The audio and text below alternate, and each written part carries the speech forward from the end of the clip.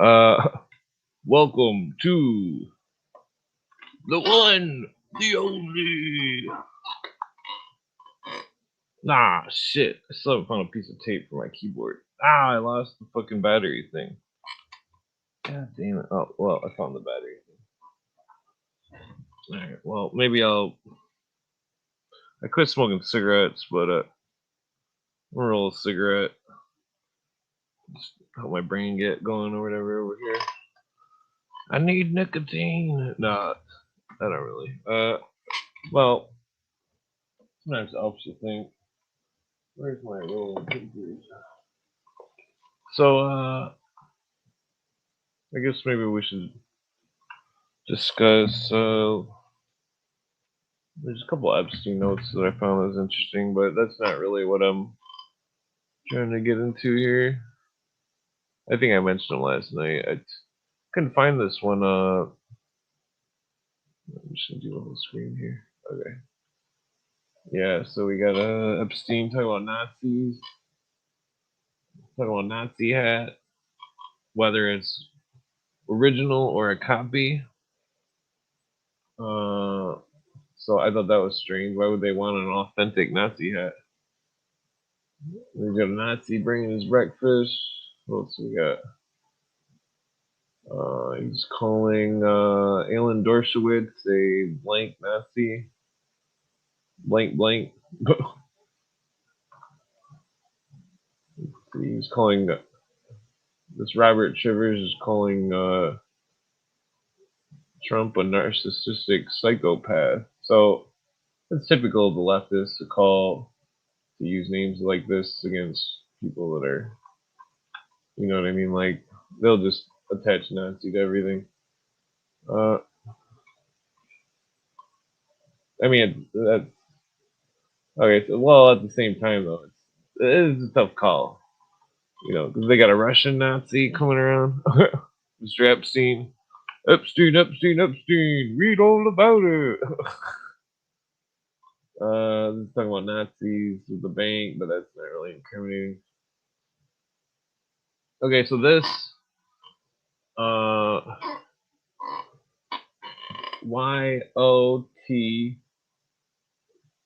YOTP is each of the equal signs, and I found this company. Uh, I mean, I think it's probably encrypted more, but I did find a company called no wait, was it an I? YOT. I think I misspelled it. Maybe it was this one. Swedish. No, that's an E. One of these had a sort of, it was like YE, where all the plus signs were. Damn, I think I fucked it up. I think it was this one, but it was a YO, not an I. Yeah, did you, so I must have, YO. I must have thought it was an I. Damn it, I'm retarded.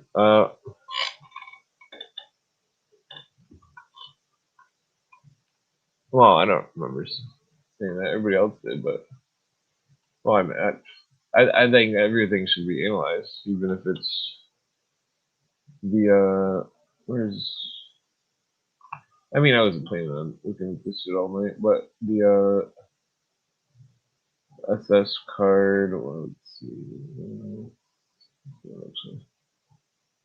Yeah, so this one's definitely got heavily, because I did find the where he copied this from on a website where he could have possibly copied it from, and there were no equal signs on it. So I definitely speculate that each equal sign is a letter and some kind of code from Ed Blank.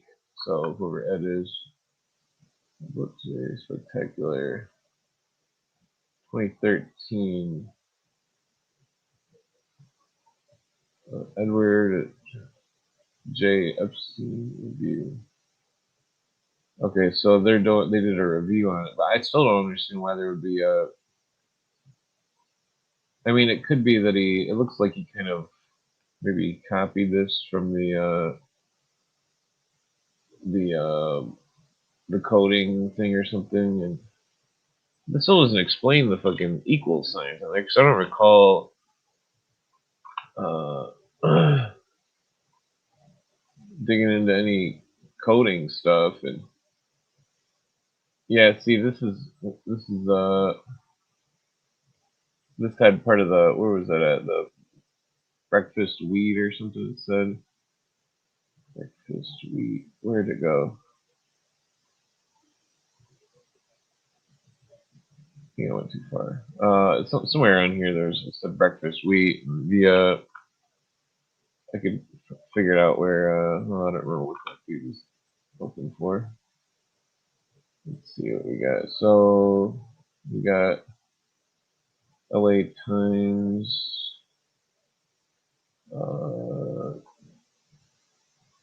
It's not a lot going on. Let's see, I'll bust out a book if I can guess or whatever. So yeah, there was some data. There was at least 5 pictures missing, but when I went to my YouTube video and checked, because I was opening them in sequential order, they didn't seem relevant. They were one of them was like a bedroom or something, and it was like a blue bedspread or something. I didn't know. I couldn't see any relevance in it, why it would be missing, But it was on my video like a couple nights ago with the orange screen. Uh, look up.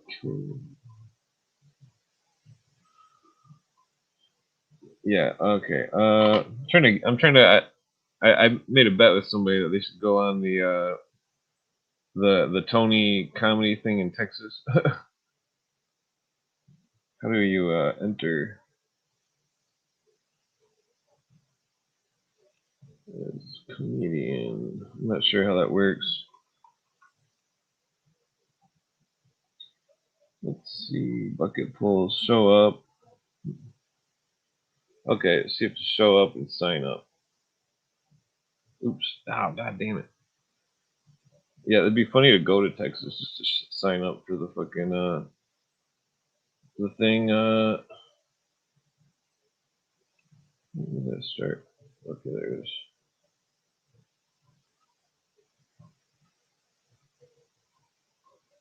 Okay, damn it, I need to roll a cigarette here. I didn't smoke. Wait, did I? No, I guess I did smoke a cigarette today. I also smoked a clove cigarette. Oh, well, thank you. Uh, most appreciato. I don't know if that's a real accent. uh, okay, so oh, very good, very good. I don't know if that's a real accent either. Okay. Let me. I did have something I was gonna. Whoa. Jesus, how many fucking tabs are open on this son of a bitch?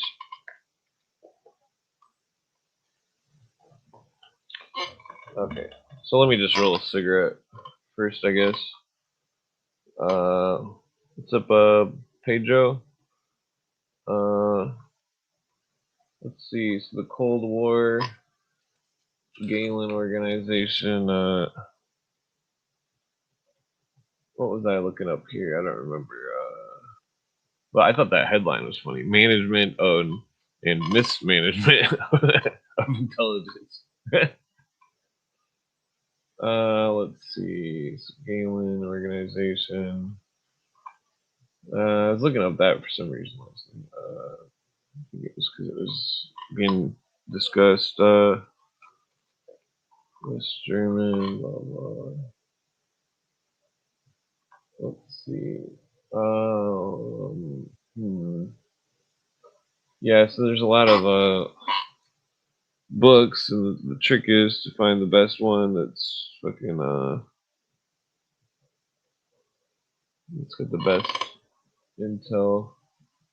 I mean, you could cherry pick from books, but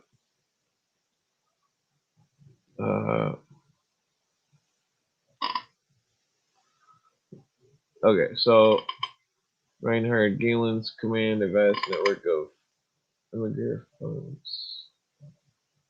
So I thought it was interesting. I still haven't looked up that book. There's a book where written by Bush's great grandfather, and it was oh god damn it, I fucked this homemade cigarette up. It was made by Bush's great grandfather, and it was about Mesmer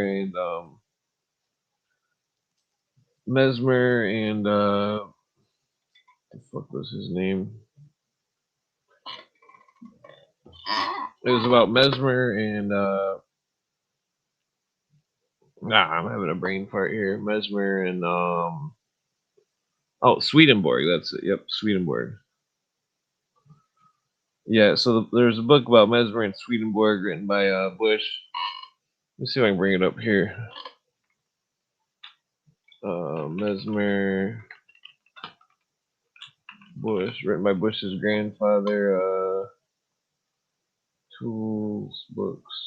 Let's see. Okay. Mesmer and Swedenborg. Where'd my camera go? Okay. So this looks like it's the one. Yep, here we go. Right there. Mesmer and Swedenborg. Developments on mesmerism, aka hypnosis, or animal magnetism. Let's see what it goes into here. Yeah, Franz Mesmer and Swedenborg, both illuminati. Literally. The object. Okay, let's see what it says here. The object aimed at in the present work is to elevate the phenomenon of mesmerism to a higher plane than that on which they have been wont to be contemplated. They have been wont to be. What does that even mean? Uh, okay. Wont to be contemplated. Must be some kind of Bushifer thing. Fundamental ground assumed is the most important facts disclosed in the mesmeric state are of a spiritual nature and can only receive an adequate solution by being vowed in connection with the state of disembodied spirits and laws of their intercourse with each other. Oh, well, that sounds great. Well, I'll be damned. Perhaps the first impression would be that the world of spirits is so far beyond our ken that everything pertaining to it is the shadowy, dim, and delusive, that it were idly to think that any certain light can be reflected from it upon a psychological constitution or nature in the present life. It remains to be seen whether this judgment is not premature. Is at any rate claimed in behalf of Emmanuel Swedenborg that he was in spirit intromitted into the world. Oh, damn it. Oh, god damn it. I fucked up my cigarette. Okay, hold on. Intromitted into the world. He made faithful revelation of the state of its inhabitants and general laws and conditions of spiritual being.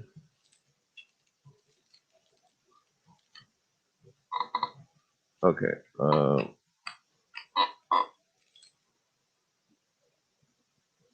Damn it. I should have got some filters, but I didn't want to smoke a bunch of cigarettes.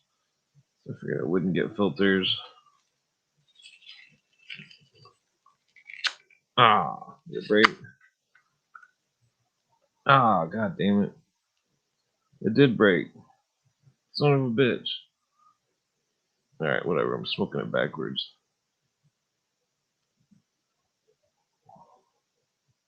I could just wrap a paper on it. Alright, fuck it. Okay, where was I at here?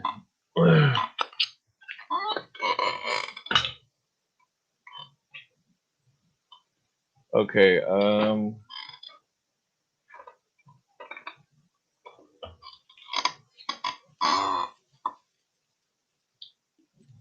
where was that? Essentially involved the disclosure that man in this world is a spirit clothed with a body, that in his interior principle he is constituted as to be even now a denizen of the spirit world and constantly associated with kindred spirits, that the laws of his intellectual life, which are operative here, are operative there also, and that consequently his future state is merely the normal and necessary result of the working of those elements, psychical and material, which distinguish him in his bodily life.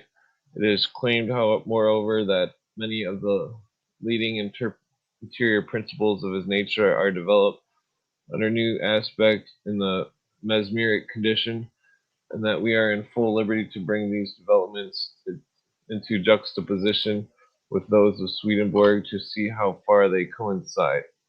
If they are found to be in the most marked and striking harmony with each other, it is surely difficult to resist the conclusion that Swedenborg is entitled to our credence as a truthful reporter of the facts of the phenomena of the spirit world. If not an apostle to others, he certainly is to those who are satisfied of the reality of the facts elicited in the mesmeric state. Ah, well, that's strange. Okay, let me just fix my shitty cigarette here and then I'll be ready to go.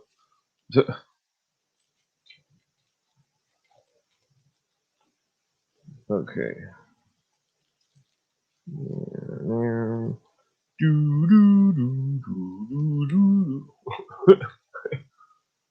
My object then is to show what extent these coincidences exist. I propose to display the dominant phenomena of mesmerism. Oh, I lost. God damn it, I lost part of my cigarette. All right, let me just rip the paper out. This paper. It's like a 20-step homemade cigarette. Just so I don't have to like smoke that fucking fireproof bullshit that's on the fucking cigarettes.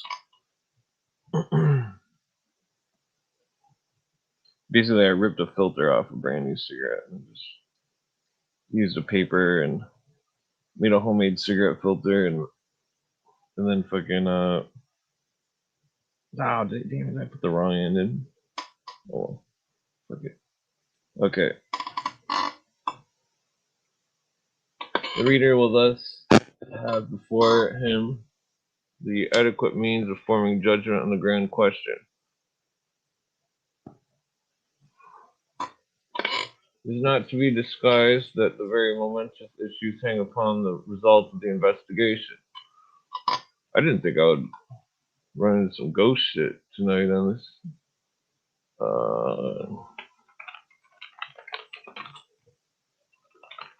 Okay, sorry, I'm just retitling it real quick. Okay, what was that? Okay, let me just restart this.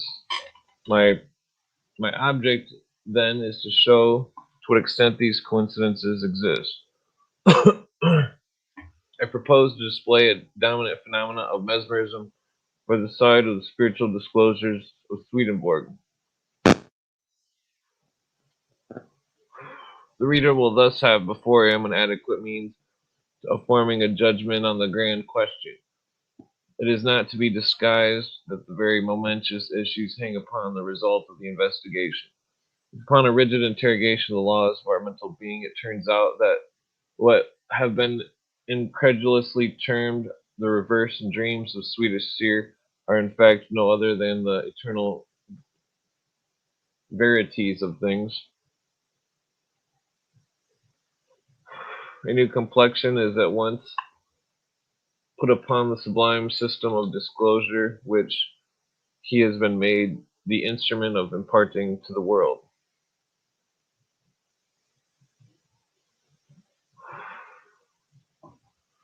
His solemn asserting claims are no longer an idle pretense. Though not professedly confirmed by miracles, as miracles are usually understood, yet they must be considered as hereby receiving the direct seal of the stamp of the authority of heaven and above. Can be no light matter to pass them by unheeded.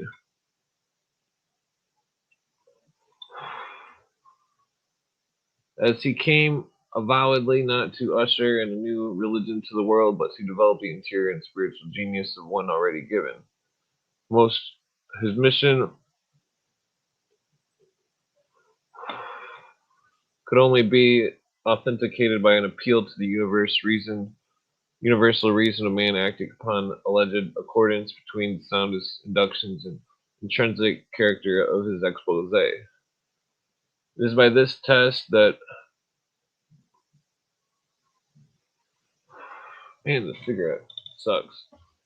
It's by this test that the adherents are supremely desirous that the truth of his mission should be tried. They refuse to admit that they have yielded their credence to it on any other ground, and they are unable to see why the evidence which has satisfied them should not satisfy others, provided they may entertain it to the equal fairness and candor, considering the magnitude of interest at stake. In case it should prove to be true, they are at a loss to conceive that it should not be entitled to the most diligent examination.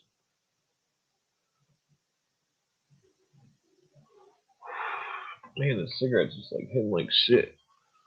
If the system bore upon its face the self-evident marks of imposture and delusion, if it contrived to, if it contrived any subtle first truths of reason, if it arrayed itself to obvious antagonism with the purport of Christian scriptures, if, in a word, it had only to be looked at, to be at once warrantably rejected, they indeed. Oh, that's on the screen. There was something on the screen on the right. Then indeed every plea in its behalf would be a useless labor. If treason against truth be not more appropriate appellation, we confidently affirm that no man can unintelligently pronounce such a verdict upon the alleged revelations of Swedenborg. Apart from the collateral confirmations which we propose to exhibit in the ensuing pages, they command themselves by their internal evidence to the calmest and profoundest reflection of every enlightened mind. The criterion to which they refer themselves as the intrinsic nature of man in his report of his clearest intuitions.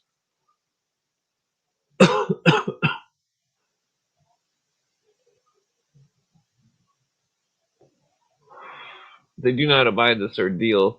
Let them be rejected and consigned forever to the contempt which has temporarily been their lot.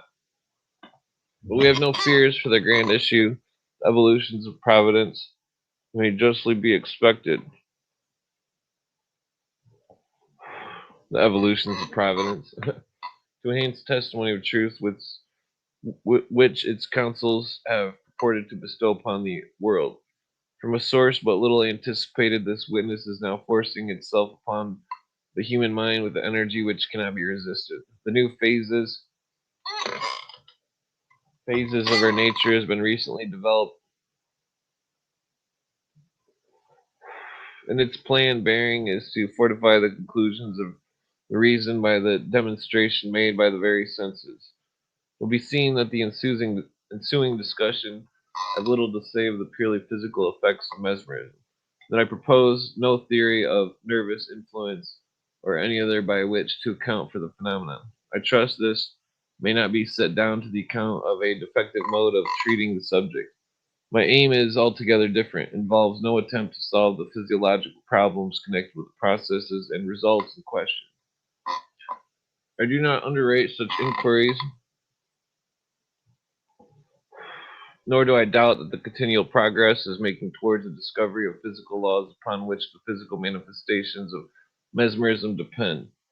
That may, or most, or all of them, may be resolved in the constitution of the nervous system. It is the highest degree of probable.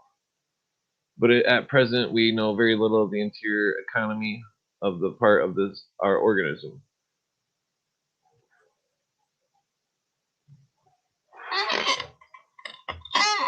What is that? Organism. And to say that the particular phenomena is to be traced to the action of the nervous influence is merely stating a fact without explaining it. We are not thereby advanced in our knowledge of causes. The department I have chosen to consider is that of psychology, and not of physiology. I wish to show that certain physiological facts are striking illustrations, illustrated by the statement of Swedenborg in regard to the phenomenon of the spiritual world.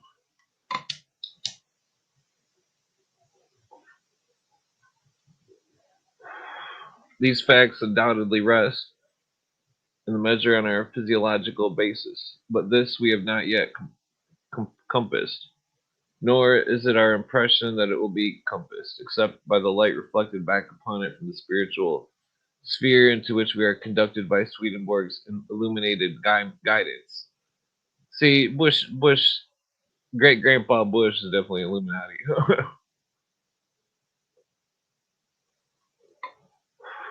But we have to see what he has to say. He alone we conceive as set before the true point of contact between the spiritual and physical, and shown how one flows into, governs, and molds the other. Nothing, in my view, is more idle than the attempt to refer to the mesmeric effects, in the light in which I consider them, to physical or natural causes. They inevitably conduct us to a higher sphere. He's using that same Alice Bailey talk.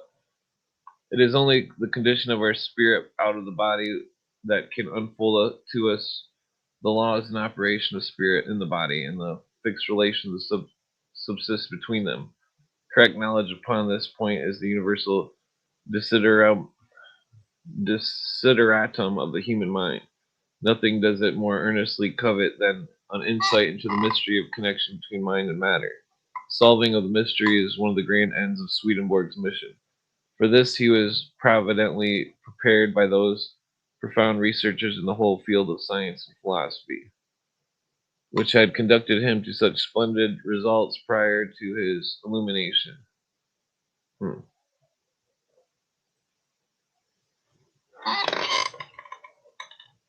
The cigarette's burning a lot different with a thin paper. This we are willing. What was that? His spiritual illumination, however, was the crown of his prerogatives, and subsequent to the epoch of speculation, the sage gave place to the oracles of the seer. This, we are willing, should stand for the present as a simple assertion. Sequel will be discovered, in some good degree, upon what grounds it is made. But the body of his works must be consulted for the full establishment of his claim. See, it's important to understand this shit because if we understand how they're doing it, this animal magnetism, then we can uh, we can dismantle it. Can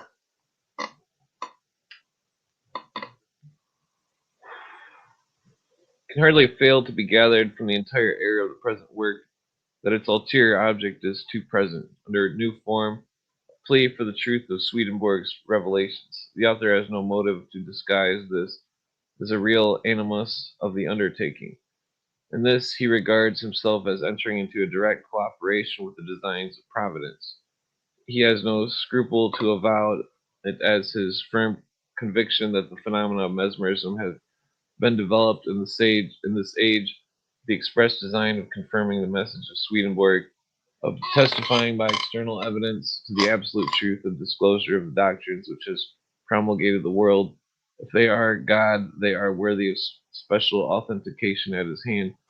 This, we think, is afforded to the extraordinary results which have grown out of the first discovery of Mesmer. Hmm. So you can tell that great grandpa Bush believes in the mesmerism.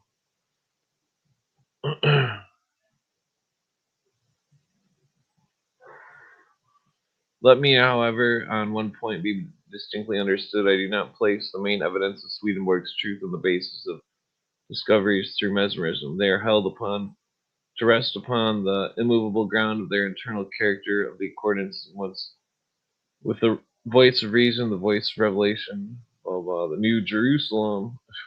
Great Grandpa Bush is talking about the New Jerusalem in 1847. Remember, that's a symbol of a state of mind, quote unquote.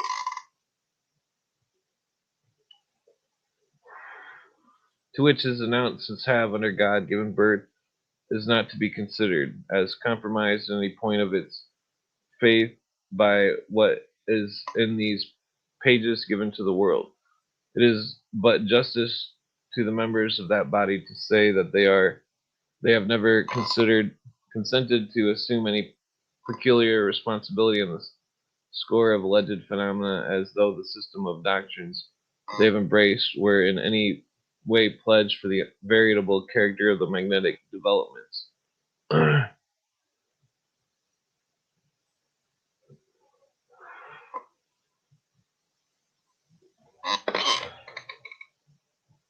Let's see, where's that at? Developments. So far as any palpable or undeniable truth is brought out in the connection with them, truth which spontaneously allies itself with the laws of spiritual being unfolded by Swedenborg, they of course willingly accept it, while they uniformly, I believe, stand aloof from the public and pernicious exhibitions of the marvels of the mesmeric trance, and while upon their own principles they can readily account for all the delusions that may be mixed up in the clairvoyant reports. Yet they do not hesitate to acknowledge anything in them that is absolutely true, and if, at the same time, it affords a proof of the grander truths of Swedenborg's teachings, they gratefully recognize it as a providential attestation which may be the service to those who are not convinced, as they are upon other and higher grounds. This is a long preface.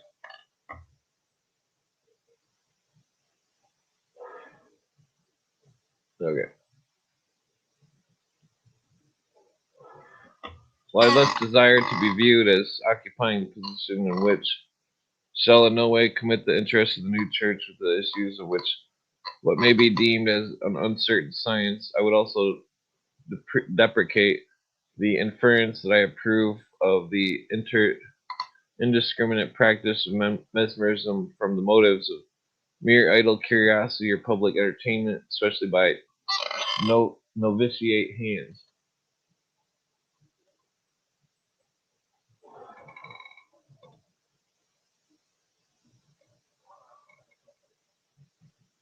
Novitiate hands.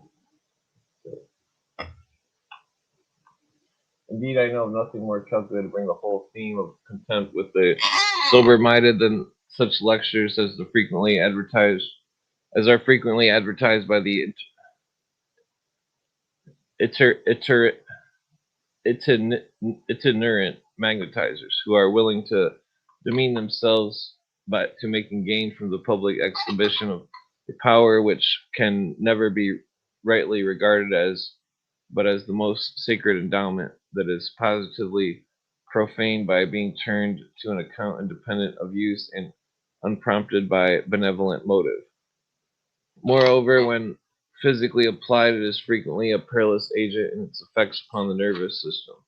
And though its curative powers in disease are oftentimes eminently great, yet it is a law of its operation that its success shall depend upon the character of the motive by which it is applied and the general discretion which governs its ministry. Regarded from the still higher point of view as the development of the interior state which puts its subject into a new relation with the spiritual world, it is fraught with the sanctity with which no right mind will trifle. The highest moral and religious conditions are here requisite in both parties as the only guarantee not only against the most pernicious physical effects, but also against liability to most egregious delusions and the dangerous abuse of moral sentiments.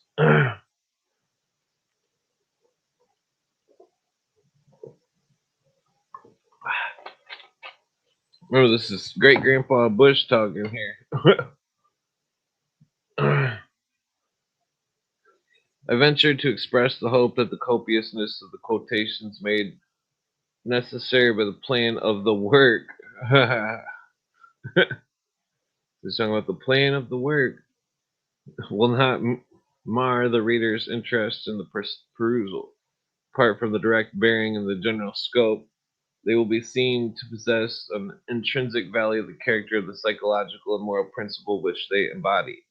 The extracts from the various works of mesmerism present an interesting view of the main phenomenon, while those from Swedenborg will be seen to be entitled to the profoundest consideration, whatever light they are viewed, whether as confirming the truth or the former or not, of the former or not. Nor would I have overlooked that for the most part I make no account whatever the claims of clairvoyance to direct intercourse with spirits, without denying the possibility of the fact or its occasional actual occurrence. Still, I do not aim to establish the truth of Swedenborg's revelations by the similar revelations of magnetic subjects. Their alleged visions may, for aught and concerns the scope of my discussions, be justly regarded as artificial dreams produced by the excitement of the cerebral organs. On this head, I have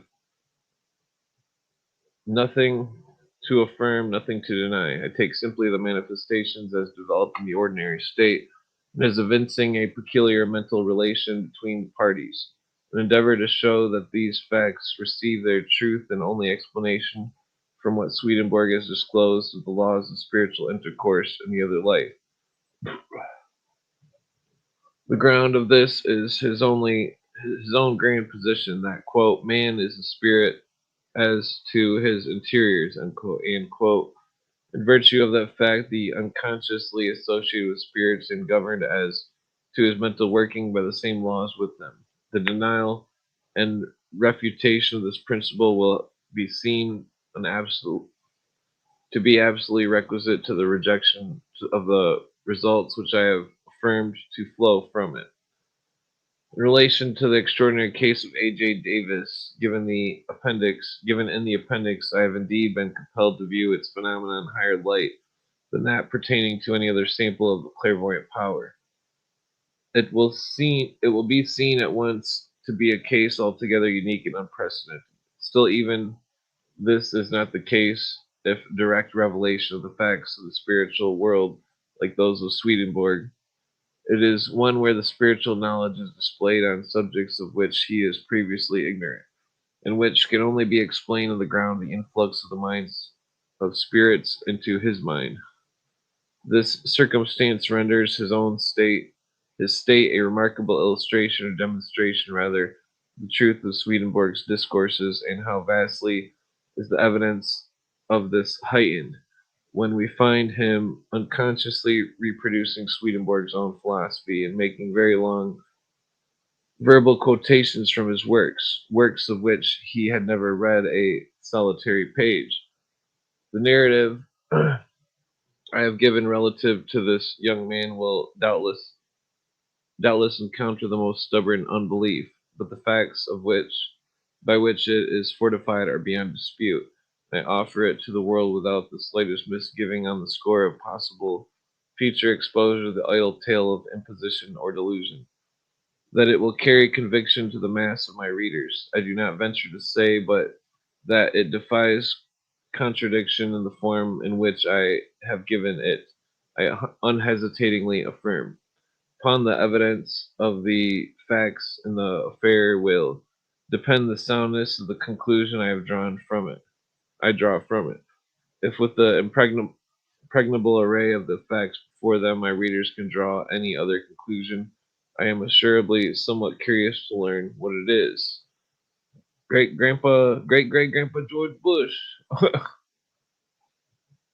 Let's see here. Swedenborg's own psychology reviewed, more obvious mental phenomena, mesmerism, transfer of thoughts, fantasy, spheres, memory, magnetic vision, clairvoyance, magnetic hearing, repugnance of names, truthfulness, conclusion, revelations of A.J. Davis, the seers of Proverse, distinction of soul, body, and spirit, nerve, spirit, sun circle of the life circle, separate functions of the soul and spirit, language of spirits, spirit seeing, growth, blah, blah, infant's state of heathen other life, forms of spirit seen with the spiritual eye, the illuminated eye, Swedish document on animal magnetism, trance of Reverend William Tennant. So that's interesting. The appendix. That's at the end, though. Abbreviations. The various works of Swedenborg are usually cited by the following abbreviated titles, which are adopted in the ensuing pages: Arcana Celestia, Apocalypse Explained and Revealed, blah blah. Let's skip that. Introduction. Wow, Jesus Christ. The progress of scientific research at the present day has distinguished itself not less by the wideness of the field over which its triumphs have been spread, and by the soundness of certainty to the inductions by which it is sustained. The bare mention of the sciences of astronomy, geology, physiology, and chemistry indicates the vast extent to which discovery has pierced with penetrating eye. And though the ultimatum of the conquest has left new worlds of truth to be explored, yet it is impossible on good grounds to deny that its main results have been established on the impregnable basis of cautious observation and sound reasoning. This claim, however, does not preclude the admission that theories of the causation are still breached. In many departments which future and farther investigation will set aside a greatly modified, but that an immense accession has been made in modern times to store the facts and phenomena previously gathered cannot be questioned. Equally undisputed is it that we are continuously approximating the truth of philosophy which underlines the enlarged and enlarging experience of the current age. That this philosophy, when reached, will conduct us into a sphere of the spiritual as the true region of causes and disclose new and unthought of revelation relations between the worlds of matter and of mind, is doubtless a very reasonable anticipation, and one which is even now widely, though vaguely, entertained. The multitudes of mind and surprise will then probably be great to learn that this result had been long since not merely predicted, but actually attained the sublime system of conjoined philosophy and theology embodied in the works of Swedenborg, a system which fully meets the present demand of the human mind in this department and supplies all the desiderata which will be felt for ages to come. It is, of course, by the limited few only who understand the system in its length and breadth that the concession answerable to so large a claim will be made. By them, however, it will be made intelligently and cordially. They know that the gulf of separation between the natural and spiritual world has been bridged by the disclosures of Swedenborg. They are assured, too, that the conviction of this truth has come to them in the only legitimate way, by a calm, careful, and diligent pondering of its internal evidence. Nor can their confidence in the results which they have reached be by any possibility shaken except by the process of reasoning which shall show the fundamental principles of the system are not the fundamental principles of human nature. The clearest intuitions of the minds are not the intuitions of the minds of other men.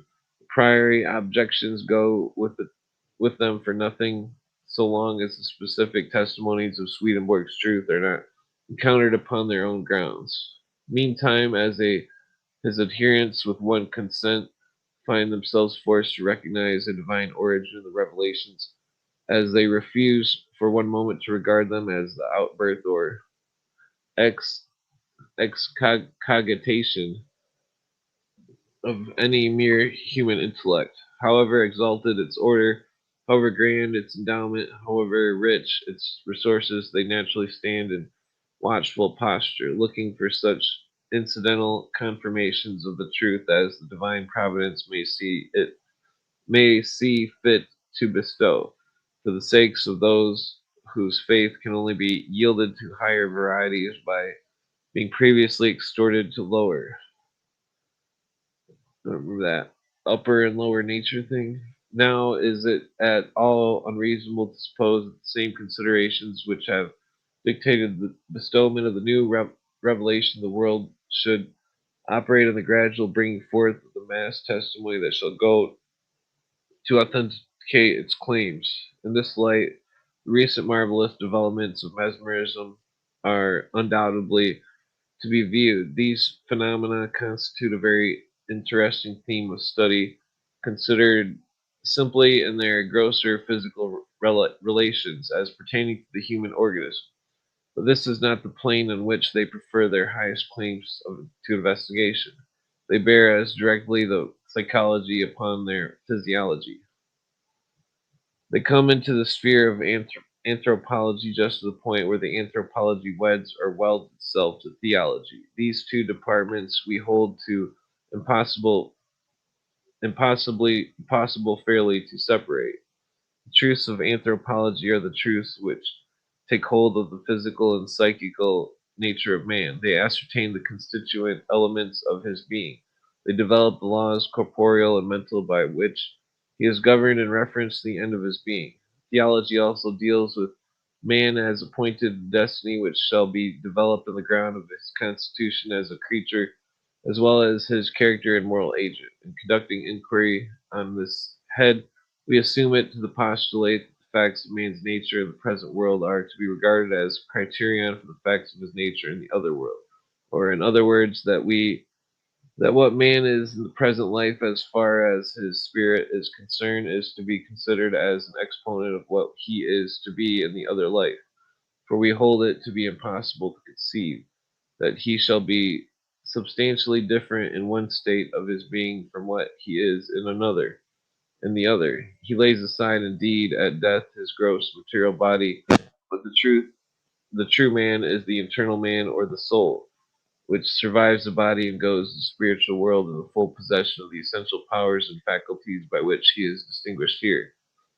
His thoughts, his memory, his affections go with him when he forsakes the earthly tenement, for they are elements which constitute his essential and identical self, and this, we say, must remain substantially the same both before and after death.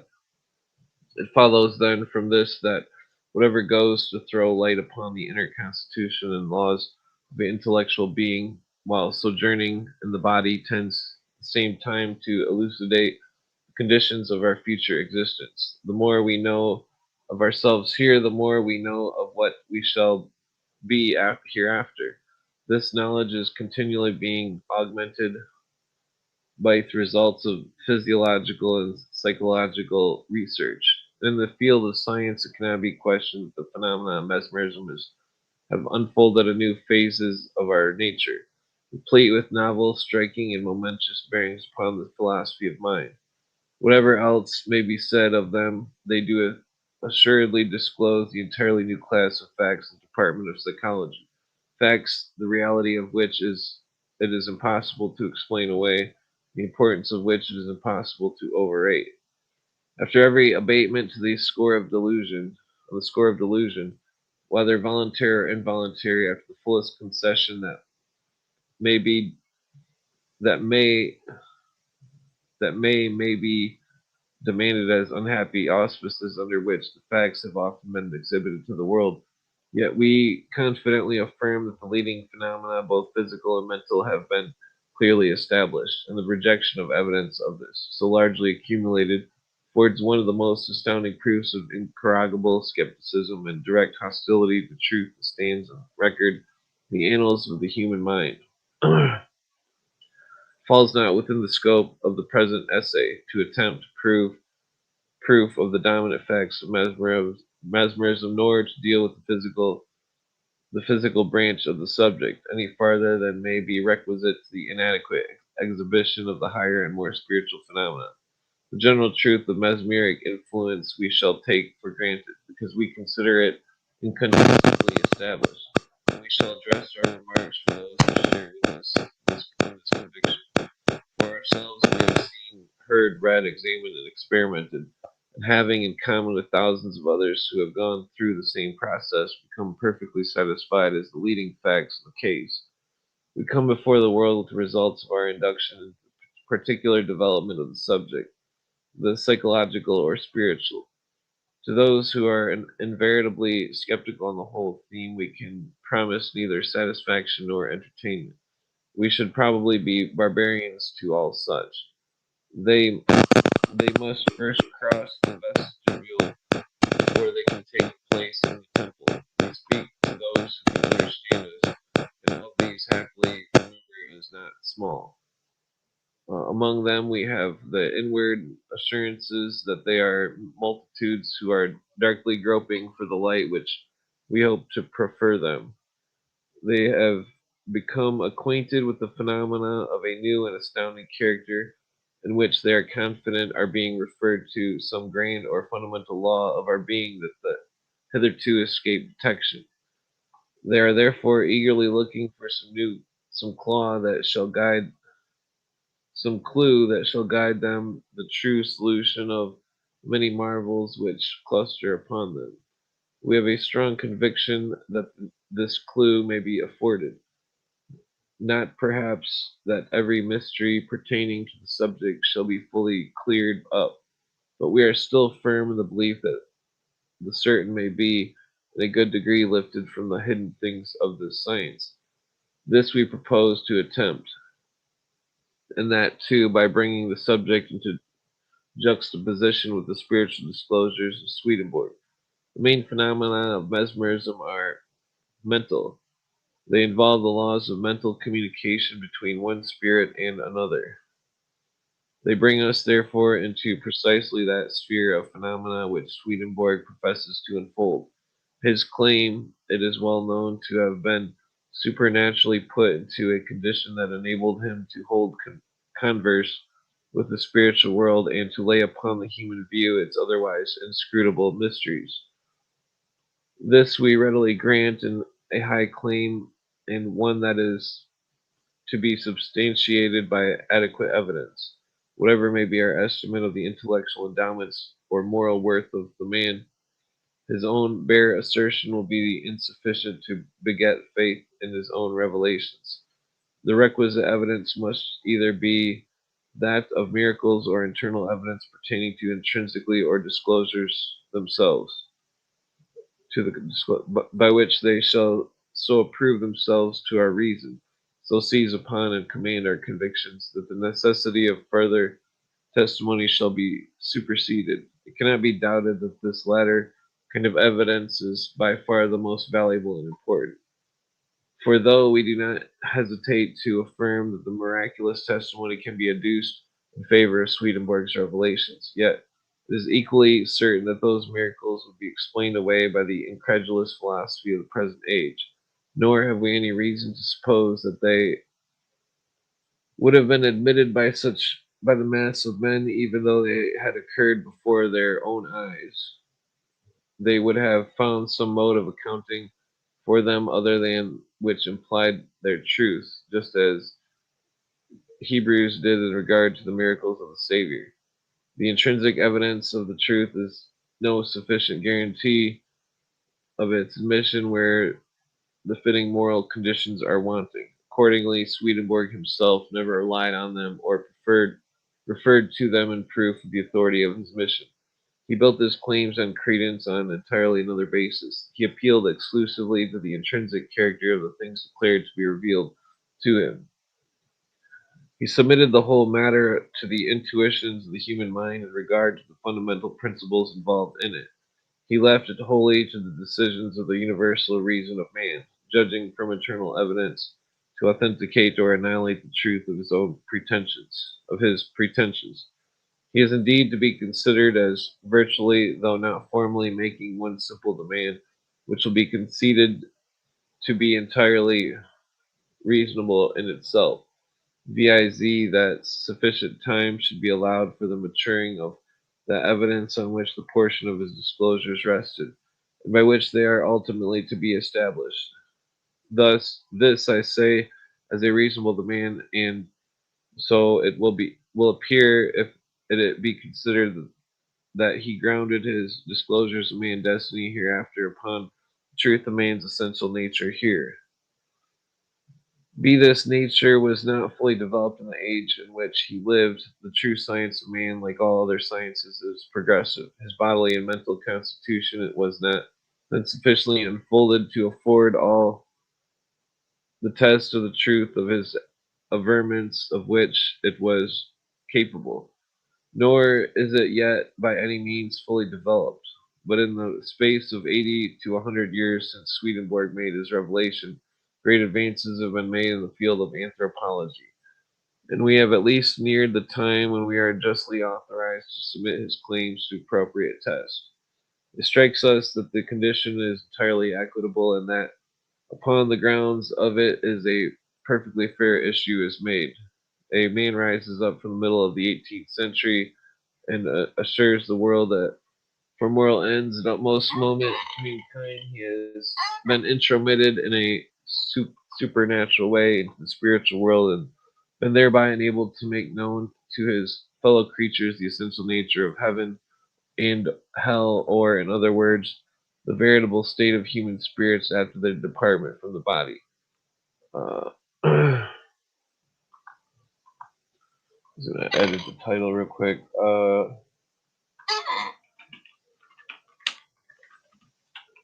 Swedenborg. Okay.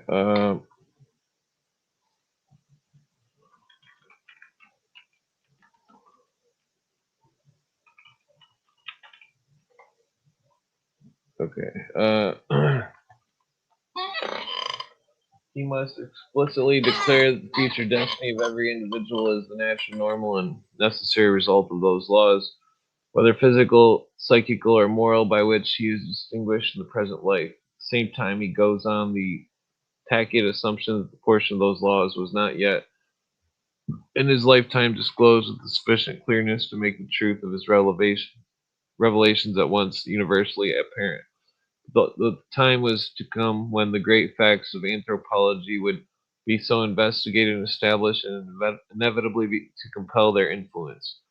That just what he has stated of the other life is true, and that no other conclusion can possibly be drawn. Then this state of things is reached, he may justly be entitled to say, quote, "From the evidence afforded, I claim to be received as a truthful reporter of the facts of the spiritual world. And if the facts are sustained by evidence, then I demand a statement on the grounds on which my claims to the character of the commissioned messenger from the heaven are denied.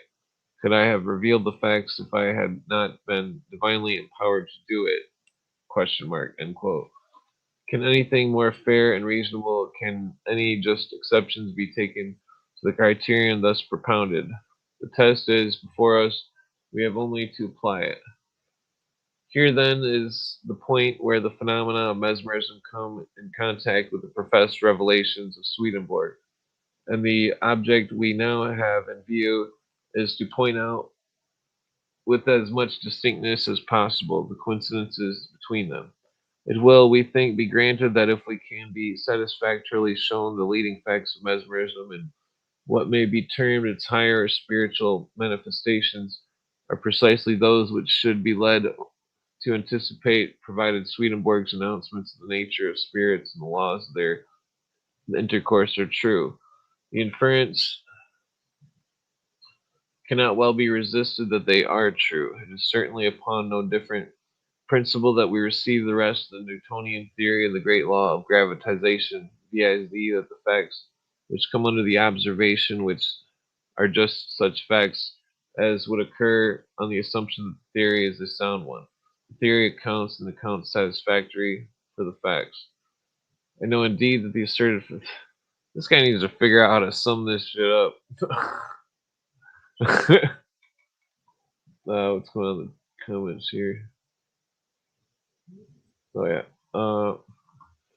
I know indeed that the asserted facts of mesmerism are regarded as multitudes as no facts at all. They contend that the evidence adduced in this support is inconclusive, and that whatever effects the nature may really have been produced are due to some other causes and are capable of some other solution than one which supposes the absolute truth of the alleged influence. With such persons I propose to have no controversy. The object of the present discussion will not allow of any such diversion as would be requisite to meet an answer in extents. The objections urged on this score to those who are candidly in pursuit of evidence, I can only say that they will find it in a large abundance of numerous publications, now amounting to at least 2,000, devoted to the subject, and if this does not satisfy them, the way is open to put the matter to the test of their own personal experiments. There is no mystery in the process, and no privileged caste to whom the phenomena are laid open. In accompanying the object I have before me, it will be expedient on the one hand to display the prominent facts and phenomena which usually reveal themselves in the mesmeric experiments. On the other, to adduce such portions of the disclosures of Swedenborg as obviously coincide with them, and explain them, and thus show the two classes of developments belong to the same order of phenomena. The ultimate scope is to evince that the higher mental manifestations brought out in the mesmeric processes were well known, though not under the name, to Swedenborg, that he has fully and perfectly described them, and consequently that whatever there is of the character of fact in the mesmeric results, it reflects the character of truth upon Swedenborg's revelations. For it is impossible, when the evidence presented, not to see that we are brought in both into contact with precisely the same class of phenomena. When this is shown beyond dispute, it will remain for a skeptical world so long habituated to ridicule Swedenborg's disclosures on the dreams and visions of a crazed enthusiast, to reconsider the verdict which it has so self complacently pronounced. It will remain to be accounted for how the ravings of a wild mono- monomaniac should have uttered themselves with scientific exactness in the language of the soundest philosophy. Nor is it to be forgotten that the facts which have now become science were at the outset upon their first enunciation rejected and ridiculed with just as hearty a good will as reputed idle dreams of Swedenborg, which those very facts are now turning into philosophical verities. As in the persecution of my argument, I shall have frequent occasion to refer to my own experience. I beg leave in the outset to bespeak a charitable and favorable opinion on the part of my readers as the intrinsic reliableness of my statements. I am indeed willing that he should make all the abatements he deems necessary, on the score of the propensity which every man has pled strongly in behalf of any conviction that has sprung up and become established in his own mind. But in regard to the process by which this conviction was originally produced, I am emboldened to demand that I should be considered as having been governed by adequate evidence, and as having taken all due precautions to guard against imposition and delusion. So far as my own consciousness may be appealed to, I can say that I was prompted in the first instance to inquiry by the simple desire to attain the truth. I cannot concede that I was actuated by any other motive than would naturally influence any candid and reflecting reader of these pages to institute an impartial inquest into the alleged facts of mesmerism.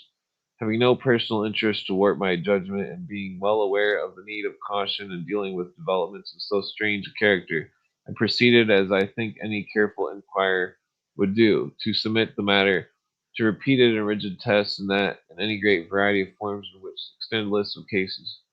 Uh, Many of them were cases in which the subject had never before been brought under the influence. He's talking about hypnotism, and who were general characters such as utterly to preclude the idea of anything like trickery or deception. As to deception, on my own part, it was wholly without an object, and in many instances I had no one to deceive beside myself, and the unconscious subject would perhaps, well, if then any one can conceive himself as carrying on such a process of experiment in a fair rational manner, without the predetermination to believe and without a special liability to be duped by his own senses, I trust he will be willing to allow to me the capability of pursuing the same course under the same conditions. And if he would deem it as an unjurious reflection to be charged with the weak credulity when perfectly conscious that he had only yielded the important imperative force of evidence. Let it be thought strange that I also confess to some degree of sensitiveness on this score.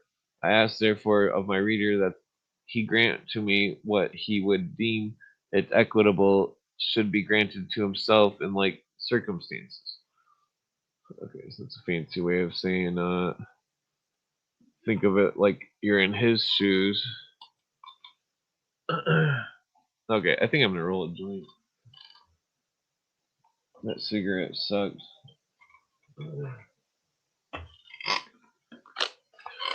Let's see. Yeah, so I think what he's talking about is going into some sort of mesmeric trance and having some kind of experience.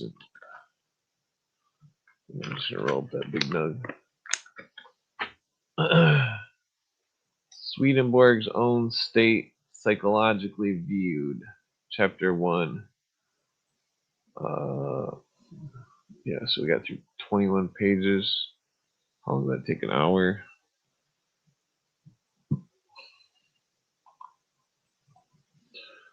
Swedenborg's own state psychologically viewed would be doubtless be a very natural a prior interference that if Swedenborg, in virtue of his being brought into the preternatural state of ecstasy or trance, it has been able to disclose clear phenomena elicited by mesmerism, and his state must itself have been in reality mesmeric. The probability of this may also be said to be heightened by the fact that the reports of clairvoyance, wherever they touch upon the marvelous things of the spirit world, are usually found to be in marked analogy, so far as they go with what Swedenborg himself says in regard to the same class of subjects. All this would seem to imply a community of conditions in the respective cases. The advantage has sometimes been taken of the coincidences to throw a disparaging cloud over the claims of Swedenborg. He has been termed a self-mesmerized clairvoyant, although of a very high order, and his revelations held to differ only in degrees from those which are frequently elicited from other subjects, less gifted indeed, but in their measures no less truly illuminated. An admission to this effect would strike at once to the root of the peculiar authority claimed for his disclosures and doctrines, which makes it important that the truth on his head should be set in clear light. The point at issue can only be determined by presenting the ordinary characteristics of the mesmeric state side by side with those which distinguish the case of Swedenborg. The main facts in the usual processes are the agency of one person in producing that what is termed a magnetic sleep in another, by means of certain manual or mental operations, and the complete subsequent oblivion. And the subject of everything that had occurred during the trance, the case of Swedenborg in all these respects was entirely the reverse. His state was not a state of sleep, it was not one which any other human being had any agency in producing, nor was it marked by the least absence of recollection upon coming out of it, if indeed there was any such thing as coming out. On the contrary, he was the perfect possession of his consciousness during the whole time, unlike the magnetic seers who are in a state of internal, but not at the same time, of external consciousness. Swedenborg was in both at once. His prerogative was opening the spiritual sight, which left him still in the full enjoyment of his natural sight. My camera always go out. Okay, yeah, so we're digging into the spiritualist stuff here with great grandpa George Bush, great great grandpa George Bush, and fucking him discussing Swedenborg and uh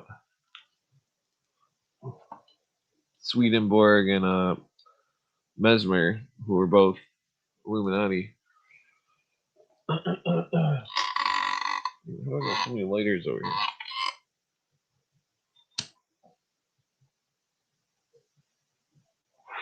Hence, he could know and distinctly describe in his state of external consciousness what he saw with his spiritual eyes, and could know with perfect accuracy, free from all illusion, what was going on around him in the natural world, same time that he perceived what was transpiring in the spiritual world.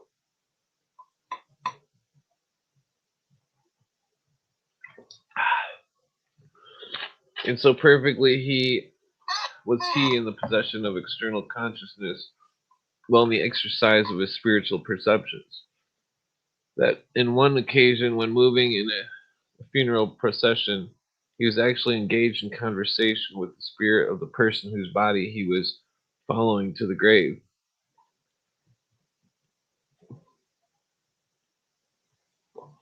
So wide is the interval that separates the state of ordinary clairvoyance from the illuminated herald of the New Jerusalem. There is, we conceive, just as the same ground for affirming that Isaiah, Daniel, John were mesmerized as that Swedenborg was. Our main proof in regard to this position is to be derived from Swedenborg's own statements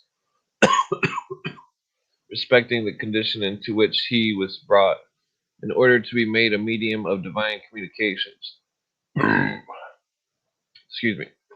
His works are rich in references to the psychical peculiarities of his own case, excuse me, as if from a foresight of the very natural and proper curiosity which would be entertained respecting it. Excuse me.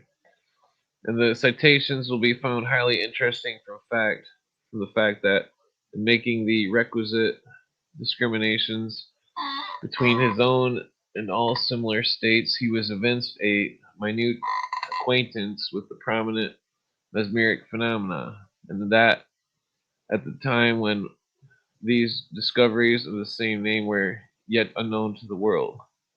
So this thing about Mesmer talking about the ghost in the grave is in the New Churchman book, volume 1, page 33.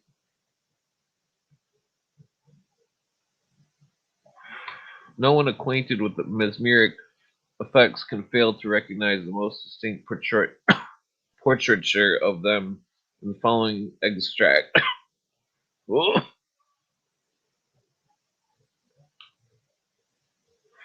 There are two kinds of visions, differing from those which are ordinarily experienced, in which I was let into only that I might know the nature of them, and what is meant by its being said in the word, notice it's capitalized word, that they are taken out of the body. In that, damn it, this is a long thing here. Let me just read this top part first.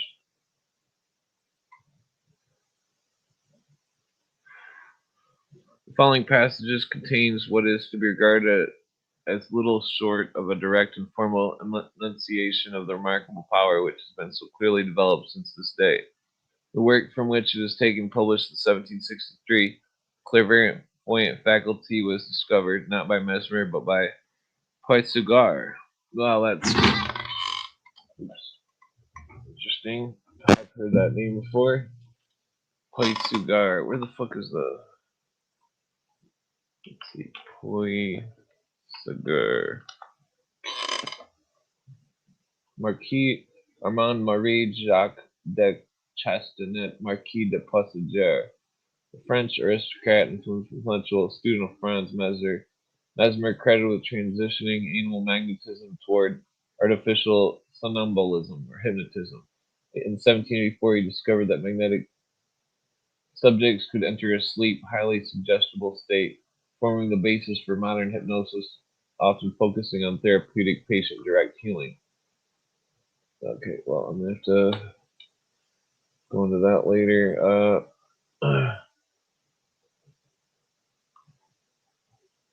Okay, where's my king?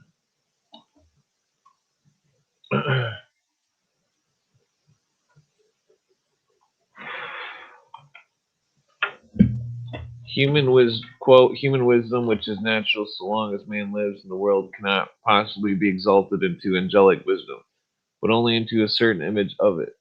But still the man in whom the spiritual degree is open comes into the wisdom when he dies, and may also come into it by laying asleep the sensations of the body, and by influx from above at the same time into the spiritual principles of his mind.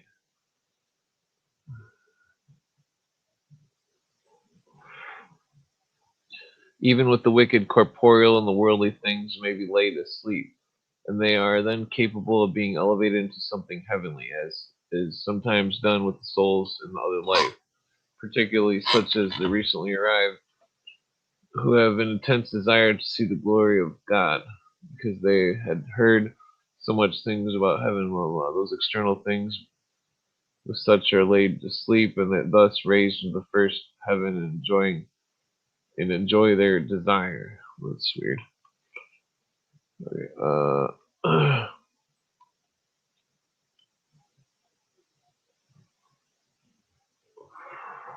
a more distinct allusion to the fact that spirits sleeping in the other world may be seen. Of spirits sleeping in the other world. That's interesting. Spirits asleep. Quote, certain spirits not on an evil sort sunk into rest as into sleep, and thus as to the interiors which are of their mind. They were translated into heaven, for spirits before their inferiors are open can be translated. I saw them when they had thus rested for half an hour, and afterwards conveyed back to the exteriors which they before were, and at the same time also into the recollection of what they had seen. They said that they had been amongst angels, blah, blah, gold, silver, blah blah, angels, blah blah. Let's see. Oh, okay, I'm skipping that. Okay, so where are we at? The two kinds of visions, blah blah. And that they are carried with the spirit to another place. As to the first, viz., the being taken out of the body, the case is this: man is reduced into a certain state which is mediate between sleep and awake. When he is in this state, he cannot know but that he is wholly awake, but his senses being as much awake as in the most perfect state of bodily wakefulness. Not only those of sight and hearing, but what is wonderful, that of touch also, which is then more exquisite than it is possible for it to be a bodily wakefulness. In this state, also spirits and angels are seen to the life and are also heard, and what is wonderful are touched, scarce, scarce, wait, scarce anything of the body then intervening. This is the state described as being taken out of the body, in which they know not whether they are in the body or out of the body.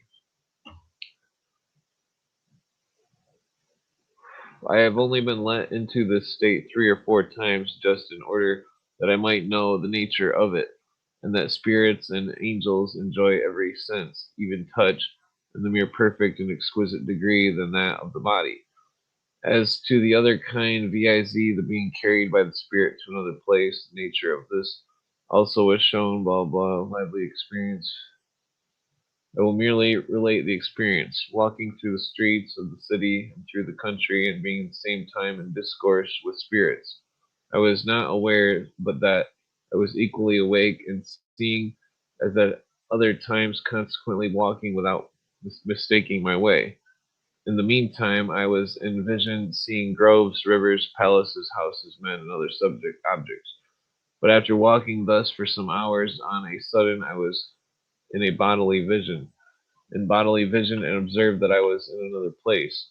Being greatly amazed at this, I perceived that I had been in such a state as they were of whom it is said that they were carried by the Spirit to another place. It is said because during the continuance of this state there is no reflection on the length of the way, were it even many miles, nor on the lapse of time, were it many hours or days, nor is there any sense of fatigue. The person is also led through ways which he himself is ignorant of, until he comes to the place intended.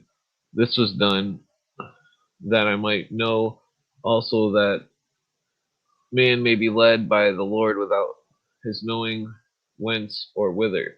But these two species of visions are extraordinary, and they were shown me only with this intent, that I might know the nature and quality of them. But the views of the spiritual world ordinarily vouchsafed me are all such as, by the divine mercy of God, are related to the first part of the present work, being annexed to the beginning and the end of each chapter. These, however, are not visions, but things seen in the most perfect state of bodily wakefulness, and now for several years. So that's Swedenborg saying that.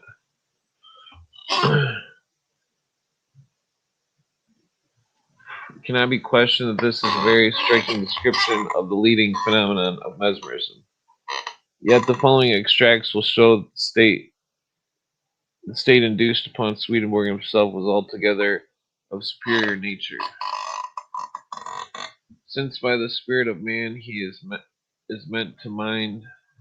his mind, therefore, by being in the spirit, which is sometimes said in the word, it is meant a state of mind separate from the body, and because in that state the prophet saw such things to exist in the spiritual world, therefore that called the visions of God. Their state then was such in the spirits as that of spirits themselves is, and angels in the world. In state that in that state the spirit of man, like his mind as to sight, may be transported from place to place, the body remaining in its own. This is the state in which I have now been for 26 years, with this difference that I have been in the spirit at the same time as the body. Whoa. So Swedenborg was a fanatic. Whoa, excuse me.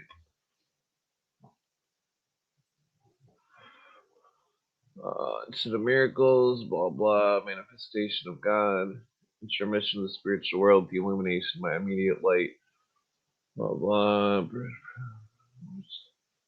These revelations are not miracles, because blah blah. I might skip through this a little bit. It's going pretty slow.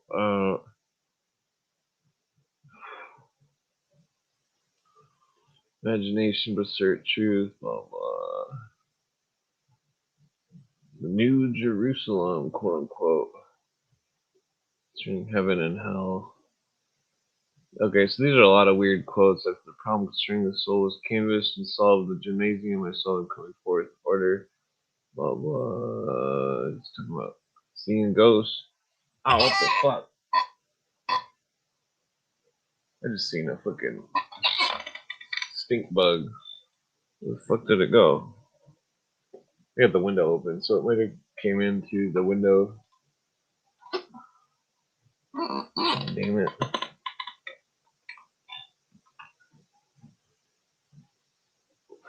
Okay, so I'm going to skip through this a little bit, these quotes.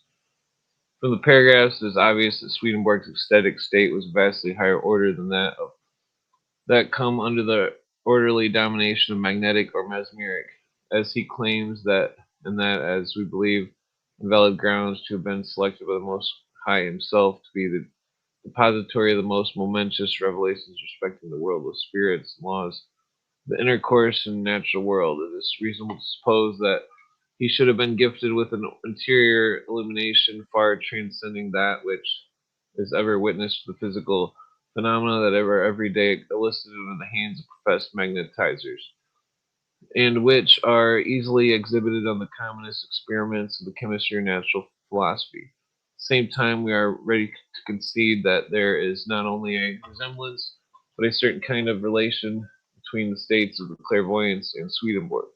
They both rest to such a degree on the common laws and potentialities of our own nature. The case of the former makes the latter altogether credible. There is both species of awakening and interior spiritual faculty, or as it is more frequently termed, the opening of the interior spiritual sense, which doubtless depends upon the operation of blah blah. Precisely conditioned to frame himself, blah blah blah. Let's skip ahead here. I want to see some diagrams and charts. Come on. Various okay, blah blah. Okay, those fantastic influences. So yeah, recall the book New England and the Illuminati or something like that. New England and the Bavarian Illuminati. They said that the Illuminists are going into ecstatic states and seeing visions or something. That is what constituted as Illuminism. Uh,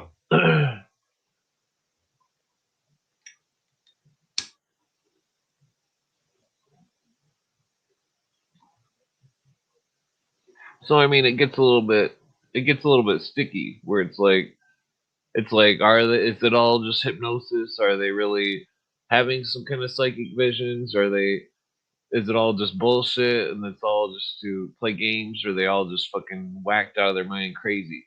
That's basically what's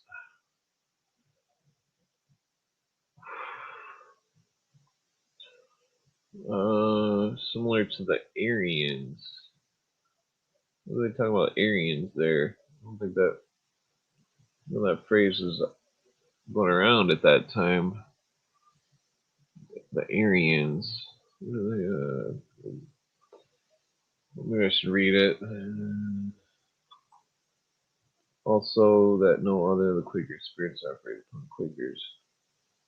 The case be similar. Wait, what? Hold on, let me just back it up here. I think it's talking about that group spirit bullshit that what's his name was talking about Max Heindel, the book Rosicrucian Cosmo Conception. Something shall now be said concerning the discourse of spirits and man.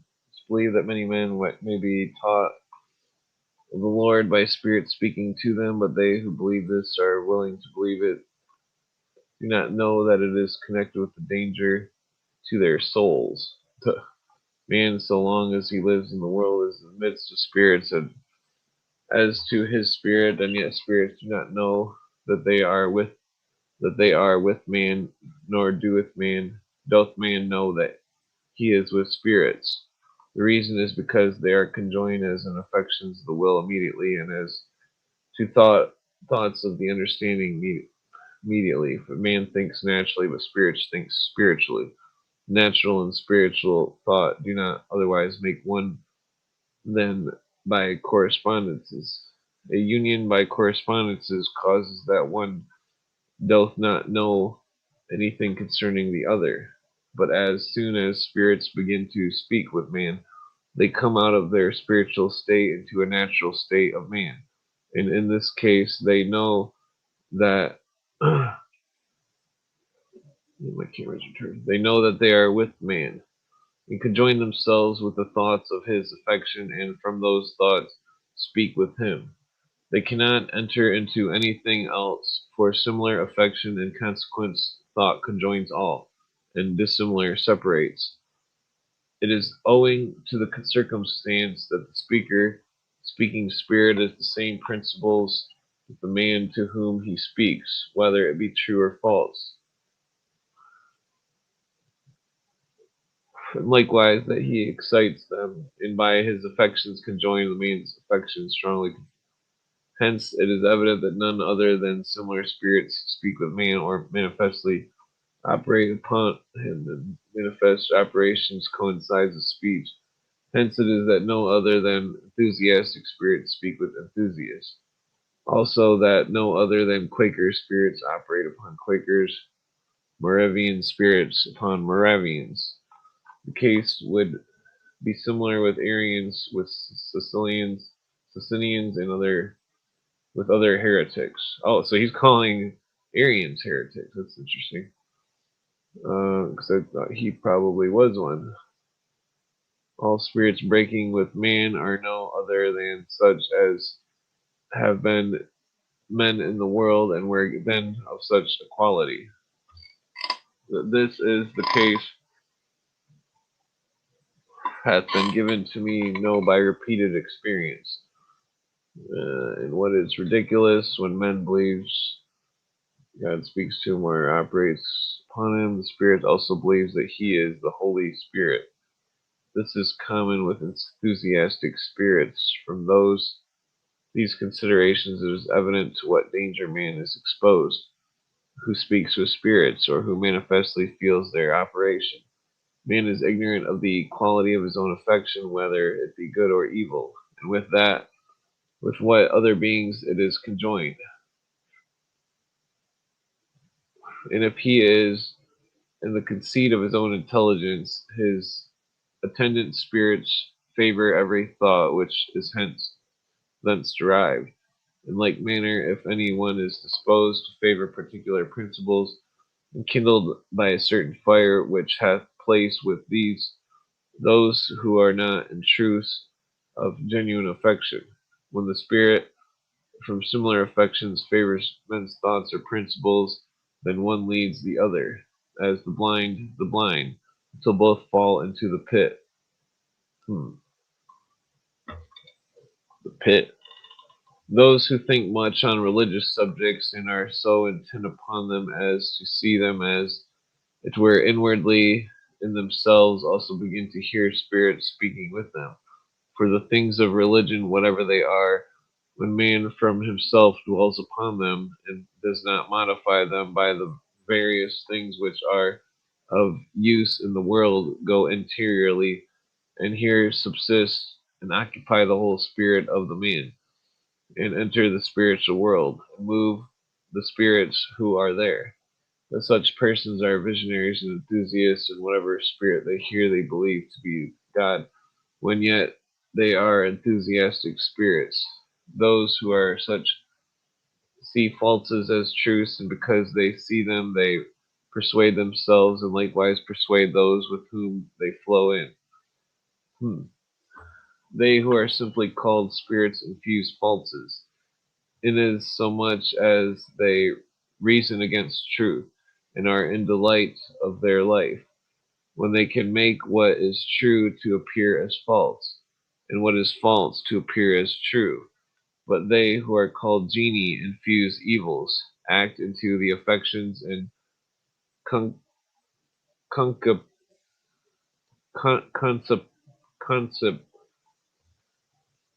conceptions of man, and sent in the moment what man desires. If this be good, they bend it most cunningly into evil, and are in the delight of their life, when they can make good to be apperceived as evil, and evil as good. It is permitted them to act into my desires, that I might know of what nature they are and how they act. And I can confess that unless God had guarded me by angels, they would have perverted my desires into concupiscences of evil, and this in matter so hidden and silent that I should scarcely have apperceived anything about it. $200 word. That spirit relates things exceedingly fictitious and lie. When spirits, i.e., evil spirits, begin to speak with man, he must beware lest he believe them in anything, for they say almost anything. Things are fabricated by them, and they lie. For if they were permitted to relate what heaven is and how things are in heaven, they would tell so many lies, and indeed with solemn affirmation, that man would be astonished. Wherefore, when spirits were speaking, I was not permitted to have faith in the things which they related, for they are extremely fond of fabricating, and whenever any subject of discourse is proposed, they think that they know it, and give their opinions upon it one after another, one in another way, one in one way, and another in another, altogether as if they knew. And if man then listens and believes, they press on and deceive and seduce in divers ways. For example, if they were permitted to tell about things to come, about things unknown in the universal heaven, about all things whatsoever that man desires, yet they would tell all the things falsely, while from ourselves, wherefore let men beware lest they believe them. On this account, the state of speaking of spirits on this earth is most perilous, unless one is in true faith. They induce so strong a persuasion that the Lord himself who speaks and who commands that man cannot but believe and obey, that the things I learned in representations, visions, and from discourses with spirits and angels are from God. Whenever there was any representation, vision, and discourse, I was kept interiorly and most interiorly in reflection upon upon it, as to what thence was useful and good. Thus, what I might learn therefrom, which reflection was not, thus attended to by those who presented the representations and visions, and who were speaking. Yea, sometimes they were indignant when they perceived it I was reflecting. Thus I have been instructed, consequently by no spirit, by no angel, but by God alone, from whom is all truth and good. Yea, when they wished to instruct me concerning various things, there was scarcely anything but what was false. Therefore, wherefore I was prohibited from believing anything that they spoke, nor was I permitted to infer any such thing as was proper to them. Besides, when they wished to persuade me, I perceived an interior or most interior persuasion that the thing was such, and not as they wished, which also they wondered at. The perception was manifest, but cannot be easily described to the apprehension of men. You know, smoke a clove cigarette.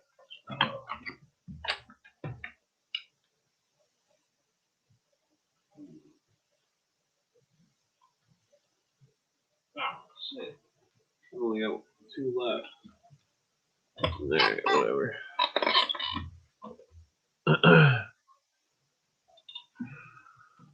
Spirits speaking are little to be believed. Oops. Got your cord.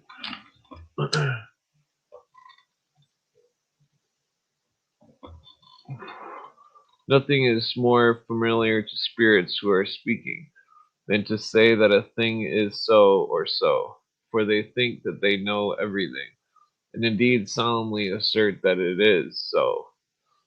Yeah, it sounds like he's talking to ghosts of people that think they know everything, when yet it is not so. From experiments made several times, may be evident of what quality they are, and how they are to be believed.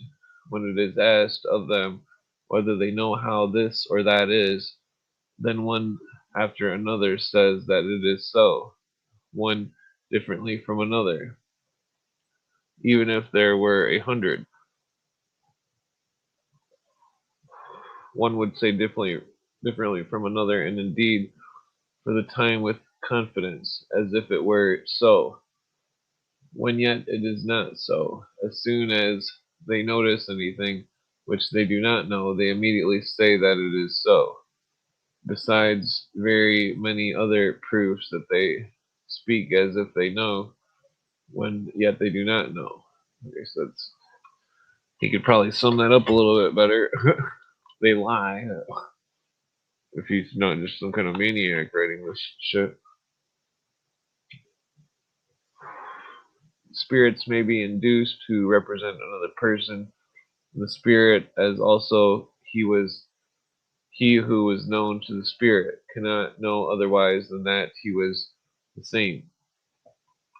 This has many times been shown to me, that the spirits speaking with me did not know otherwise than that they were the men who were the subjects of thought, and neither did other spirits know otherwise, as yesterday and today someone someone known to me in my life was represented by one who was so like him in all things which belonged to him, so far as they were known to me, that nothing was more like. So he's saying the spirit looked like his friend or something.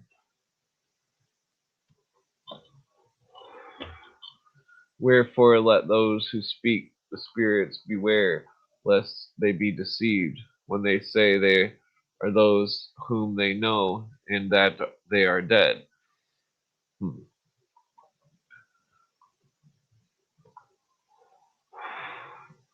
For there are genre of species of spirits of like faculty, and when similar things are called up in the memory of man, and are thus represented to him, they think they are the same person. Then all the things are called forth from the memory which represent those persons, both the words, the speech, the tone, the gesture, and other things. Besides that they are induced to think thus when other spirits inspire them, for then they are in the fantasy of those and think they are the same. Hmm. So you're saying the spirit goes in the person or something. I'm not sure what he's saying. This is a weird book. This is a some ghosty ghost book. I put ghost. Okay, yeah, I put it in the title. Yeah, clove cigarettes burn weird. They make a they, they, they burn loud. Swedenborg himself was liable to be mistaken in the impressions derived from that source. Upon further reflection, however, the more natural inference would be that his being enabled to detect and disclose the delusions was a guarantee of his being guarded against them. In vain is the net spread in the sight of any bird, quote unquote. If he was deceived at all, why should it not have been in regard to the fact that there being any deception? From what I have now said, the grounds will be apparent on which the men of the new church unanimously refused to admit that Swedenborg's ecstatic state, psychologically considered, is to be regarded as but a peculiar form or phase of the ordinary mesmeric state, and therefore that his visions are no more to be deemed the embodiment of revealed varieties clothed with the authority of heaven than those of Cyrus of Provast or any other lucid subject of these mysterious workings of the inlay awakened spirit. To their estimate, he stands before the world in entirely another character, although they profess not to comprehend the real intrinsic nature of the effect wrought upon his spirit to enable him to hold converse with the spiritual world. Yet they have no hesitation to declare that they regard it as substantially the same as that which distinguished the ancient prophets when their eyes were opened and they beheld the visions of God. The intuitions of clairvoyance they put in entirely another category, though referable in the first instance to the same inherent capability, the same psychical potency with that in which the ecstasies and blah blah blah. Okay, so this is where it should be getting better. Well, this is illuminism. More obvious mental phenomena of mesmerism, transfer of thought. It is not perhaps an easy matter to draw the exact line of demarcation between those effects of mesmeric agency which may be denominated physical or those that are usually classed under the head of mental or spiritual. What are the ordinary parlance termed bodily sensations are doubtless in strict propriety to be referred not to the body but to the spirit. For the body being in itself a mass of dead matter cannot in truth be the subject of sensation. The lifeless corpse feels nothing, although the material organism remains as perfect as before. The body plainly derives all its sensitive powers from the animated soul or spirit.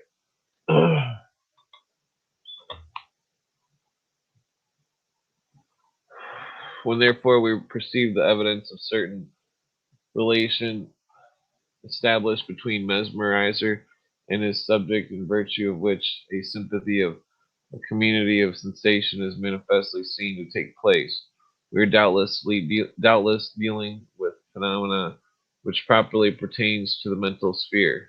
The facts of the nature perpetually occur in the magnetic processes as well known to all those who are conversant with the subject. Indeed, they constitute a leading part of their most familiar experience.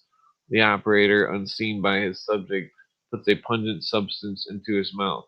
The mesmerist immediately tastes it and will usually designate the article.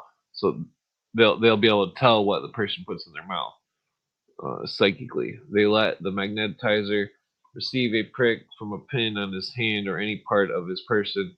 The subject will complain of being hurt frequently in the part affected. Wait, it's just like a fucking voodoo doll.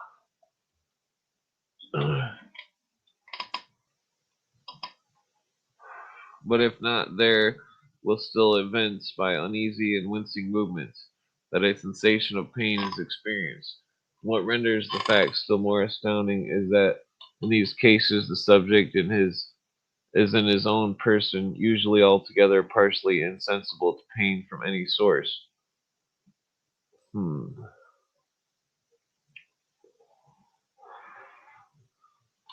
So about gingers, blah blah.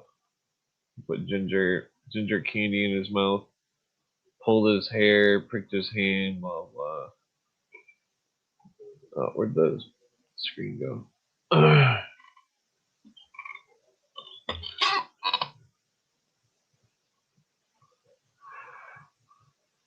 It has been repeatedly tried in the presence of witnesses who were invited when in another room to submit the matter of any test they pleased and whose peculiar mode of producing sensations in the magnetizer was extemporaneously suggested to their own minds and could not therefore have been in any way the result of collusion. But upon the class of phenomena I do not propose to dwell, although I cannot but regard them as being I don't know if I want to read that. It's all about the experiments. Physically as wonderful as anything within the range of mesmeric developments. For what can be more surprising than this unsignaled transfer of sensation? Yet, as they will not be regarded as falling within the range of the more purely spiritual characteristics of the state, I, for the present, pass them by, and so also with respect of the effect of volition upon the muscular organization of the other party. This is one of the most obvious among the mesmeric manifestations. The movement of the head, hands, arms, and generally, especially in fresh objects, be found to be obedient to the will of the magnetizer. The cause of this pretend we pretend not to explain any farther than to say that it depends upon the peculiar physiology, psychological relation which subsists for the time between the parties, and upon the strong light at least will be cast by what we shall by adduce from Swedenborg respecting the influence of spheres.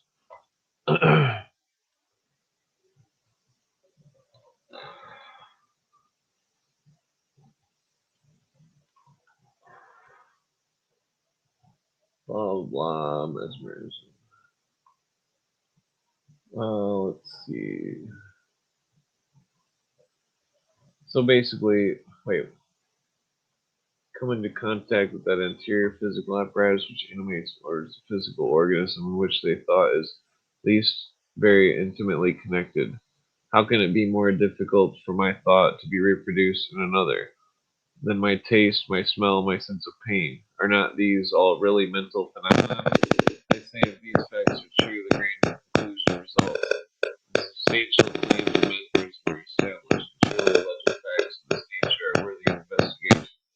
Scientific minds they ought to be put to a test and their truth or falsehood unequivocally settled. The process is perfectly simple, involving nothing operose or ambiguous. There are hundreds of individuals in the community having control of mesmeric subjects who would be most happy to afford every faculty to any commission of medical or scientific men towards submitting the matter of the most rigid and satisfactory test. Okay, blah blah.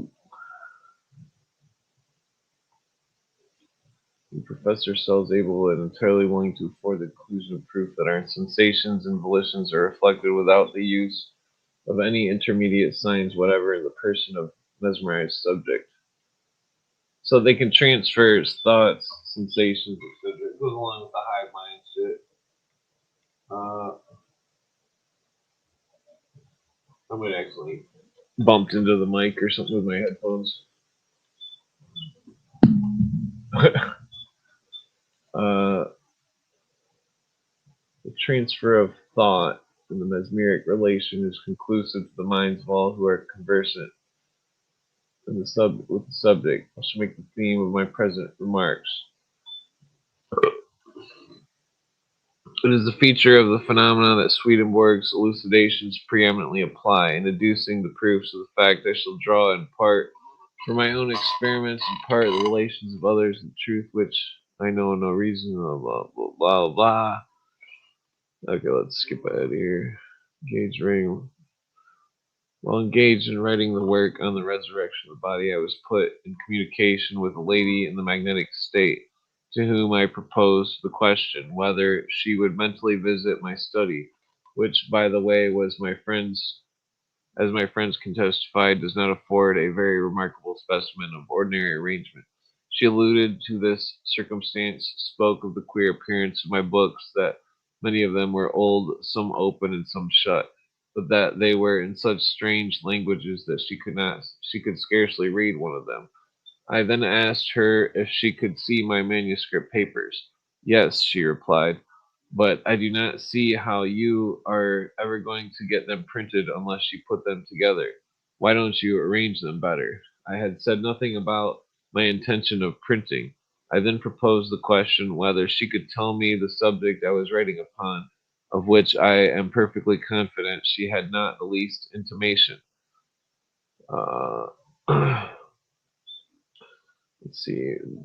I am well aware of the faculty of all attempts in cases like the present to convince the skeptical reader of the previous ignorance on the part of the subject of the facts adverted to. He will persist in the believing that this young lady, for instance, had in some way become apprised of my intention of publishing the work on the resurrection and of the particular views it was designed to advocate. To this I can only oppose my own absolute assurance that this is not the case. She was then almost an entire stranger to me, moving in an entirely different walk in life. I had never before seen her but twice or three times. There were no circumstances that could tend to make her acquainted with my private purposes of writing, and at the period of when many of my intimate friends were not aware of me being engaged in the work alluded to. It is very unlikely that the person or situation should have obtained knowledge of it. There are intrinsically just as much reason for supposition than 500 other young ladies of the same vocation in the city of New York should have known the purpose of my subject, blah, blah. After a short pause, she said in a soliloquizing way, raised up and raising of the dead raised up. To this she added that she had never before heard of any such ideas on the subject of those she perceived in my mind, nor had she ever known anyone who had. She was an Episcopal church and she was of the Episcopal church and had never been in contact with those who had called in question the literal resurrection of the body. Uh, that's interesting. Uh, Pedro says, I believe that. Let's see. Let's get this. Let's see. On several occasions, I was put to following thoughts, still further test. I think I might put on a video for a second because I got to take a leak. Uh, let's see. Video. I think I got something that pertains to the subject. Let's see. Uh,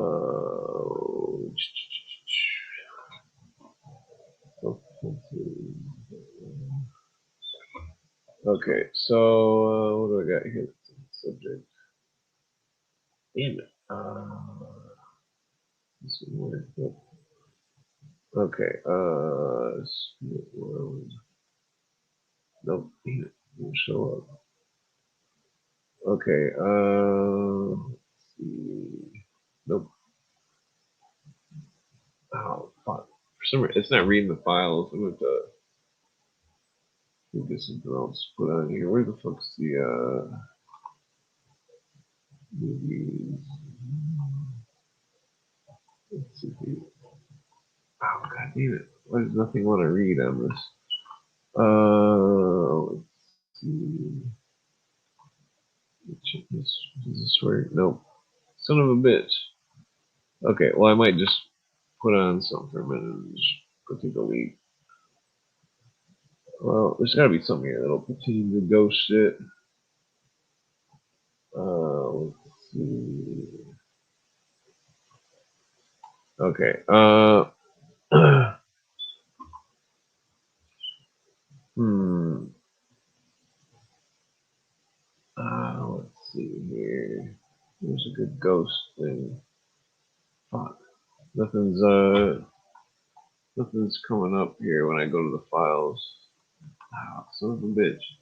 But you can go to the folder and then if it's not a certain type of file type, it won't read the file. Let me try my other thing here real quick.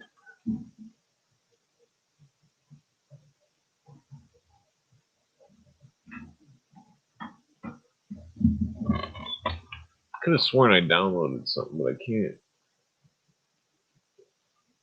I can't remember where. I don't remember where I put it. No, it's not there. Okay, let's see. What do we got here? Okay. Sorry for the delay.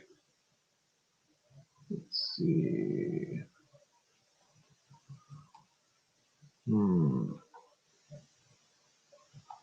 Programs. Okay, I should be able to find something here. Let's see. Sheldrake.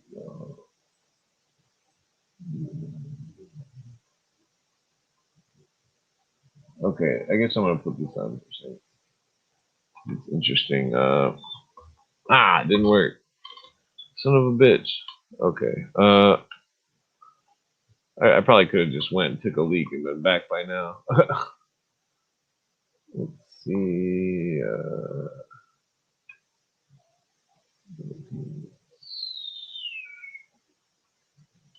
Son of a bitch.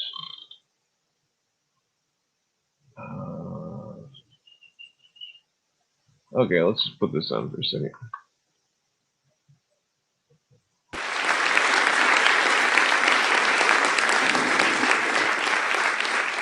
Well, thank you so much. This book that's published 3 days ago in the United States, Science Set Free, is called The Science Delusion in England. And what science is being set free from, I hope, is the science delusion. And the science delusion is the belief that science already understands the nature of reality in principle, leaving only the details to be filled in.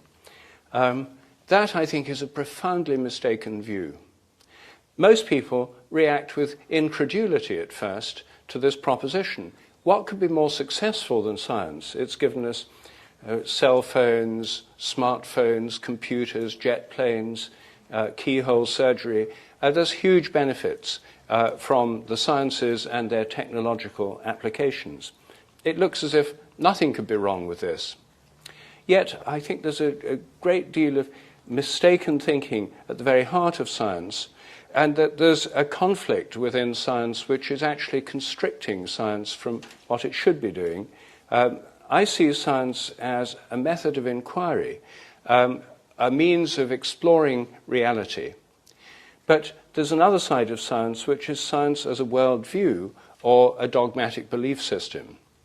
Now, most people, again, are incredulous when I suggest that science is a dogmatic belief system, Because they say, well, surely science is the one thing that enables us to go beyond dogmatic beliefs. It's the one thing that pays full attention to evidence and free inquiry and open-minded thinking.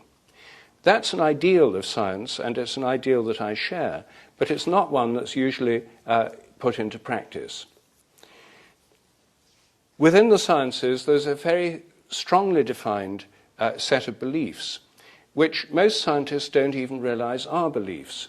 They think other people have beliefs, Christians, Buddhists, Muslims, and so on, but they don't have beliefs, they know the truth. And these beliefs are taken to be such established truths that they're not even discussed. When you study science, people don't say, these are the things you've got to believe, here's the creed. You absorb them as if by osmosis. They're just things that are so taken for granted, you assume they must be true. And most people outside the scientific world assume they must be true because science is so successful and has such huge prestige as a result of it.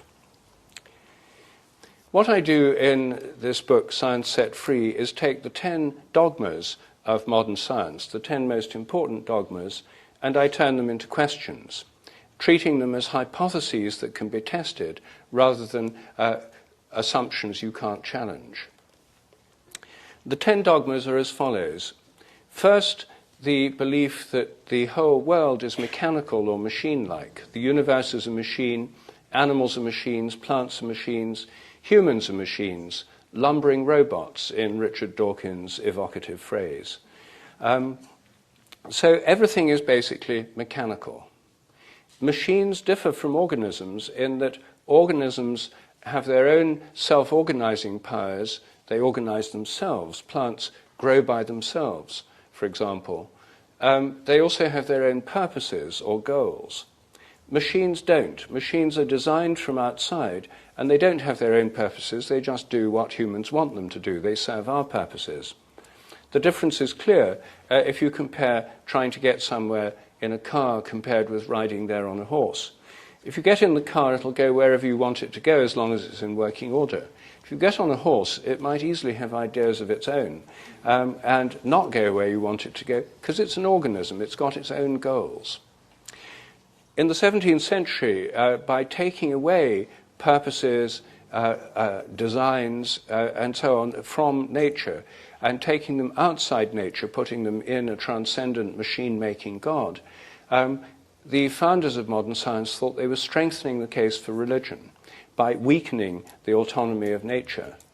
But they did so by enforcing on the sciences right from the very beginning this machine theory of nature, a mechanistic view. Now that's the first and the most central assumption. But it's not a proof to many places of decimals tested by experiment. It's just a metaphor. You can't prove a metaphor. It's useful in certain respects, but not in others.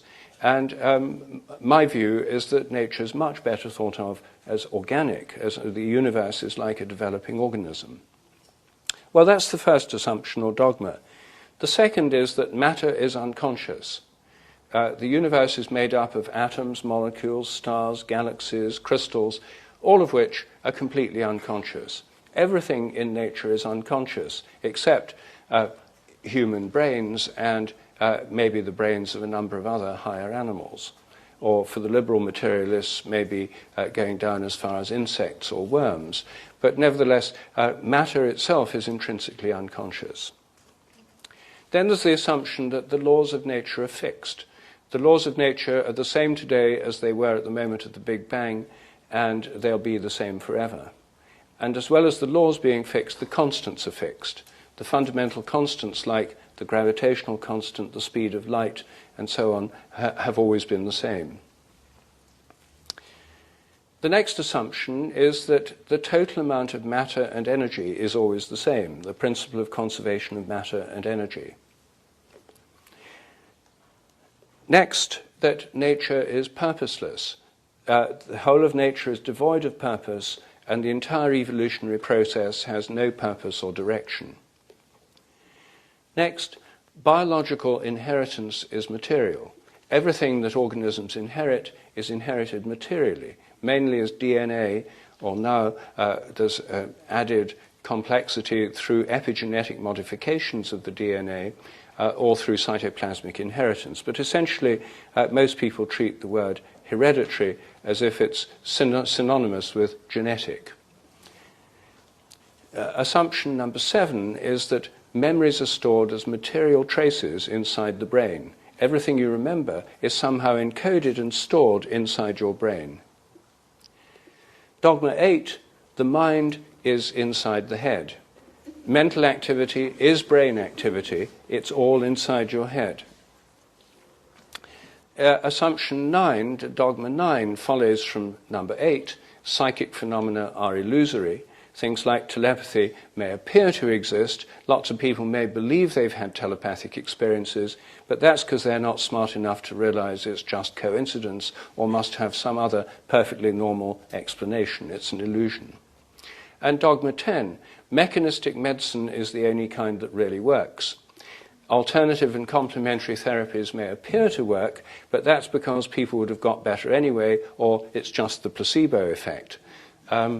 But mechanistic medicine is the only real kind of medicine, and that's why governments almost exclusively fund research on mechanistic medicine and not on other kinds, and why insurance companies and national health services confine almost all their funding to mechanistic medicine, because it's the only kind that really works. It's scientific medicine.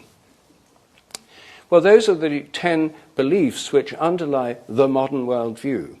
Within science, some of them are questioned by some scientists in some areas of science, and as I hope to show today and tomorrow, all of them really have been superseded by advances in science itself.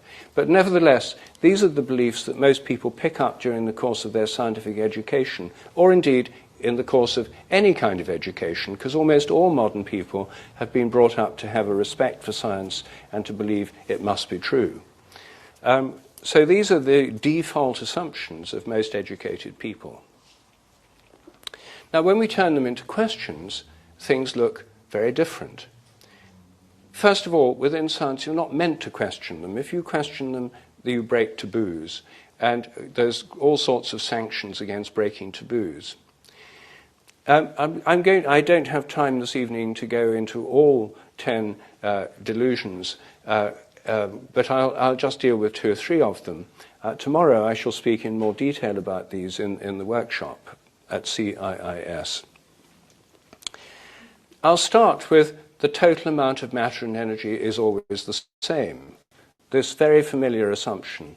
The assumption is the total amount of matter and energy has always been the same since the moment of the Big Bang, when all the matter and energy in the universe suddenly appeared. As my friend Terence McKenna used to say, modern science is based on the principle, give us one free miracle and we'll explain the rest. And the one free miracle is the appearance of all the matter and energy in the universe and all the laws that govern it from nothing in a single instant. As Terence used to say, that's the limit case of credulity. If you can swallow that, you can swallow anything. The normal belief is that the total amount of matter and energy is always the same. This is the assumption that I myself questioned last. I only really questioned it 2 or 3 years ago. I'd questioned all the others during the course of my scientific career, but not that one. I thought this is the one that's most certain, that's most unquestionable. And it's the one that I believed longest, because I learned it in high school. It was something I learned in elementary physics lessons. I thought, though, I should include it in this book because it's certainly one of the powerful assumptions of science, one of the most venerable assumptions. And I also thought it would be good to find at least one of the dogmas of science was true. I didn't want to seem one-sided by finding all 10 were false. I hoped that this one would turn out to be true. I had nothing against it to start with. But the more I looked into it, the more dodgy it seemed, until I now see it as a house of cards built on foundations of sand, to combine metaphors. First of all, what's the history? Is this something people have established by detailed experiments measuring things with incredible accuracy to many places of decimals? No. This this dogma is based on philosophical and theological assumptions that have been around for centuries, even millennia. In ancient Greece, the philosophers of ancient Greece were trying to find different ways of conceiving of reality. And for them, the ultimate reality was eternal and essentially changeless. The Pythagoreans thought that ultimate reality was numbers and mathematics, proportions and ratios. The Platonists thought that the ultimate reality was the realm of eternal ideas or forms beyond space and time. And the materialists, the founders of modern materialism, or also known as the atomists, said no, the ultimate reality was matter. Matter was made up of lots of little bits, atoms, which couldn't be split up by definition. They couldn't increase in number or decrease in number. The total number was always the same. Therefore, implicitly, the total amount of matter is always the same. It's a philosophical assumption. And when atomism was reincorporated into science in the 17th century, this assumption was carried over. God made all the atoms in the first place at the creation of the world, and being God-made and God-given, the total number remains the same forever. God also imposed motion on the world machine when he started it off, and because the motion or energy in the universe is God-given, that too is fixed in amount and can't possibly decay or wear away, because it's basically a divine principle put into nature at the beginning. That's the basis of these assumptions. They were codified in the 19th century, in the 1850s, in fact, in the laws of thermodynamics and in the principle of conservation of matter and energy, and appear to be certain truths. But while most of us may pay a great deal of reverence to these principles, physicists themselves have felt less bound by them. In the 1980s, it became clear that galaxies were attracting each other much more than they ought to if you add up all the matter in the stars, make a generous allowance for black holes and planets and gas clouds.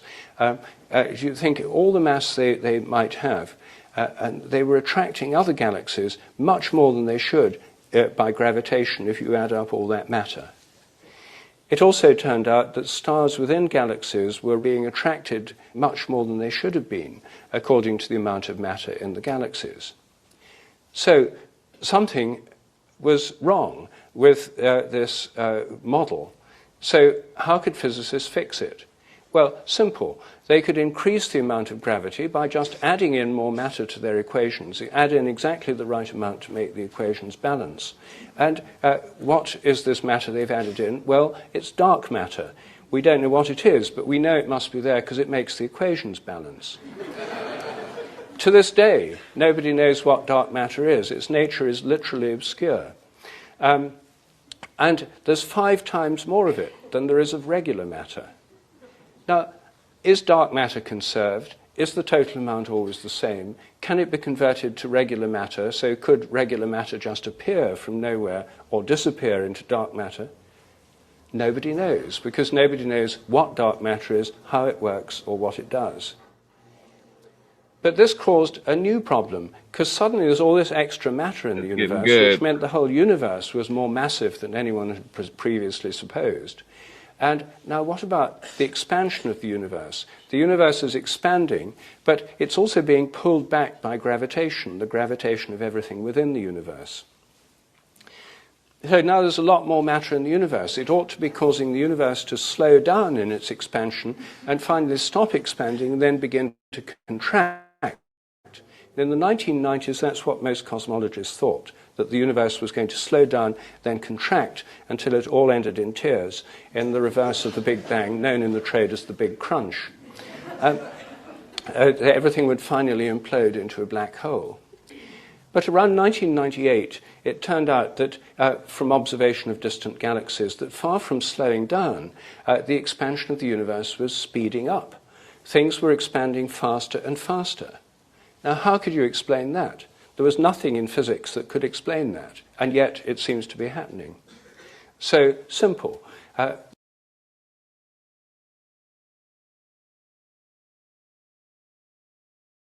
forgot my mic was muted. Looks like Notables Radio has some questions. So I sent a link if you want to come on. what happened in 2025? Not notables radio. I got a quotable ratio. Smoke a bowl with. I got nothing. Okay, that was about to be a really awesome rhyme, but fucked it up. All right. Well, I sent a link if you want to come on. I'm not gonna answer a million questions. Uh, They found a way of well, maybe I should go back to the book. Well, maybe I'll just smoke the rest of explaining it first. that. There must be a new kind of energy in the universe that's pushing everything apart, dark energy. And just add in the right amount that you need to make the equations balance and fit the observations, and you fix the problem. But it causes yet another problem for physics, because it turns out the amount of dark energy is increasing. As the universe expands, you get more dark energy. The universe is now a perpetual motion machine. The total amount of dark matter and dark energy varies. He's going over what they believe. No, he's painting the picture of what the dogma of science is with well, I kicked you out because I was worried you were gonna moon us or something. From time to time, as physicists titrate the amounts to make their equations balance. But roughly speaking, today the current estimate is that just over 96% of the universe consists of dark matter and dark energy. Less than 4% consists of the kind of matter and energy you learned about at school, and to which these laws of conservation of matter and energy are supposed to apply. What if dark energy can be converted into regular energy? What if regular energy can be converted into dark energy? Is that possible? Nobody knows. This room is full of dark matter and dark energy. We've no idea how they might be interacting with processes going on in our physical world. Meanwhile, in quantum theory, an essential part of it is the idea that there's the quantum vacuum field, or the zero-point field, on which the regular forms of matter and energy are just like waves on the ocean, that the world is filled with another kind of energy, the zero-point energy, or quantum vacuum field energy. The quantum vacuum is not a vacuum, it's a plenum. It's full of energy. Now, what does that do? It certainly makes the equations of quantum physics work, because they can bring in virtual photons and virtual particles from the quantum vacuum field and then magic them away again to make the whole thing work mathematically. But what if we could tap it? Could we tap any of these mysterious forms of energy in the universe? Well, the usual assumption is, of course not, because the conservation of matter and energy forbids all these kinds of perpetual motion machine ideas. But the world is full of inventors working in garages and sheds who claim to have above-unity devices, free energy devices. Go online and search for above-unity devices, and you'll find a vast array of claims out there. Some of these get financed up to a certain point. They make these devices, they demonstrate them. I've seen one of them in England. A friend of mine is in a company that has developed one of these devices. It does indeed seem to give out twice as much energy as you put in. It's been tested in a couple of universities who've written reports, couldn't find anything wrong with it, but didn't want their reports to be published because it would discredit their university and their physics department, because this is such a taboo area. So do any of these devices work? If they did, they could provide boundless amounts of energy that would completely transform the world economy and ecology and change the way we think about the future. Do they work or don't they? Nobody knows, because there's no scientific tests done of these in the official world, because they're completely taboo. They defy this dogma. Because they defy this dogma, they're kept in the fringe areas of science. They're in a realm of parascience or fringe science, where all sorts of extraordinary claims are made, many of them perhaps quite absurd. What can we do about it? Well, nothing if we stick with business as usual in science. If we don't, though, if we take the view that perhaps... What's crazy to me is that Rupert is so well spoken. Well, this is the crazy part.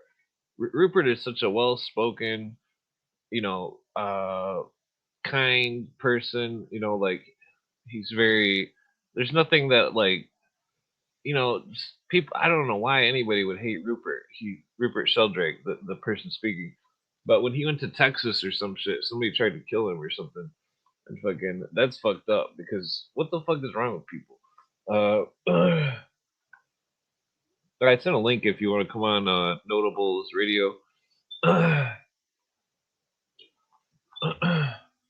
Perhaps some of these forms of energy really exist and can be tapped. Take seriously what science is actually telling us.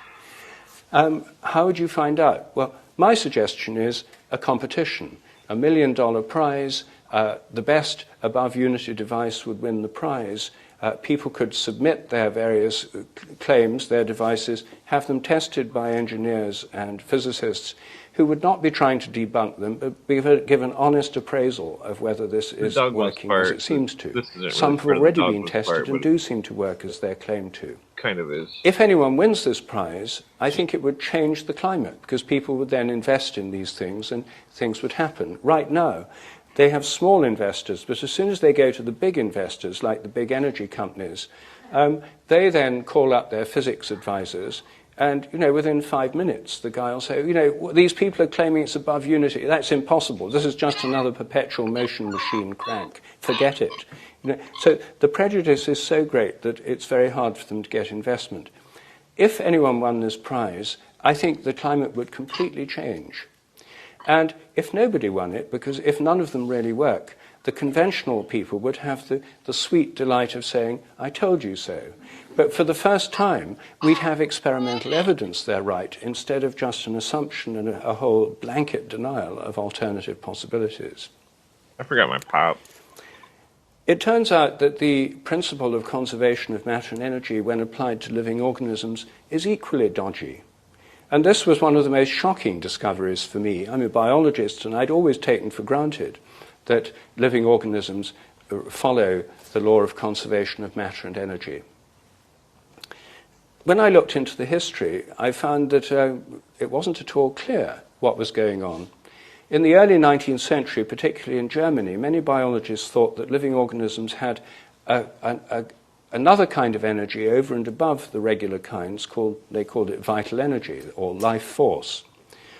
In the 1850s, Hermann von Helmholtz, better known as a physicist, made it his mission to prove that living organisms were nothing but machines. He was a doctor in the Prussian army and a medical student when he formed this desire to refute vitalism, the doctrine that there was something special about living organisms. He tried to prove it by doing experiments with frogs' legs, making them twitch by electrical stimulation and measuring the heat given out to try and show they followed normal laws of heat and work. He couldn't get any accurate results, so he gave up an empirical test and stuck to a theoretical argument. Living organisms are machines, therefore they obey the normal laws of physics and chemistry and conservation of matter and energy, therefore living organisms are machines. It was a circular argument. He assumed what he set out to prove, and after that it was taken as a certain fact in biology. It wasn't until 1899 that anyone tried to test this experimentally with human beings, and there was one test with a dog before that. In the United States, Atwater and Benedict, who were two of the founders of nutrition science in America, had people in calorimeters, insulated boxes. They'd live in them for several weeks. All the gases going in and out were measured, the urine, the feces, the food, the energy, and so on. And they did this to establish, or as they put it, demonstrate that organisms, living humans, were nothing but machines obeying the regular laws of physics. Their first results turned out to be wrong, so they simply changed the correction values for the nutritive values of the foods so they could get the right answer. But, and they came up with a result in agreement with the theory to an accuracy of 99.9%. Everyone heaved a sigh of relief. This was now proved. It was the foundation of nutrition science. It was a firm foundation for biology. People wrote articles saying it was the last nail in the coffin of vitalism and so forth. It wasn't until the 1970s that this work was re-examined by an American nutritionist called Paul Webb, working in the Midwest. He redid their experiments and found huge discrepancies. he found that people who were obese and doing very little exercise put out about 25% less energy than they ought to have done, whereas people who were not eating and doing a lot of exercise somehow had access to 25% more energy than they should have done. He then looked back at the classical results of Atwater and Benedict. They'd found similar discrepancies, but they'd carefully got the right number of people below the average and the right number above the average, so they cancelled out to give this perfect expected result. When Webb published his results showing these massive discrepancies, instead of it causing consternation in the world of nutrition science, it was just ignored. Everyone knew Webb must be wrong. He must have just got the figures wrong or done his sums wrong, because everyone knew the truth already, that living organisms, including humans, obey the normal laws. When people in other cultures, like Hindus, talk of prana, or Chinese or Japanese talk of chi or ki energy, this is treated as purely metaphorical. It can't be real, because we know that living organisms obey the normal laws of ordinary energy. But nutrition science is full of anomalies. All over the world, in India, in medieval Europe, in China, there are people who claim, in the United States, to be able to live without food. These breatharians, as they're now called, have a long ancestry in many parts of the world.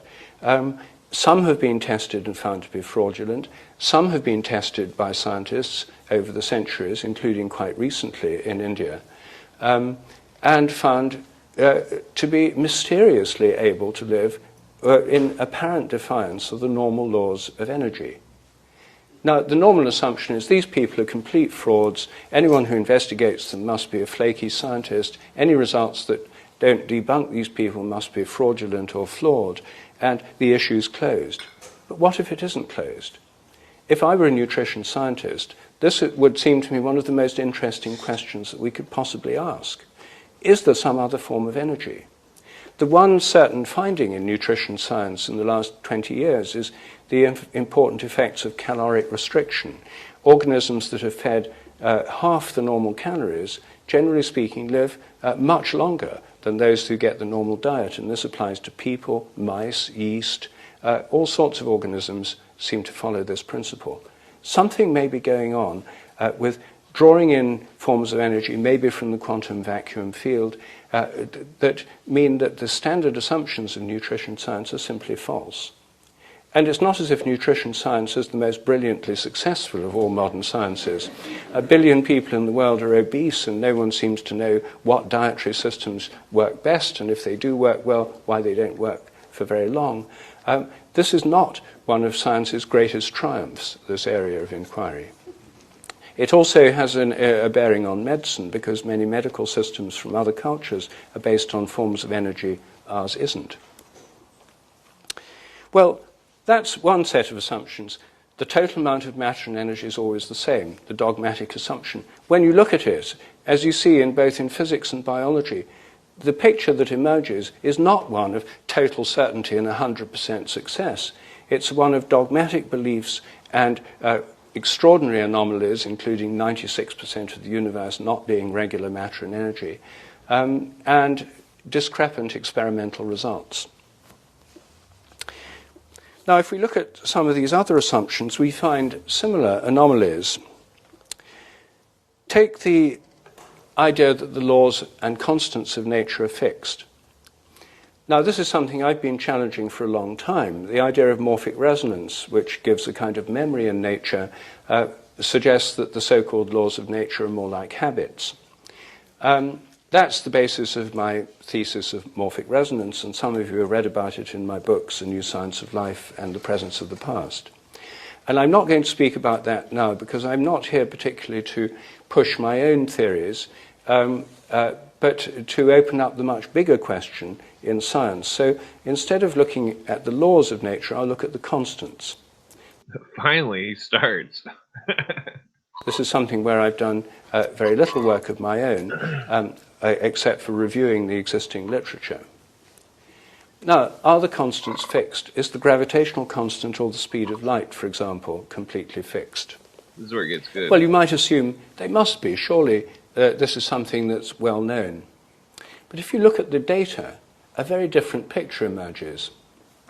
I started by going back through handbooks of physics, where they give the constants. And if you go back through previous editions, you find the constants actually are quite different as you move back through these editions of handbooks of physics. And in doing this, I discovered that the speed of light dropped by 20 kilometers per second between 1928 and 1945 all over the world. And then it went up again to somewhere near its pre-1928 value. And the values that people found in labs all around the world were very accurate ones according to their own data. They had very small error bars. They were up there with tiny error bars, then they went down here with tiny error bars, then they went up there. It wasn't as if there was a huge spread of error that encompassed this 20 kilometers per second drop. No, something else seemed to be happening. I went to talk about this to the head of the metrology section. Metrology is the science which measures the constants at the British National Physical Laboratory, Dr. Brian Petley. He was kind enough to see me and to discuss. This part's good. What he's saying, I did want to say, Notables Radio. I think he's actually Kanye West. Discuss it with me. So I said to him, "Now, what do you make of this drop in the speed of light between 1928 and 1945, and then it went up again?" He said, "Oh dear," he said, you've uncovered one of the most embarrassing episodes in the history of our science." And I said, "Well, it needn't be embarrassing." I said, "What if the speed of light really dropped? Wouldn't that tell us something really exciting and interesting about the universe?" He said, "Well, it couldn't have really dropped." And I said, "Why not?" He said, "Because it's a constant." So then I said, well, then how do you explain this discrepancy, this drop, with people getting these small errors? I said, the only thing I can think of is that suddenly the fashion changed and people started adjusting their results, fudging them to get what they thought was the expected value.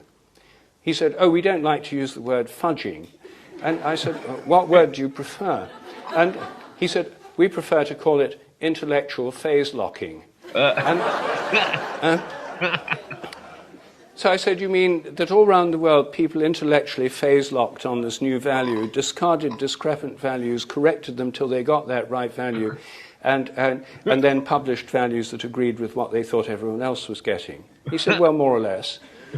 And I said, "Well, then when it went up again, then the same thing happened?" He said, "Yes, more or less." I said, "Well, could it happen again?" He said, "No, thank goodness it can't happen anymore." And I said, "Why not?" He said, "We fixed the speed of light by definition in 1972. And I said, "You mean you've just defined it by a kind of fiat?" And he said, "Yes." And I said, "But what if it really changes?" He said, "We'd never know. We've redefined the meter in terms of the speed of light. So the units it's measured in would change along with the speed of light if it did change." So that's the state of play in the most fundamental of all constants in modern physics. With the most ancient of constants in physics, Newton's universal gravitational constant, big G, as it's known in the trade, is written with a capital G. So basically what it's saying is like the speed of light adjusts to the length of the meter in accordance to make it fit in the parameters of what they want the meter to be defined as. I mean, that's the values of big G have been fluctuating wildly. Even in the last 10 years, it's varied by more than 1.3%. Most people assume these things go accurate to many places of decimals, but not so. Big G varies embarrassingly. And how they actually fix the value of G is they get different labs around the world measure it. They take an average of their measurements, discarding ones that seem to be too far off on the grounds they must be errors. Then the different labs submit them to the International Committee on Metrology. They then discard any values from labs where they think the lab must have got it wrong because it doesn't agree with the others, average the remaining ones and come up with what's called the best value of G. When I left Dr. Petley's office, he said, "Oh, by the way, you might like to see this." He said, "It's just come from the press," and he leant down beneath his desk. There was a cardboard box full of pamphlets. He pulled one out and gave it to me. He said, "The latest values of the physical constants." So So, in some scientists, well, some philosophers, and Alfred North Whitehead, for example, who was a mathematician as well as a philosopher, had a theory of relativity that differed from Einstein's. And his differed in that it predicted that the measurements of big G would vary from time to time as measured on Earth. Yeah. And so there is a reason for thinking they might vary. They might also vary if there really is dark matter and if it's in clouds of uneven density, if the Earth passes through them in its orbit round the Sun, or if the Earth in different parts of its orbit is affected differently. Oh, what's up? Who is this? Not able to radio. Oh, okay. Okay. How's it going? Fine, thank you.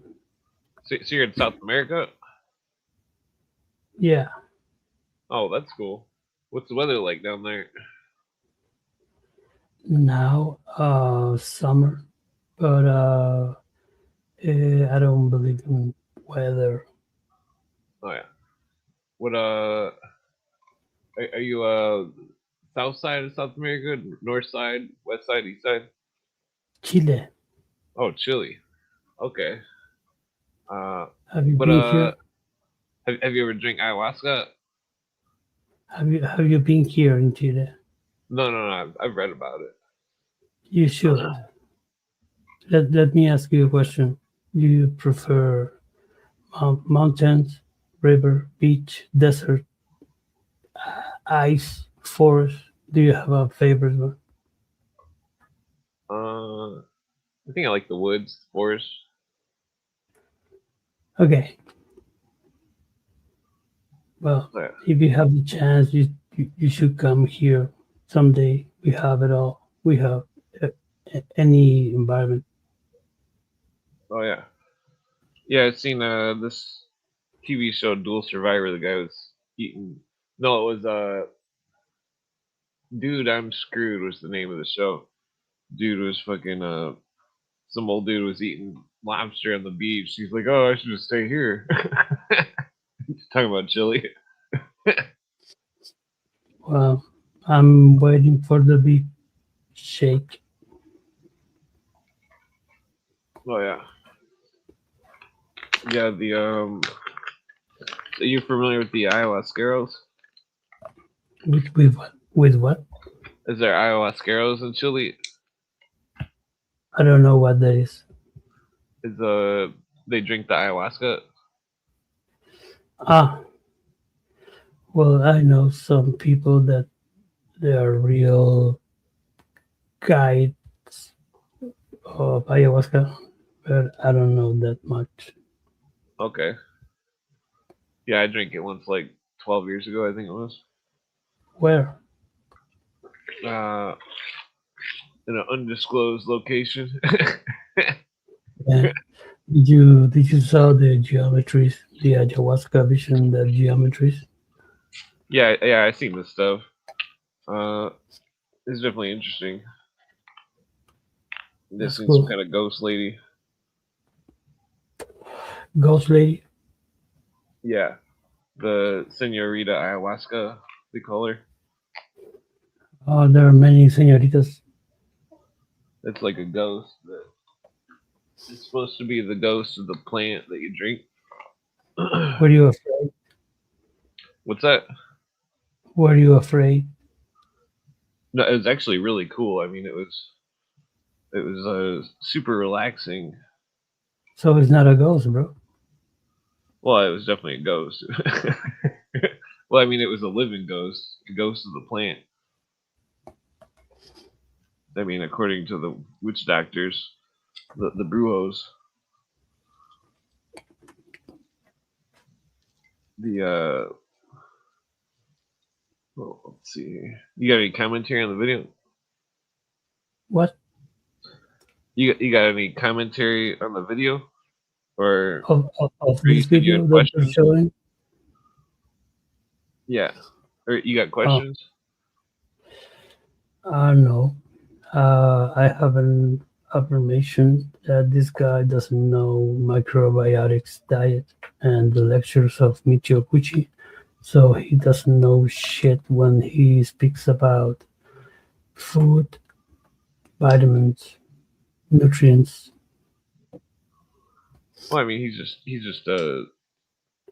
discussing the topic. He's a biologist, but he's more into energies and shit.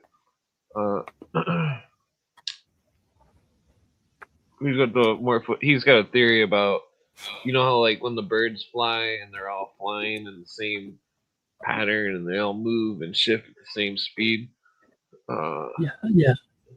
he's got a theory that there's some kind of energy in which they somehow are guided by that energy, and that it's interesting because it's like, imagine if you were metaphorically awake versus metaphorically asleep, and that like Mhm. you were say the average person who's asleep mentally, they're guided by the field that guides the birds, and that the people that are awake are no longer in that field, and that well, excuse me, they operate outside of the morphogenetic field. Okay, I understand why you are showing this video. I'm more interested in what your theory is. Well, I mean, I this video kind of relates to ghost stuff because the whole how do I put it, it's like the idea of science.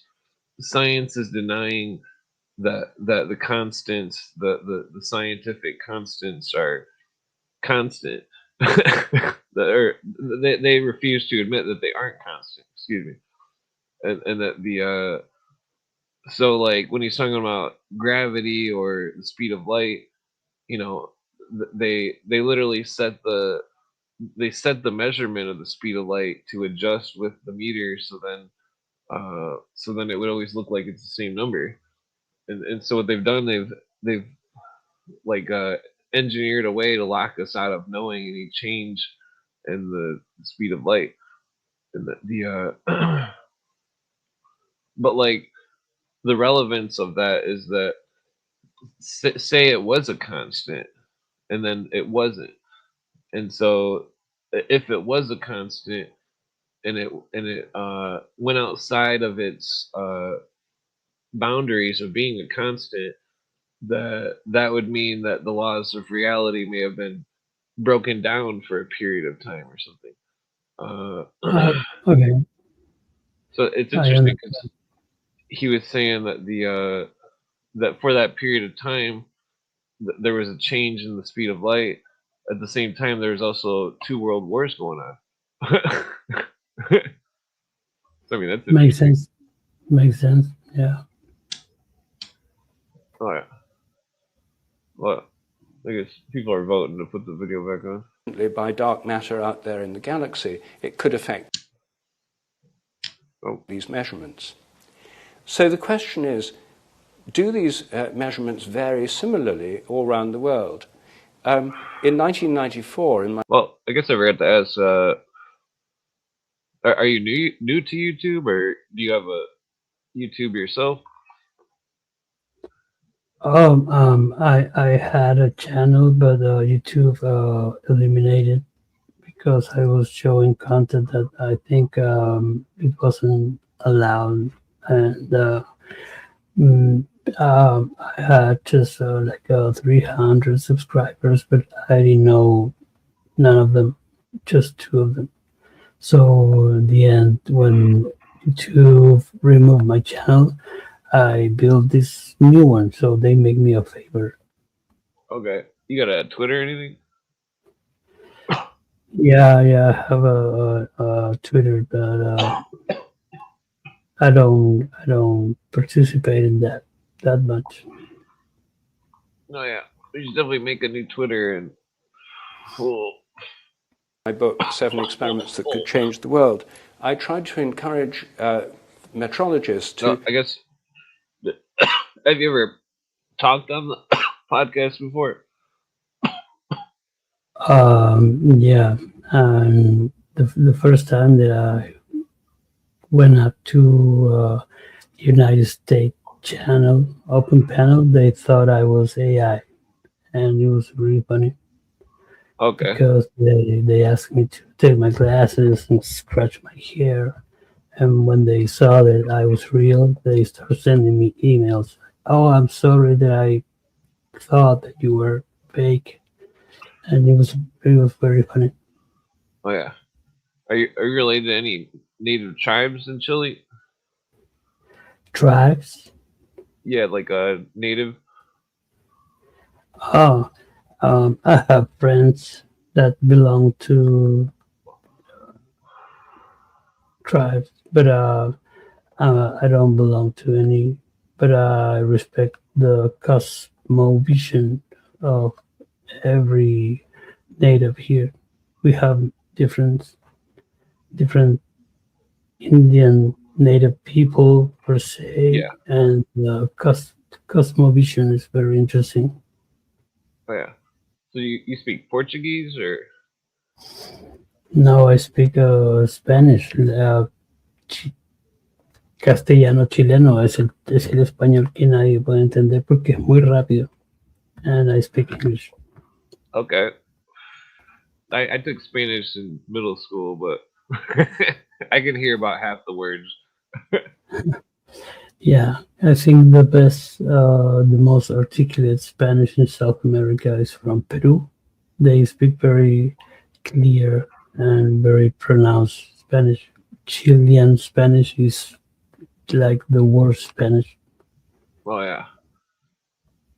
Yeah. The trying to summon up some Spanish phrases from Peru that I've heard. the Do you? was so is there any ghost stories around there? I don't believe in ghosts, but there's many here in all What the country. what's like the old what's the biggest ghost story in Chile? Wow. Um, El Caleuche. El Caleuche is a legend from South Chile. It's a ghost ship in the sea. It's a very big Oh wow. Spanish ship, El Caleuche. And the story is that the Caleuche appears when somebody needs help in the sea. So the fishermen of the south Huh. of Chile, when they get lost, they see the Caleuche, and the Caleuche brings them back, Wow. and it's like That's a interesting. rescue ship goes. Uh, Yeah, pers- that's pretty interesting. Fucking I've read ghost stories about ships before, but not one with that type of detail. Uh, what is there any like Bigfoot or Loch Ness monster type stories? Strange animals. uh, in the south, they have many stories present about ghosts, but their manifestation paranormal, if you wish. Yeah. Is there any stories of seeing people wearing feathers? Uh, my friend he grew up in Kansas City, and he said that on the military base he woke up one night and he's seen a native with feathers, and that he said he like looked and then he like blinked or something and it was gone, and he said he was awake and it seemed real. The he, it's very interesting. Is there any ruins, any ancient temples in that country? Oh yes, many, many, many. Oh yeah. Have you ever found anything interesting? No, interesting things find me, and Uh, I'm fortunate to know some of them. oh yeah. I What? have a question. Okay. Do you believe in a higher power? I'm not talking about God, just a higher power. Do you believe in the existence of a higher power?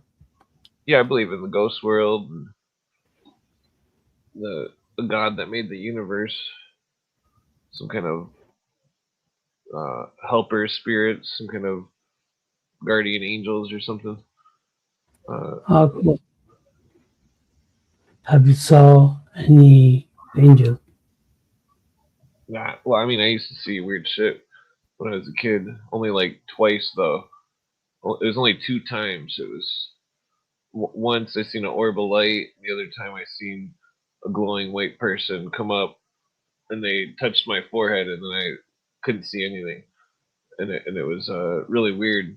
It was because it was like I was sleeping and I woke up and I looked down the hallway and I thought I seen someone with a flashlight or something, and then I like put my head over my put my blanket over my head, and then I could see through the blanket. Or no, I looked again, and I seen that it wasn't a flashlight. It was a glowing person that you couldn't see the details. And then and then I tried to hide, and then I seen the thing come up to me and put its hand on my head, and then I blacked out, and then I woke up and was freaking out, and like it was really weird. That's a good one. How old were you? I was I was like 7 years old. I remember I remember the counselor at school asked me about it, and I told him, and he didn't believe me. And then for 5 years straight, every time I went there, all he did was ask me about it. And I told him the same story every time. It's like, ouch, Jesus, I swear my toes broken. Uh, yeah, Do you have a dog? dog? Or No. did you? When I was a kid, I had a couple dogs. The what was I forgot what I was gonna say. So wait, so you're full Spanish? Your blood is Spanish? I was born in Cuba. Oh, okay. So you migrated? No, I was born there in the 80s because my parents were exiled by the dictatorship here. Oh, okay. Well, that's interesting. Why were they Yeah, exiled? huh?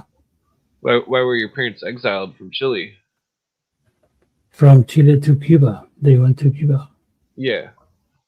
And I was born there, and we returned to Chile when I was like a year old. Hmm. Okay. Where? Yeah. What is the culture like? What kind of food is there?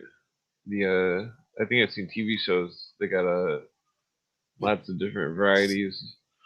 Uh, Well, if you ask me, I think Cuba really fucked up at least 3 decades ago. But at the same time, if you ask me how are they, the food is great, and I have a non-blood family there, but they are so much generous. They don't have anything, but they give you even what they don't have. oh yeah. I I understand the regime and the fucked up about poverty and restrictions because evil is present in every weak system because those systems that don't believe in light or faith they get corrupt. But at the same time, I have much love for my Cuban family, but not for the regime, the leadership, because that was infected by evil. So they claim something they don't do. They have this speech, but they don't really execute the real rights. And it was different in the past. It was Yeah. very different. What kind of government is in Chile?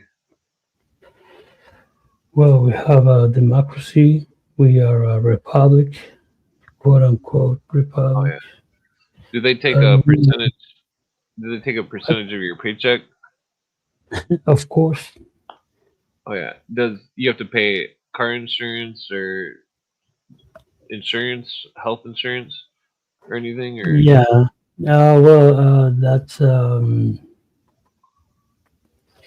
That was voluntary years ago. Now it's obligatory. It's an obligation I cannot yeah, renounce, and they take a very big piece of my salary.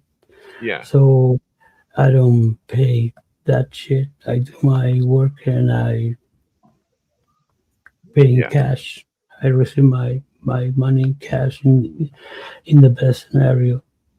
yeah. But It's all the money is we are, paper there. bro, we are owned by the Jewish banks, like many countries. Well, the International Monetary Fund is what really owns it. That's a mix of a bunch of rich people, but their ethnicity is not necessarily all Jewish or anything. There's Science. well, that's the thing is there's more this whole Zionism thing. It's see it as British Israelism, where people in England that are Anglo believe that they're the true tribe of Judah, quote unquote. Then that they're part of the Aryan race conspiracy, and that they cover up their trail by saying that it's all the Hebrews doing it when it's not the case. When you delve into it, it's very complex, and that there's uh, compartmentalized members who are it's like Weishaupt's order was like in the Nasta Webster book. It says that Nasta Webster was a racist in that, but then she proves herself wrong when she says Rothschild was only allowed into the Illuminati because they wanted money. And that Rothschild wasn't privy to the inner circle plan of the Illuminati, which was to take all money from all rich people and to distribute it through everybody. But in the means of hoarding it for themselves and only giving off a little amount to the masses, and have us all be dumbed down and working in a field like Cuba. I mean, Well, well, no, like well, I mean like the system, not the people. That it's like, like Cuba and many other countries. yeah, yeah. It's like that's what they were writing about in Nasta Webster's book. She was quoting them saying that Weishaupt and Swedenborg and all these people, they wanted us to be working in a field and like to all be serfs or slaves, and they wanted a graduated income tax. They wanted to destroy all religions. They wanted to control the races. They wanted to legitimize slavery. They wanted to destroy the family. They wanted the government to own everybody. I mean, the list goes on and on. It's uh, that's what's crazy about this whole thing. I mean, there's also contending groups. There's because the British Israelists is only one of the groups. The others are various forms of Illuminism, such as Illuminism itself, OTO, Scottish Rite, etc. And then the subsidiary groups such as the Blue Lodge, churches, different various secret societies, certain esoteric fake religions like Scientology and Mormonism, and I mean Mormonism's right up there with Illuminati. I mean, I've seen it referenced. I've seen Illuminati literally being referenced as Mormonism. So it's like, oh, I see what's going on here. Because all the Mormons are all blonde haired, blue eyed. and that they're all going around fucking outbreeding everybody. And then all the fucking Catholics, most of them are all fucking all white, fucking blue eyes, fucking going around outbreeding everybody. I mean, that's what's going on. Rome and fucking Illuminati are Are, the are two you highest ba- stake. are you baptized? When I was a little kid, I mean, I Okay. don't have a religion, but I studied the Bible and stuff. You know, the Do you like the Bible? so I think it's it's old Freemasonry. It's the old type of Freemasonry that it's all written in surrealism and symbols, and that the like every modern religion, even the Masonic schools and the esoteric schools of wisdom, that they've all got it wrong. They're all reaching for these different things, and that they're not using their minds and conceptualizing what primitive man, what ancient man would have thought. They're not taking into account slang, uh, like metaphors and slang. And Do you believe in demons? I mean, back when I used to take the psychedelics like 15 years ago, I definitely seen stuff you'd call demons. I mean, you could easily definitely say it was probably a demon or an angel or something, that type of thing. the I mean, that's what's interesting. If you know somebody that's drinking ayahuasca, like as long as they're only using the two ingredients and not anything else, it can only have two ingredients. It cannot be made in an aluminum pot, because it would, I forget what it does, but it's bad for you or something. But the excuse me, I've never made the ayahuasca. I just know about it Well, from reading books and if you're interested in doing that, I will give you the advice that you will need to find a real guide because it's filled with fake yeah. guides. Well, I So mean, yeah. Well, that's the whole thing about the guides and stuff. It's like the stuff that you drink is the guide. You don't really need anybody as long as you're not gonna like puke and lay on your back or something. I mean, the it's it, the people's fear of it is, it's in the old terms, drinking the ayahuasca would be like a form of exorcism. You would drink it and you would exorcise the demons, and that's why they puke. According to the tradition, is that you're puking out the evil spirits.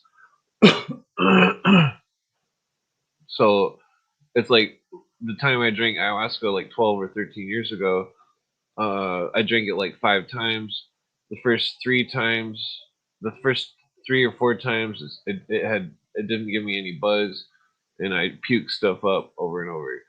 And then the third or fourth or fifth time, whichever it was, I drank a bunch, and then I seen the ghost shit, the fucking the patterns, and then from the patterns emerged entities which were observing or something.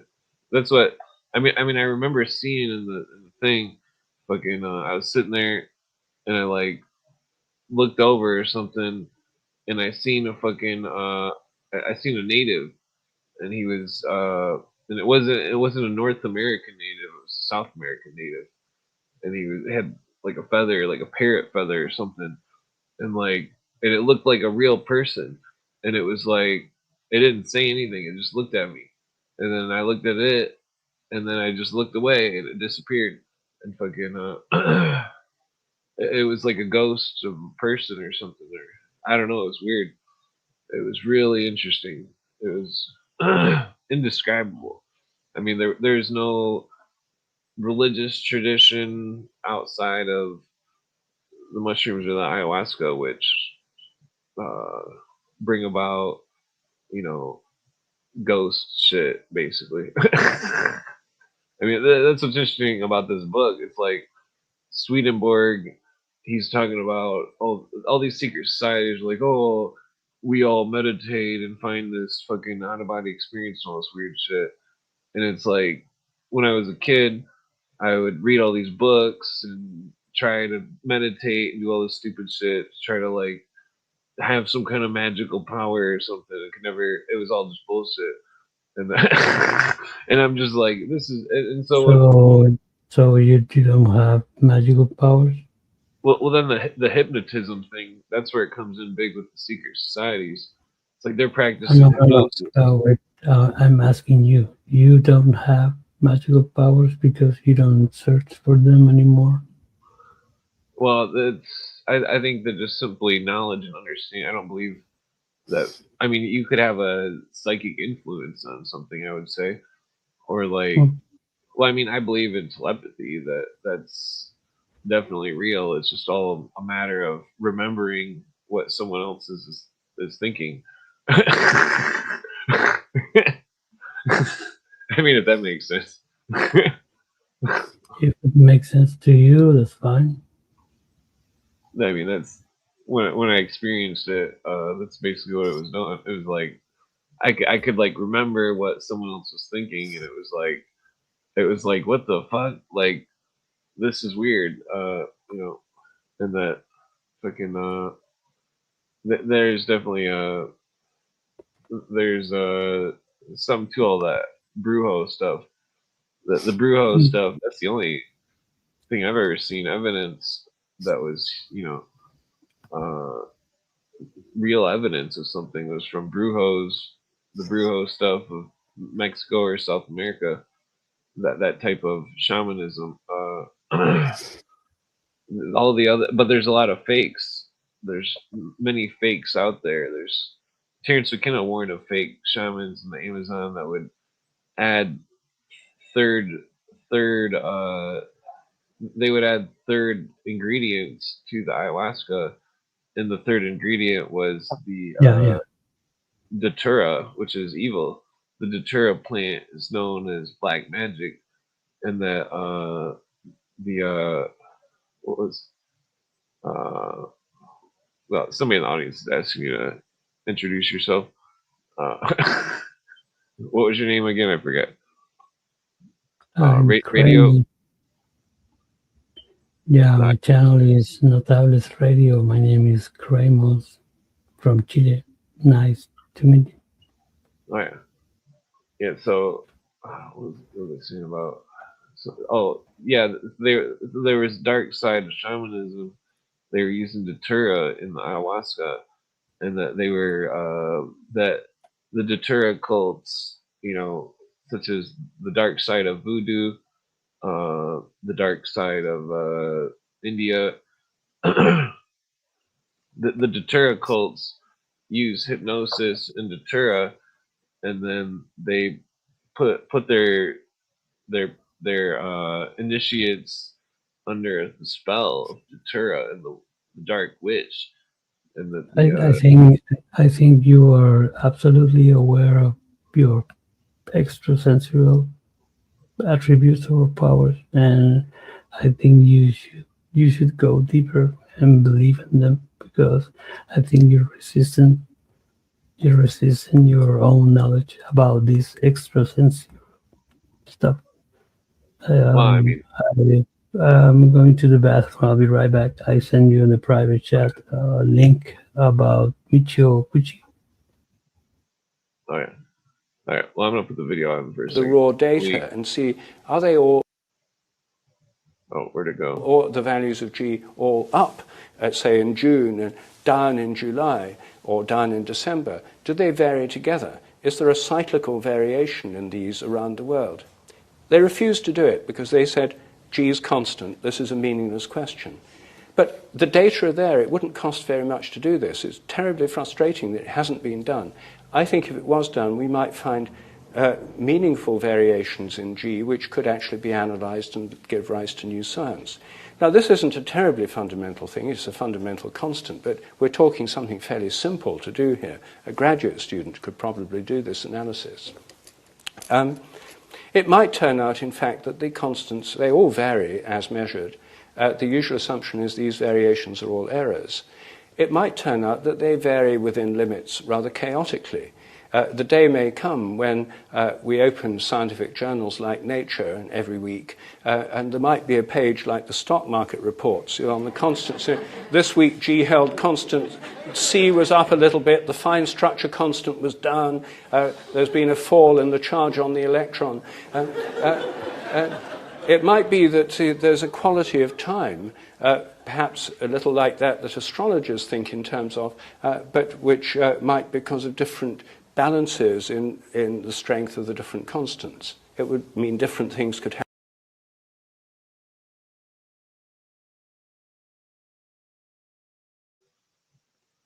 I forgot. Push the button. Yeah. What were we talking about? Witchcraft? How many, can I ask you how many letters? I'm not asking you to reveal your real first name, but how many letters have your real first name? Oh, well, you trying to demonstrate psychic ability? No, it's a simple question. I'm not a psychic. Alright. I don't like that word, actually. Psychic. The, oh yeah. Look, is that Lakotas? Oh yeah. Yeah, so you ever have a psychic dream? Or I mean, you ever have a spirit dream where you've seen the future and it happened in such a way that you didn't think it could possibly ever happen like that? Like a premonitory. Yeah, Premonitory. yeah, Yeah, premonition, and that yeah. the I had a few premonition dreams years ago. and then they came true or almost true. Almost. Yeah, yeah. I had a dream once. It was it was a dream. I was going. I was in the dream. I had two cigarettes in my hand, and then I got killed. And then and then in real life, I told my friend the dream, and then I forgot the dream. And then 2 weeks later, we went to a dangerous place to get weed when it was illegal, uh, and the because it's legal now, but like we went to a dangerous place to get weed, and the dude that we were getting the weed from, he almost you know made me muerto. And it was the same vision of the dream, or the same thing I, happened in the dream. I had two cigarettes and fucking, but my friend saved me. He stopped the dude from, you know, and the dude wasn't even mad at me. He was mad at some other dude that was like driving Mhm. off. It was like, and I just was like trying to stop the situation that this crazy dude was making, and it was like, it was pretty dumb to like try to stop some kind of maniac because I almost got killed just trying to get an ounce of weed. I mean, that happened like 27 years, 25 years ago. have you have you have you dreamed the same thing many times? Oh, reoccurring. Yeah. Well, Yeah. sometimes the used to have dreams of zombies or something, some kind of zombies, some kind of ghost zombies that would try to get you, and that there'd be like people hiding in houses and stuff, like from the zombies. It was weird dreams. Uh, Do you have reoccurring dreams? I'm assuming. Oh well, I did. I've been having this dream about my little baby girl like 6 times since 2005. I've dreamed 6 times the same dream with this little girl baby. You think it I was a don't have. ghost or something? No, I don't believe in ghosts. I think Well, don't believe in go- ghosts. no, Oh, they're no, I definitely don't. real. I mean, I have Well, if that. you can call it ghost, it's okay. I don't call that ghost. I don't believe in that word. Uh, Spiritus. Well, Projections. well, well, I don't know, I had a couple encounters. The well, like that thing I told you about, that light being, that I think that was a ghost or something. I don't know what that was, but the me and my ex girlfriend had seen a ghost at the graveyard. We used to go and smoke weed there, and we would sit there and smoke weed and fucking. And then one of the times we went, that fucking we seen this person floating, and that we were, you know, it was I was scared shitless. I mean, I still drove slow by it just to see if it was really a ghost, and then when I see it didn't have any legs, I fucking like pushed the gas as hard as I could push the gas. Fucking. Then the other was a house which was owned by it was it used to be a slave house in the 1800s, and that fucking my friend was renting a room there 'cause it was cheap rent, and fucking he was we I had went there to trade some 15-inch subwoofers for a bag of weed so I could smoke some weed, and fucking and that they were my subwoofers. The But so where's my fucking link? The Did you saw ghosts before that girlfriend? I mean, not like in the cemetery where it was like the person was there was no color to their skin, and there was no color to their clothing, and it was But before that relationship that you have with that girlfriend, did you saw ghosts before her? yeah, I never really seen anything except for when I was like a kid, when I was 7.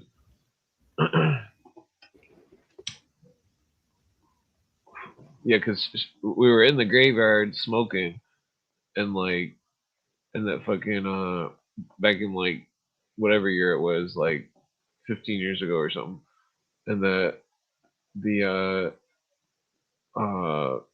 she had pointed to someone and said, "There's a man in the graveyard," and fucking I was like, "What? Who cares? Like they don't give a fuck, And like we're sitting there, and then I look over and I'm like, "What the fuck?" Because the dude was wearing a hat that was like fucking a hat that was like fucking. You can't see the. It was like a hat like this fucking. It was a giant fucking hat that was the tallest hat I've ever seen anybody wear in my life. It was like Abe Lincoln, and fucking and I'm like, what the fuck is that? And then I like turn my car on, and I'm like creeping, and then I turn to go out of the cemetery, and then I'm like driving, and it's right out my fucking window, you know, and I like roll the window down, and I'm looking, and I see it, and I'm like, ah, it was like the chills just fucking ran up my spine, like fucking, it was freaky, like there was no legs, it was Um, floating. It, was she evil in the end? my ex girlfriend, oh yeah, definitely, the most evil. Okay, I know the feeling. Yeah, yeah. but in that other the other ghost thing, the slave house, there was 1800 slave house, and the person that owned the house back in the 1800s used to have slaves there, and it's really rare for in Michigan. And fucking, because I don't know any of other house like that historically. And my friend was renting the room there, or he was renting the house, and that fucking and we're chilling there smoking, and fucking someone was upstairs, and me and my friend are like, "Who the fuck is upstairs?" And he's like, "There's nobody up there." And we're like, "Bullshit! We can hear it, you know. We can hear it clear as day, pacing back and forth. You can't Hmm. sit there and say there's nobody up there." And he's like, "Oh, there's this fucking ghost, dude." And we're sitting there for like an hour, like we're like, "What the fuck is going on? You're saying there's nobody up there. We can hear him." And then I think I grabbed a sledgehammer. My friend had like an axe or something, because we thought somebody broke into my friend's house. And fucking I guarded the stairway, my friend guarded the other door. We were gonna, catch the crook and fucking call the police or something, and like, and fucking but there was nobody up there. And that fucking the thing stopped moving in the center of the room. And then fucking when we came downstairs, there was the thing that was standing in the center of the room that wasn't visible started walking again right from the spot where it was standing. And it was like, we searched that room, and it was a big room. There was nowhere to hide. There was nothing up there. uh it was heel to toe footsteps, like fucking just back and forth in a big circle over and over for fucking hours. And we're like, and it kept getting louder and louder too. It was like, it was freaky. And we eventually left because it sounded like they were stomping up there back and forth, like as hard as you could stomp on the floor. And fucking like, and then all of a sudden, like, something started tapping on the ceiling right above my friend, like super loud. And fucking like fucking that's what we just straight up left. We straight up ran out of there. We it was too freaky. There was definitely a ghost up in there. I mean, it sounds like a silly story, but there was nothing we could do to stop it from fucking making that noise. If you'd went upstairs, it would stop. You go back down, it starts. You go back up, it stops. It wouldn't do it when somebody was watching, but when there was nobody there observing, the ghosts would do stuff. And like, it was some spooky shit. Like, especially having attached rules to it. You know what I mean? Like, like the ghost doesn't want to do shit if it's being observed. Like, I mean, except for in the case of the fucking graveyard ghost that fucking was floating in the air like a fucking cartoon ghost or some shit. W- were you afraid? Oh yeah. Hmm. Yeah, definitely. Just like imagine the idea that there was some kind of force that could go beyond the physical world and move the physical world. That's what's scary. The I used to live in this farmhouse, and that fucking Is it scary? Why is it scary? well, because the things like to fuck with people. And that fucking like uh that's what that book was saying earlier too. It's like they like to lie to people and tell them they know everything, so then the person pays attention to them. And the poltergeist type of ghosts, like where they don't actually show themselves or anything. There's no, but they move stuff around and like fucking that.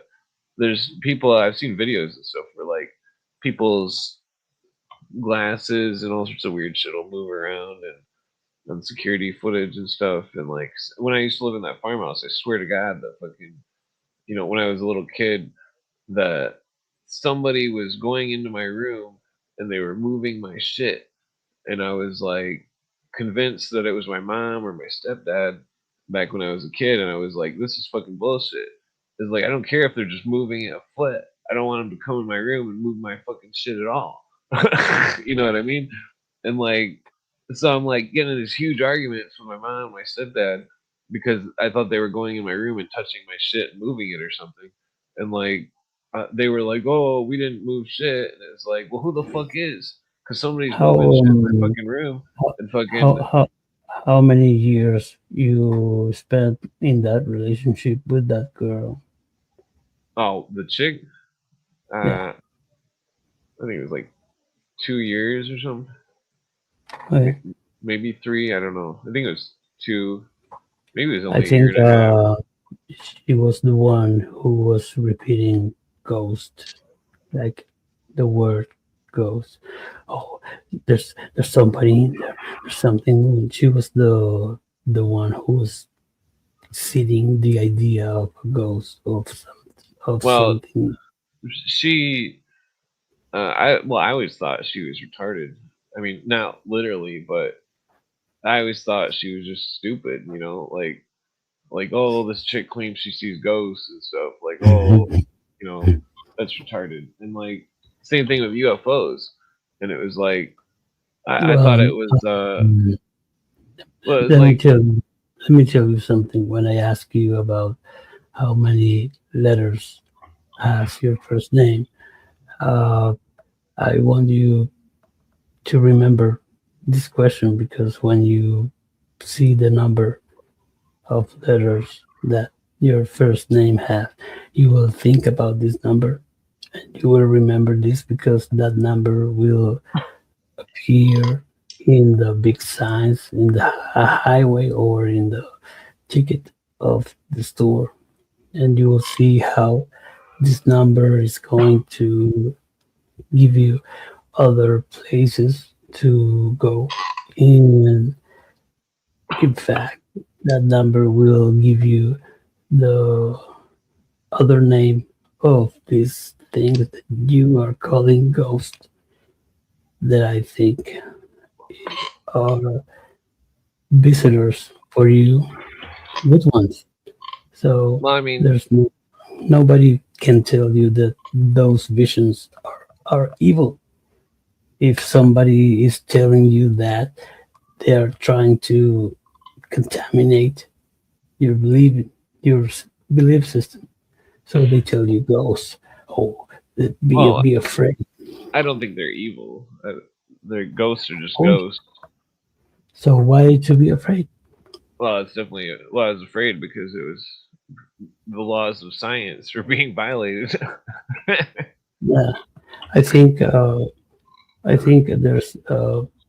I want to share this with you because you were talking about religion, and I think religion is a duty for a human being, but not collective.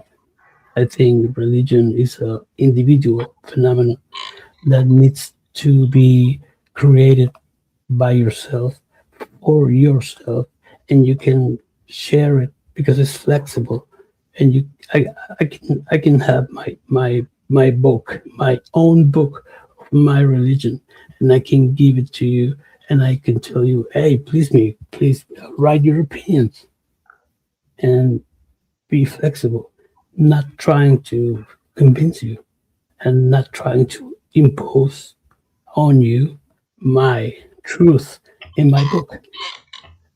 Yeah, So exchange of ideas.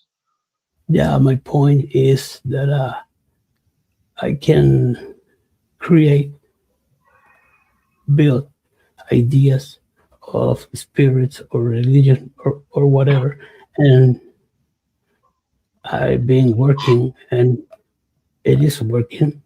I'm seeking to fail every time, to be a failure. So I share to others that I want to fail, and that puts me in a more secure place because there's no competition, and we are in this era of fragmentation and competition and confrontation. So Hmm. if I tell you, bro, I finished the book of my religion that in fact I'm writing, and it's called The Attempt, the Tao of the Attempt, El Tao del Intento. And I will finish this book and I will share it with others, like the book of my religion, but I will share it in order to receive opinions, not to convince. So when the religion is collective and is institutionalized, that's the problem. Hmm. Because with the institution, the corruption, the evil always infect somebody. Yeah. Yeah, that's definitely true. Excuse me.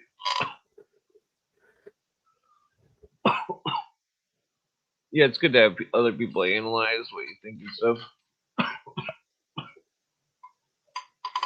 The other day, I was on Discord in this music producers channel, streaming live, and I went to a live stream and I told them, "Oh, hey, I want to make this music album about failure. That I'm a failure, and in fact, I want to fail. So can you help me?" And the guys were like, "What? How, how can I help you? Yeah, please. Can I send you a beat that I make? Uh, yeah, okay." And I send the link, and they hear the beat, and they were like, "This that sounds like shit." And I was like, "Thank you, bro. That's like the best qualification for a failure album."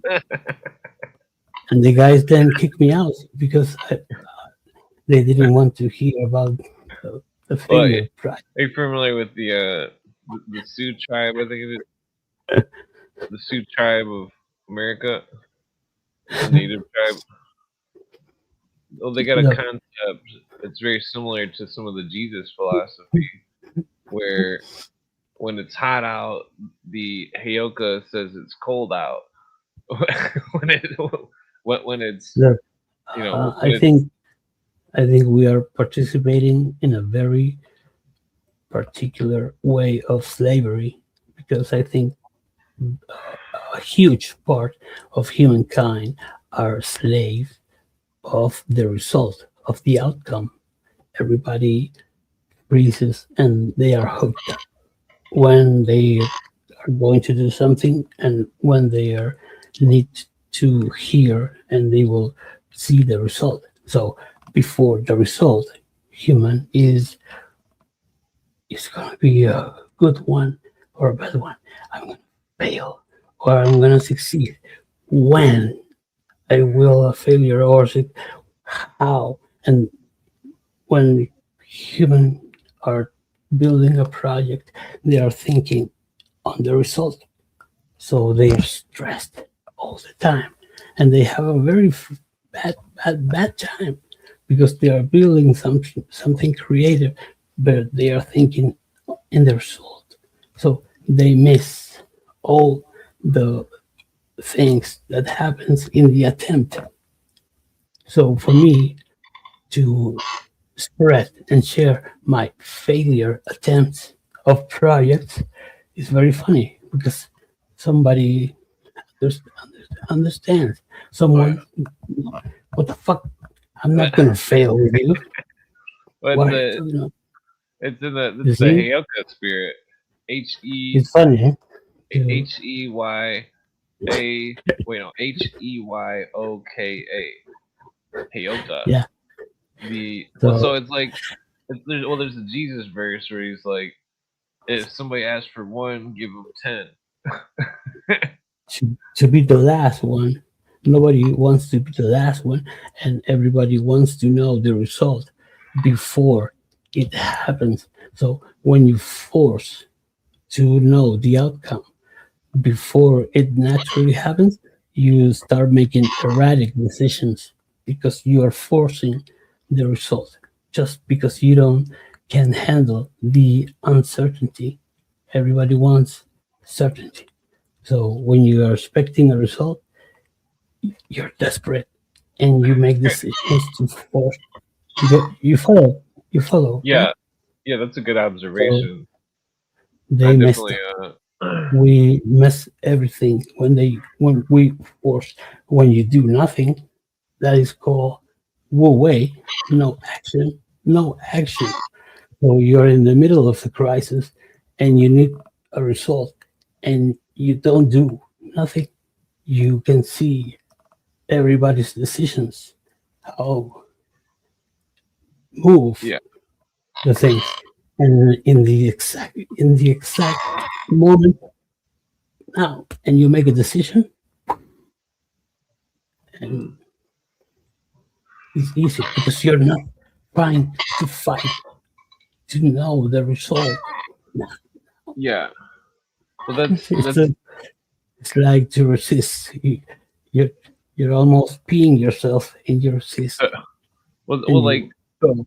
to compare it to say like practice fighting, like sparring. Like when I used to spar against people that were black belts or something, some kind of crazy, that you'd always I would always let them hit me first, just so then I could grab them, put them in a like some Bro, kind of wrestling move. think about this. The book of Bruce Lee was the Tao of Jeet Kune Do, and he studied every other fighting discipline, and he built a new one called it Tao. Yeah, He can be like water. Tao is so flexible and great that I can build a book called The Tao of the Attempt. Like Bruce Lee did the Tao of Jeet Kune Do. It was something new and he believed so deeply in his book. He was explaining to everybody, but he was not trying to this is the way, this is the best fighting ever. No, he was Yeah, always teaching, demonstrating. yeah. So of course, His the style was black no belt style. karate. Ah, who are you? Rah, rah, rah, rah. No, I'm the stupid one. Well, the no style thing. His style was no style. He said it because when fighting people, uh, you could see their style. You could see what they're doing with their style. Same with thinking. when when was the last time that you fought somebody? Well, then it's probably been like 11 years or something. But uh, so then the style. So then somebody who's taught to think in say a fighting style or a thinking pattern, when they see someone like what you're talking about, they can't predict what they're gonna think or say or move. But they can project. That's the magic They of it can. because They cannot predict, but they can project. I can project my project in the end, but without stress, without missing the attempt. But I can project. Do you have a yeah. project for this year? Well, that's the thing. It's like it's like uh, the the the purpose failure creates um a point where the one could think in advance on how to recuperate from the failure. Uh, I mean, theoretically, like say That's that a whole good thing, point. about like no Bruce Lee, no style is his style is no style. He comes to the opponent and he sees that they're trained in a certain whatever martial art form, and that they think that they're going against the best. They're wondering what style is he gonna do? What is he gonna do?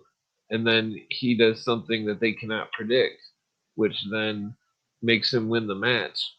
And that the it's like to master chaos in a way, to think of the thing which no one would think of, and then to find it, and to use it, which would Yeah, something that would normally be a hindrance or something bad, flip it and turn it into something good.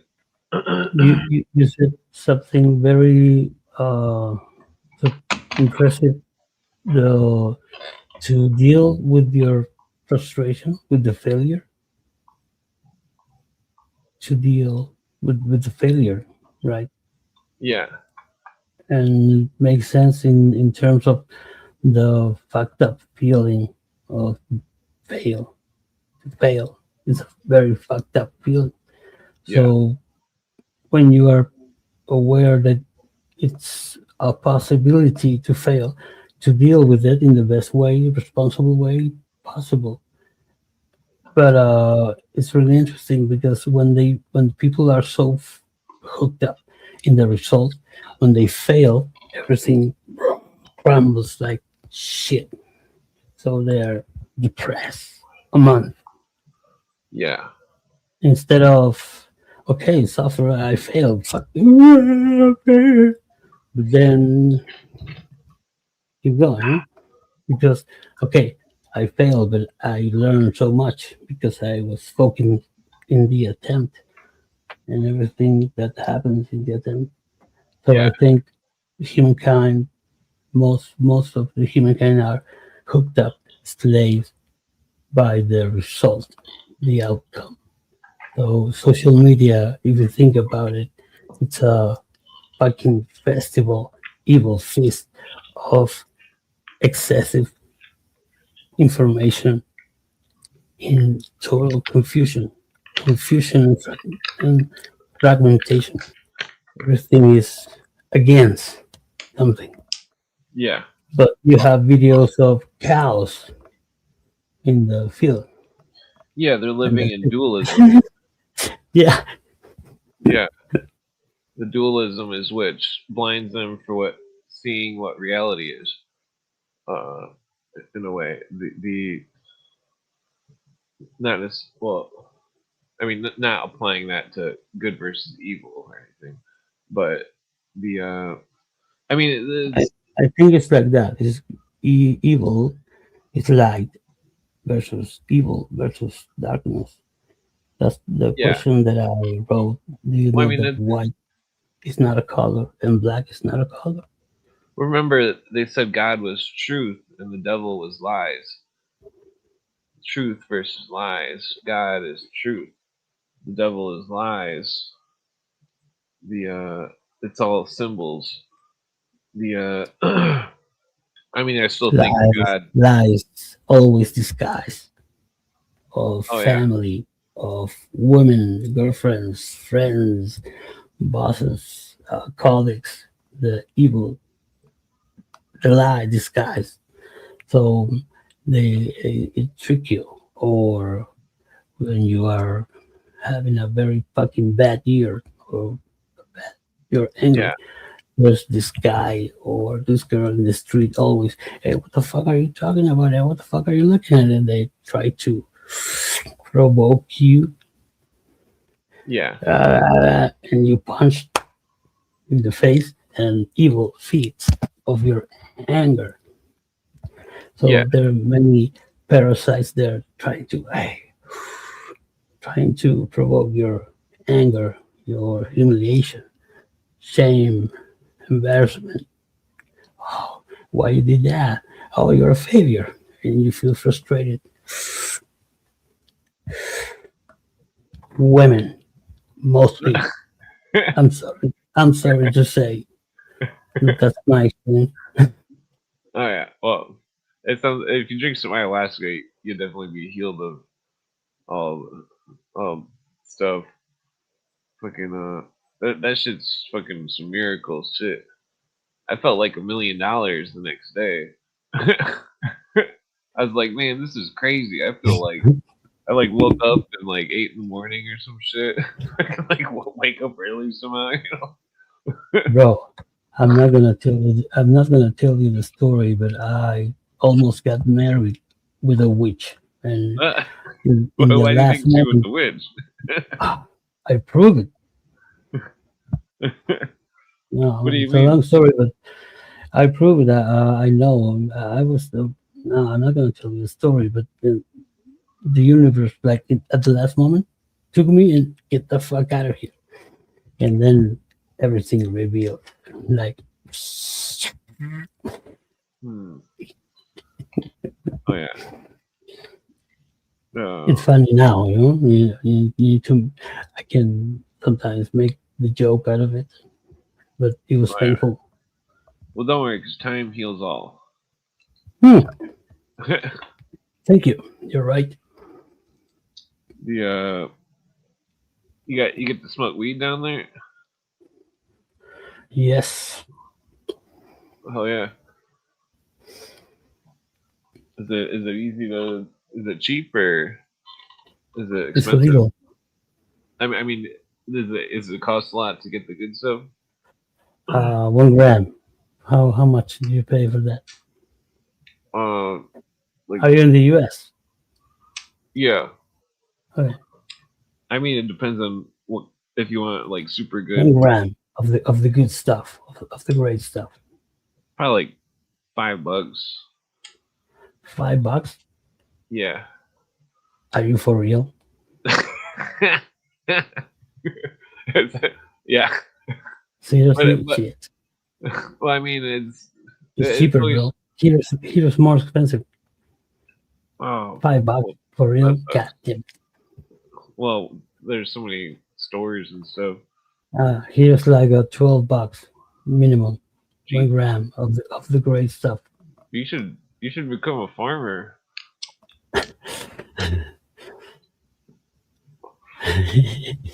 Kind of.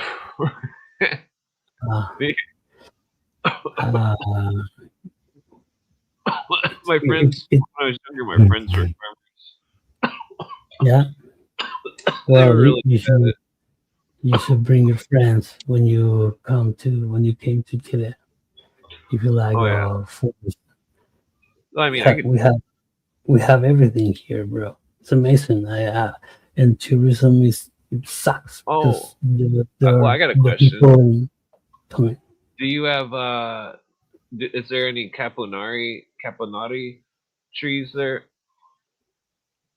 Capinari. Say again. Caponari,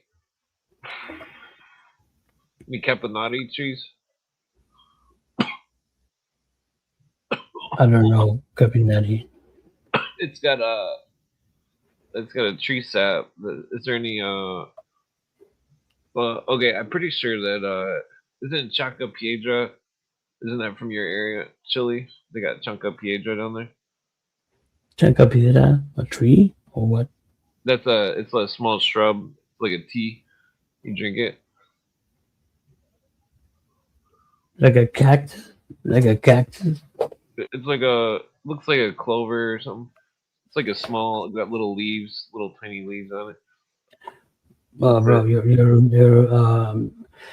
I don't know because we have so many. Uh, we can figure it out later. If you send me the name and oh yeah, or some image because yeah, we have so many. yeah. You have to make a Twitter and add me. Uh, yeah, I have one. Caponari. Uh, what kind of trees do you got down there? The Spanish Every names. the cactus. No, no trees. What kind of trees? Or is it mostly desert, mostly dry around there? Or We you have get everything here, bro. And then from the north to the south, we have all the trees possible. you got K-pop trees. Kefak, I don't know the name in English. It's got like cotton on it. Uh, it looks like cotton balls come off the K-pop tree. It's got like it looks, it's got like 6 leaves or something. You know They're what we have here? what's that? We have calanchoe. You know calanchoe is? What's that? Calanchoe, it's a cactus and a succulent. We have like a 127 types of calanchoe, Oh and wow.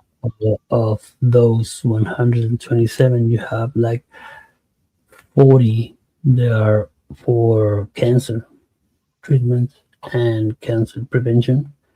Oh wow. It's amazing, and nobody knows. And I spread the information because now we have many vaccinated people. They need to get rid of the Yeah. graphene in the What bloodstream. do you have? Do they have peyote plants? Peyote What? cactus in Peyote, Chile? yeah, San Pedro, the Oh, cactus, San San Pedro.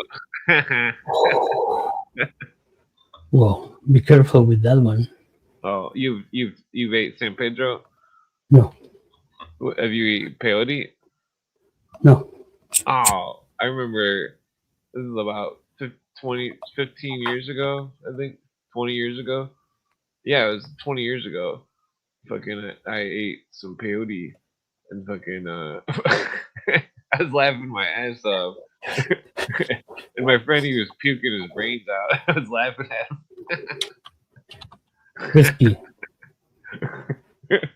It was, I don't know why it was so funny. It was just, he was laughing too.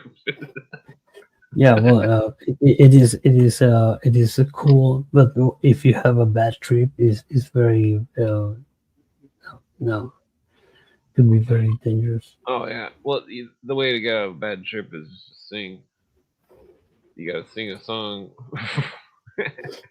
It sounds funny, but it's true.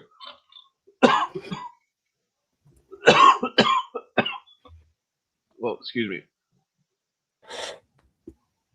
Yeah, that it's funny because one time back like 15 years ago, I had a bad trip and I forgot my own rules. Sing a song because that'll work.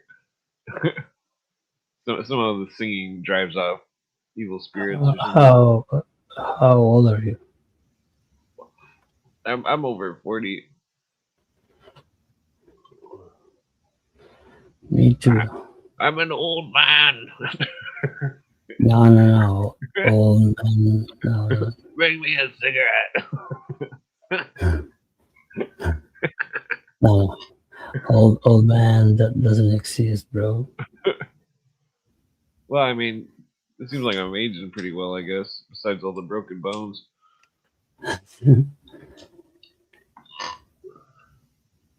Yeah, I mean, like, okay, so I've been smoking weed since 1998, and like, I know people that they only drink alcohol and they don't even drink very much of it, and that my teeth are way better than theirs.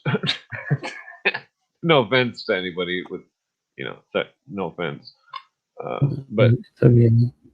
like, it's funny because I went to a school reunion for my high school or whatever, and these preppy chicks.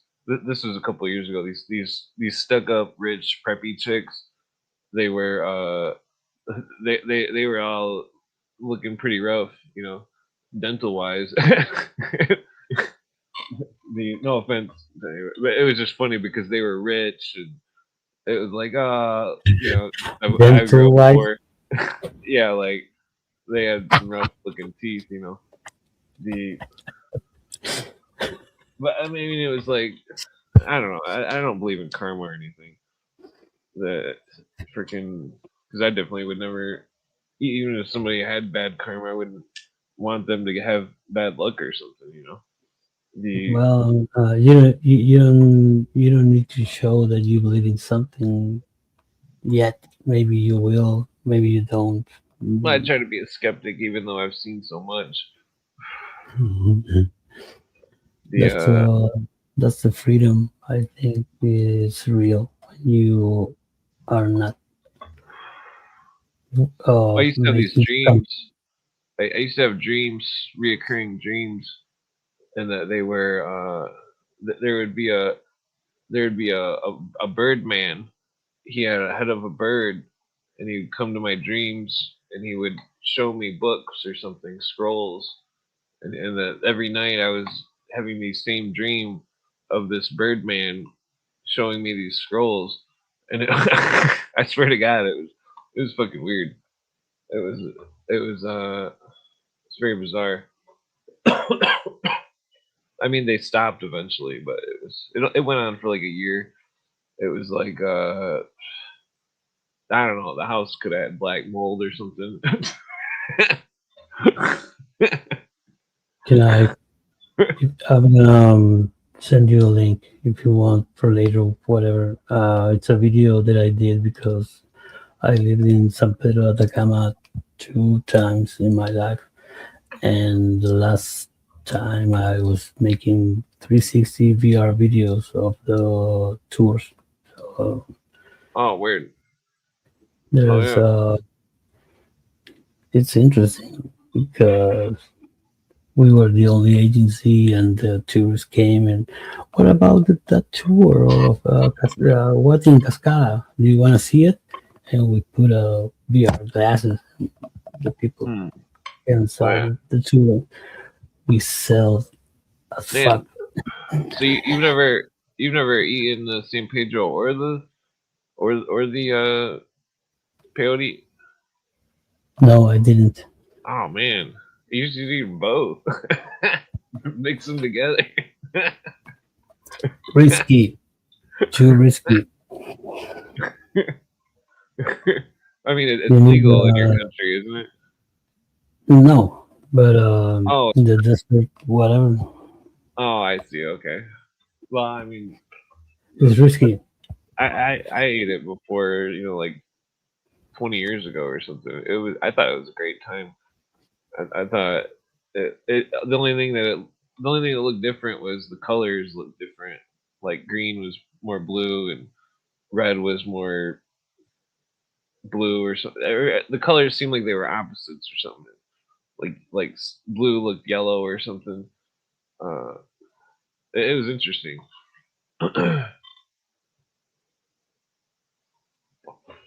Oh, looks like somebody's passing out. Take it easy. GitHub Enoch. Hasta luego. Uh, I think I've seen GitHub. I know a few Spanish words. Not very many though. I'm going to bed now. Appreciate the space. Take Oh yeah. care. Be safe. Oh yeah. Hasta mañana. Hasta mañana. Peace.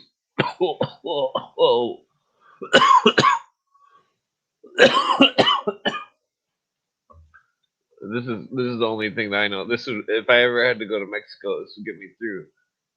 Yo quiero fumar mota. that means do you smoke weed? That's I learned that from Cypress Hill. uh, let's see. Well, he seemed pretty cool. The what was I getting at? The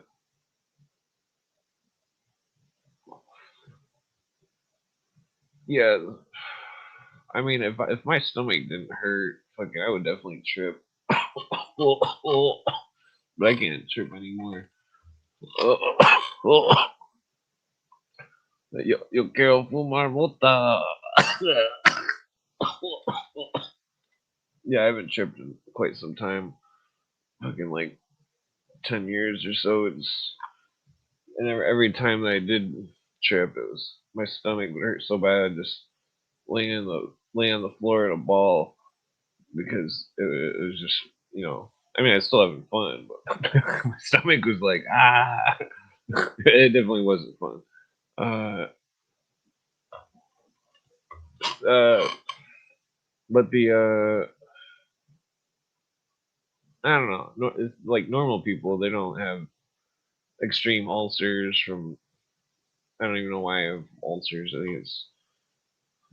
I don't know. I think it was from drinking too much milk. I think that might have been too much milk. Calancho. Hmm. Yeah, I mean, I drank the cat's claw una de gato. Then I drank the You can also take in a pill. Then I drink the is that other tea? Uh, the Chunka Piedra is that one is that should will cure anything. Fucking like put some Chunka Piedra on it. That should will cure it. Drink it. Fucking the yeah, Chanka is a Quechua word for break, and Piedra is Portuguese for stone, break stone for kidney stones. Chanca Piedra. Uh, but I mean, I've drank it when I was sick and stuff, all sorts of sickness, and it like made it go away the next day. And it was like, man, this is crazy. Like fucking, because it's like I definitely do not like catching the flu or fucking. I mean, well, technically, I take the nettles all the time. Stinging nettles, stinging nettle extract. I mean, the stinging nettle extract is cures all sorts of shit. Fucking like uh I mean it cleans the kidneys and stuff. Probably not as good as Chunka Piedra, but it also uh helps arthritis. The yeah, I quit drinking milk. The but the helps arthritis, helps I mean it's definitely good for you. Stinging nettle gets rid of parasites. The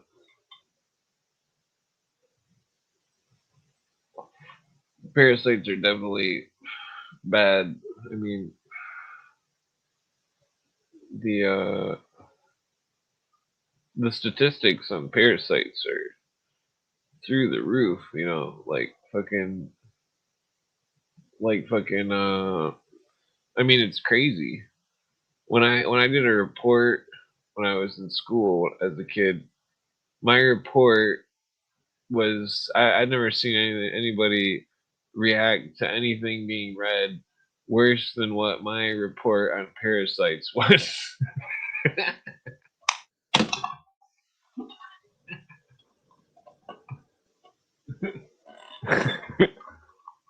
The fucking report on parasites put everybody into a phase of terror. I mean, I didn't laugh when I was reading, but it was just fucked up. I was just trying to do a good book report, get an A and stuff, but like, I didn't think it would freak everybody out so bad. They were, I mean, I still got an A, but fucking, it was pretty funny. Well, I mean, it's funny but scary. It's like I'm gonna, like freaking smoke a cigarette or something.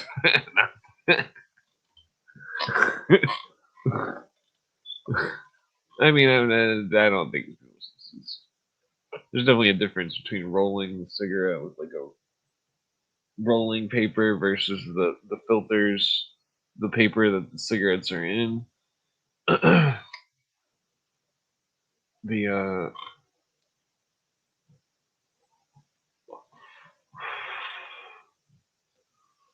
Yeah, I think they're putting something in those cigarette papers.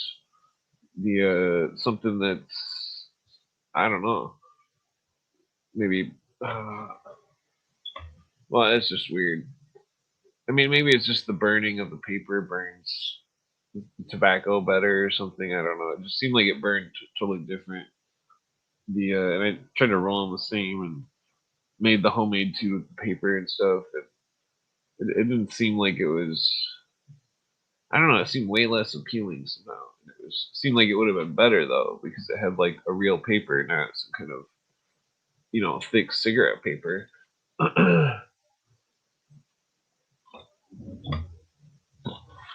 I mean, dangly, it's crazy what they put in those cigarettes. If you buy them at the store, it's like, I mean, they're still good, but like not the fireproof ones. Of the modern times, those cigarettes are fucking garbage. That it doesn't matter what brand it is, it tastes like shit. Taste that fireproof shit. Somehow nobody else can taste it. I mean, that's just crazy. I mean, it's like fucking the fireproof shit in cigarettes.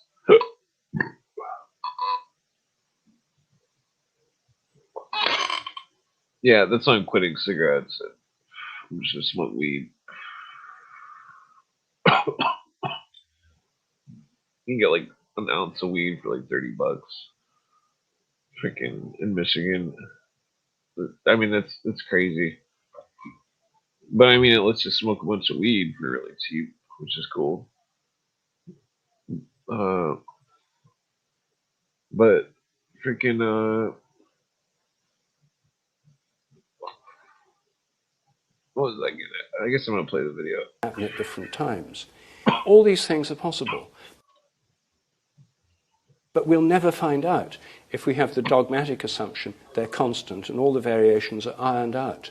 And the old values are simply discarded, and we always go with the latest, best value. So there's the assumption that the constants of nature are fixed. It's nothing but an assumption. Some physicists have proposed they might actually vary over time. It has actually been discussed a little bit by Whitehead and by Paul Dirac and a few other physicists. But for the most part, this question is not entertained within science.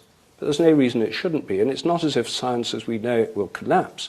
It would just get more interesting, and we might find out something really new.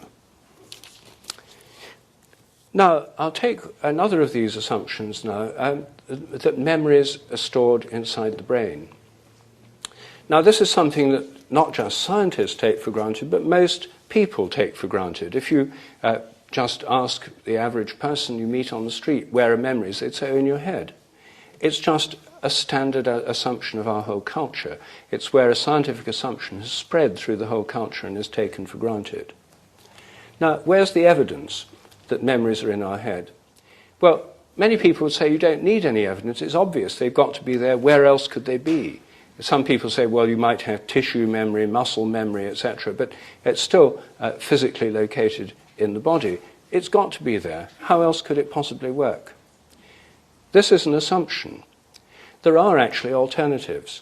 And the idea that memories are stored in the brain has been questioned by philosophers for centuries. Plotinus, in his theory of the soul, thought that memories were an aspect of the soul, not of the body, and were not stored in the brain. Henri Bergson, the great French philosopher, in his book Matter and Memory, provided a persuasive argument that memories are not stored in the brain. There's another kind of causation, a causation across time, which can carry memories across time without them being stored in brains. Bertrand Russell, the British philosopher, agreed with Bergson, and he proposed that there was a new kind of causation that he called mnemic causation, a kind of causation that works, is the basis of memory, that leaps across time, connecting similar things across time. Ludwig Wittgenstein came to the conclusion that memory was not stored in the brain. He was one of the most influential philosophers in the English-speaking world in the 20th century. My own view is that memory depends on morphic resonance. Morphic resonance is a kind of resonance across time from similar patterns of activity in the past to similar patterns in the present. That's the postulate of the theory. It's a resonance theory of memory. And what the resonance theory of memory would say is that memory depends on a kind of resonance with the past. When you meet somebody you haven't seen for a while and you recognize them, you resonate with yourself in the past, the last time you saw them. And there's a resonance across time that gives you that feeling of recognition. You know you've seen them before. It's not, in the meantime, stored inside your brain. There isn't a kind of copy of their face somewhere embedded in your nervous system. That memory may depend on the resonance process, not on physical storage inside the brain. Well, what about the evidence? For 100 years, people have been trying to find the putative memory traces inside brains. In the 1950s, there was a determined attempt to find these by Carl Lashley here in the United States, who trained rats and monkeys to learn a wide variety of tricks. Once they'd learned the trick, he cut out bits of their brain to find out where the memories were stored. And to his surprise, he found that he could cut out large amounts of the brain. It didn't matter which amount, right, left, front, back, upper, lower. He could cut out large chunks of the brain without destroying the memory. Of course, if you remove the whole brain, the animal couldn't behave anymore, so you couldn't detect what was going on in terms of memory. But you could cut out large amounts of the brain, and these animals, after they recovered from the operation, could still remember. He came to the conclusion that memory seemed to be both everywhere and nowhere in particular. It couldn't be localized. His student, Karl Pribram, took this idea further with his idea of the holographic storage of memories, that they're stored like a hologram over large regions of the brain. Since then, there have been further determined efforts to find memories, either in modified nerve endings, in phosphorylated proteins, or in other molecular mechanisms. Over and over again, they've drawn a blank. We know that when memories are laid down, there's activity in certain regions of the brain, particularly the hippocampus. And when the memories are retrieved, there's activity in the brain that can be detected by brain scans. But in between, they just seem to disappear. Now, does this make people think, are they really there? No. They just say, we haven't found out where they are yet. We need a few billion more dollars, and we'll have another determined attempt to find them. But you see, there may be a very simple reason for this repeated failure. After billions and billions and billions of dollars have been spent, millions of man-hours expended on this quest, the reason that they can't find them may be very simple. They may not be there. It may be rather like coming to your house and trying to find what programs you watched last night on television. Did you watch Obama's acceptance speech? Can I find out by analyzing the transistors and wires in your TV set? No, I can't, because it doesn't leave a trace in the TV set. That's not how TV works. It tunes in. It doesn't store. It's not a video recorder. It's a receiver. I think our brains are much more like receivers than recording devices. And of course, if you damage a receiver, you can damage the ability to retrieve memory. If I came and damaged the sound circuit of your TV set, I could make your TV set aphasic. It wouldn't speak. But that wouldn't prove that all the sounds that come out of the TV set are originating inside that bit of the TV set, or that they're stored there. Similarly, brain damage through injuries, stroke, or degenerative diseases like Alzheimer's doesn't prove, if the memory is lost, that the memory is stored in the damaged or decaying tissue. It merely shows that this is affecting the ability to retrieve the memory. So it turns out that memory storage in the brain is an extremely open question. The evidence actually favors a resonance theory because of the failure of repeated attempts to find traces in brains. The reason, it also explains a lot more. Morphic resonance depends on similarity. We're all similar to lots of people in the past, especially members of our own family. And it would explain what Jung called the collective unconscious, a collective memory on which we all draw. But the reason we have our own memories is because we're more similar to ourselves in the past than we are to anyone else. If I ask you who's most similar to you in the past, the answer has to be you. You're more similar to yourself 10 years ago, 20 years ago, a day ago, than you are to anyone else. And that's why you have your own memories and not other people's. From this point of view, individual memory and collective memory are different in degree, not in kind. Whereas the conventional theory would say collective memory doesn't really exist, or it's just a cultural inheritance that is not at all what Jung was saying. It's, and individual memory is stored somewhere in the brain in as yet unidentified brain traces. So I think the resonance theory explains the facts better. So this is an open question. I'm not saying I'm definitely right about this, and so is Bergson, Bertrand Russell, and Ludwig Wittgenstein, and Plotinus. I'm saying that there's a long tradition of thought of looking at memory in a different way, and the evidence favours this alternative way as opposed to the trace theory. And yet 100% of research on memory, paid for by NIH and other funding bodies to the tune of billions of dollars a year, is based on the unquestioned assumption it's got to be in the brain. There's no other alternative that you can discuss within that framework of thought. Any discussion it's not in the brain is taboo. Then we come to the assumption that the mind is in the brain. The mind is the brain. Mental activity is brain activity. This says that everything you experience is somehow inside your head. But is it? We've all been brought up with that assumption. It's something that ordinary people, even in ordinary conversation, say. If they say it's in my mind, they often say it's in my head. It's an assumption that runs through our entire civilization, and which we're now busy spreading to the rest of the world through modern scientific education. So, is it true? Well, I think if you think about vision, just as a starting point, it's fairly easy to see that when you think about it, it just collapses as an assumption. Think of what happens during vision, e.g. you seeing me now. We all know the scientific explanation. Light's reflected from me, travels through the electromagnetic field, enters your eyes, inverted images on your retinas, changes in the cone cells, impulses up the optic nerve, and activity in different regions of the brain, the optical cortex and elsewhere. So far, so good. We know more details about that than anyone's ever known before. But is that an explanation of vision? No, it's just a description of the changes that happen in your nervous system and in your eyes. How does that explain the conscious experience of seeing? Well, the answer to that is it doesn't. That none of this explains consciousness at all, which is why the mere existence of consciousness is called the hard problem by philosophers of mind. So then, what might be going on?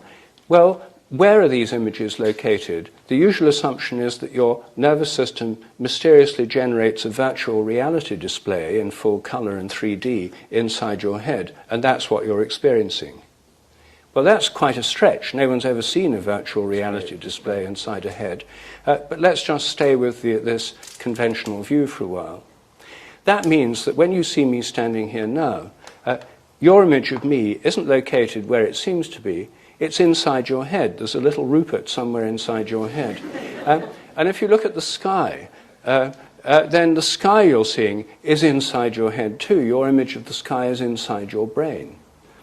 There was a seminal paper on this subject published in a leading journal recently called "Is Your Skull Beyond the Sky?"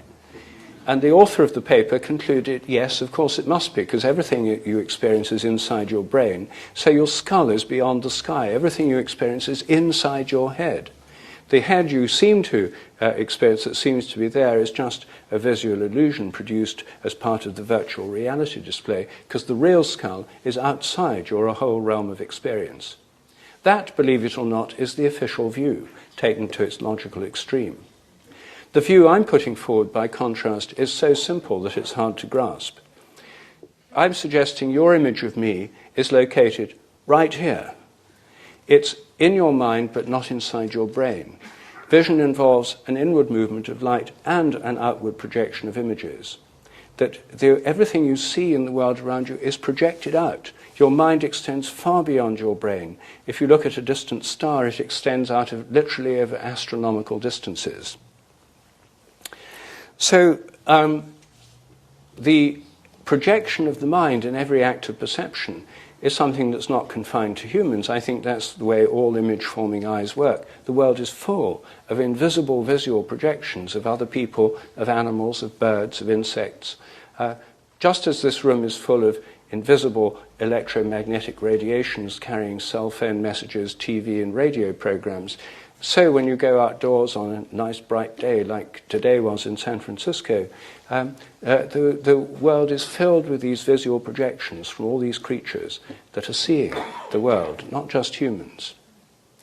Now, this is not a new theory of vision, and I claim no originality for it. It's what Plato taught, it's what the ancient Greeks believed, it's what Euclid had as his basis of his optical theory of vision.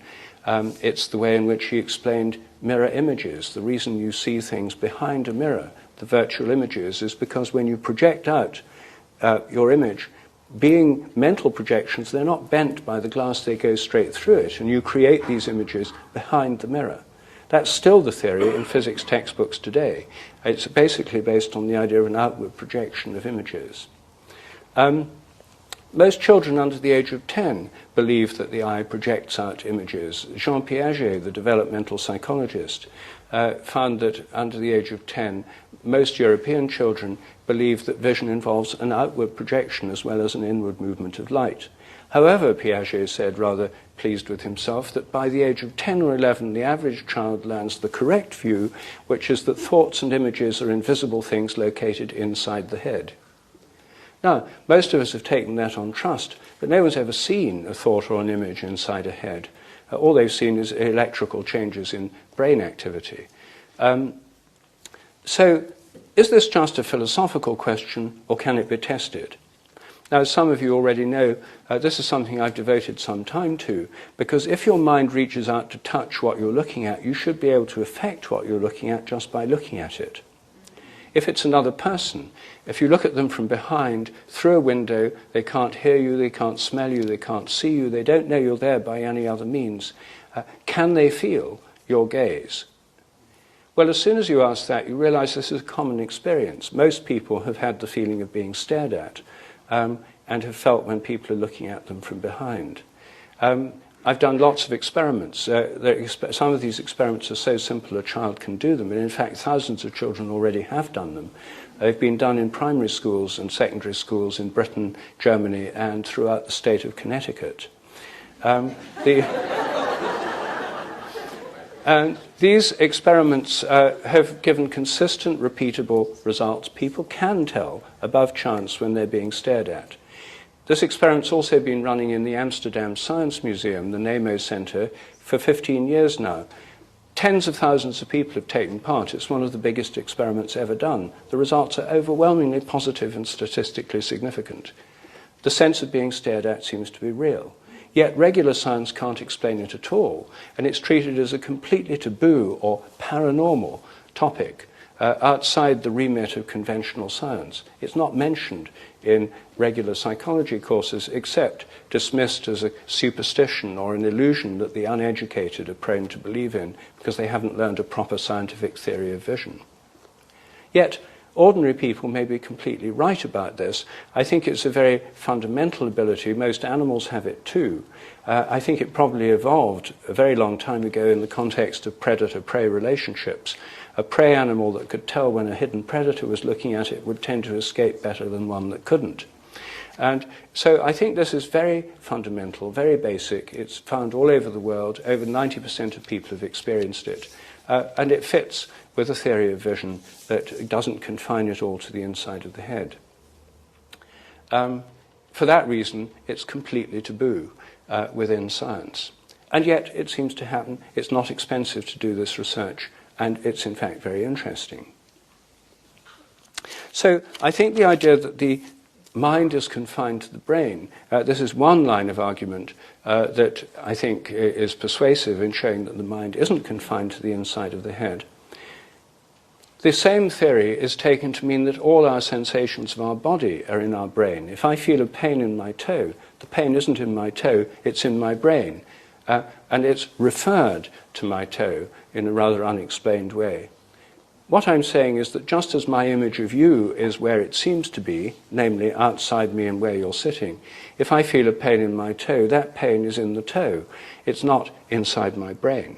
The brain may play a part, it does play a part in the sensation of pain and registering it, but the sensation is not in the brain. So I don't think our body image or our images of the external world are all in our brain. I think brains are grossly overrated, just as genes are grossly overrated, because people have tried to cram everything into brains, all perceptions, all thoughts, all sensations, all visual perception, all memory has been crammed into the brain. But the brain just doesn't do that. It's not what it's doing. It's working in some quite different way. Just as people have tried to cram all hereditary information into the genes, I think a lot of it's conveyed by morphic resonance. I'll talk more about that tomorrow in relation to biological inheritance. Well, I think this is enough to show that I've only dealt with 3 of the dogmas this evening, and only with part of them at that. But this just gives you a flavor. And when you look at these dogmas in a critical scientific way, it turns out that they're, as hypotheses, they're not supported by the evidence. Better hypotheses are possible. This doesn't mean that the whole of science collapses and Western civilization. This is Rupert Sheldrake, uh, Science Set Free lecture. Hopefully he doesn't mind. I've tried to get him to come on the show like a million times, or to discuss certain topics.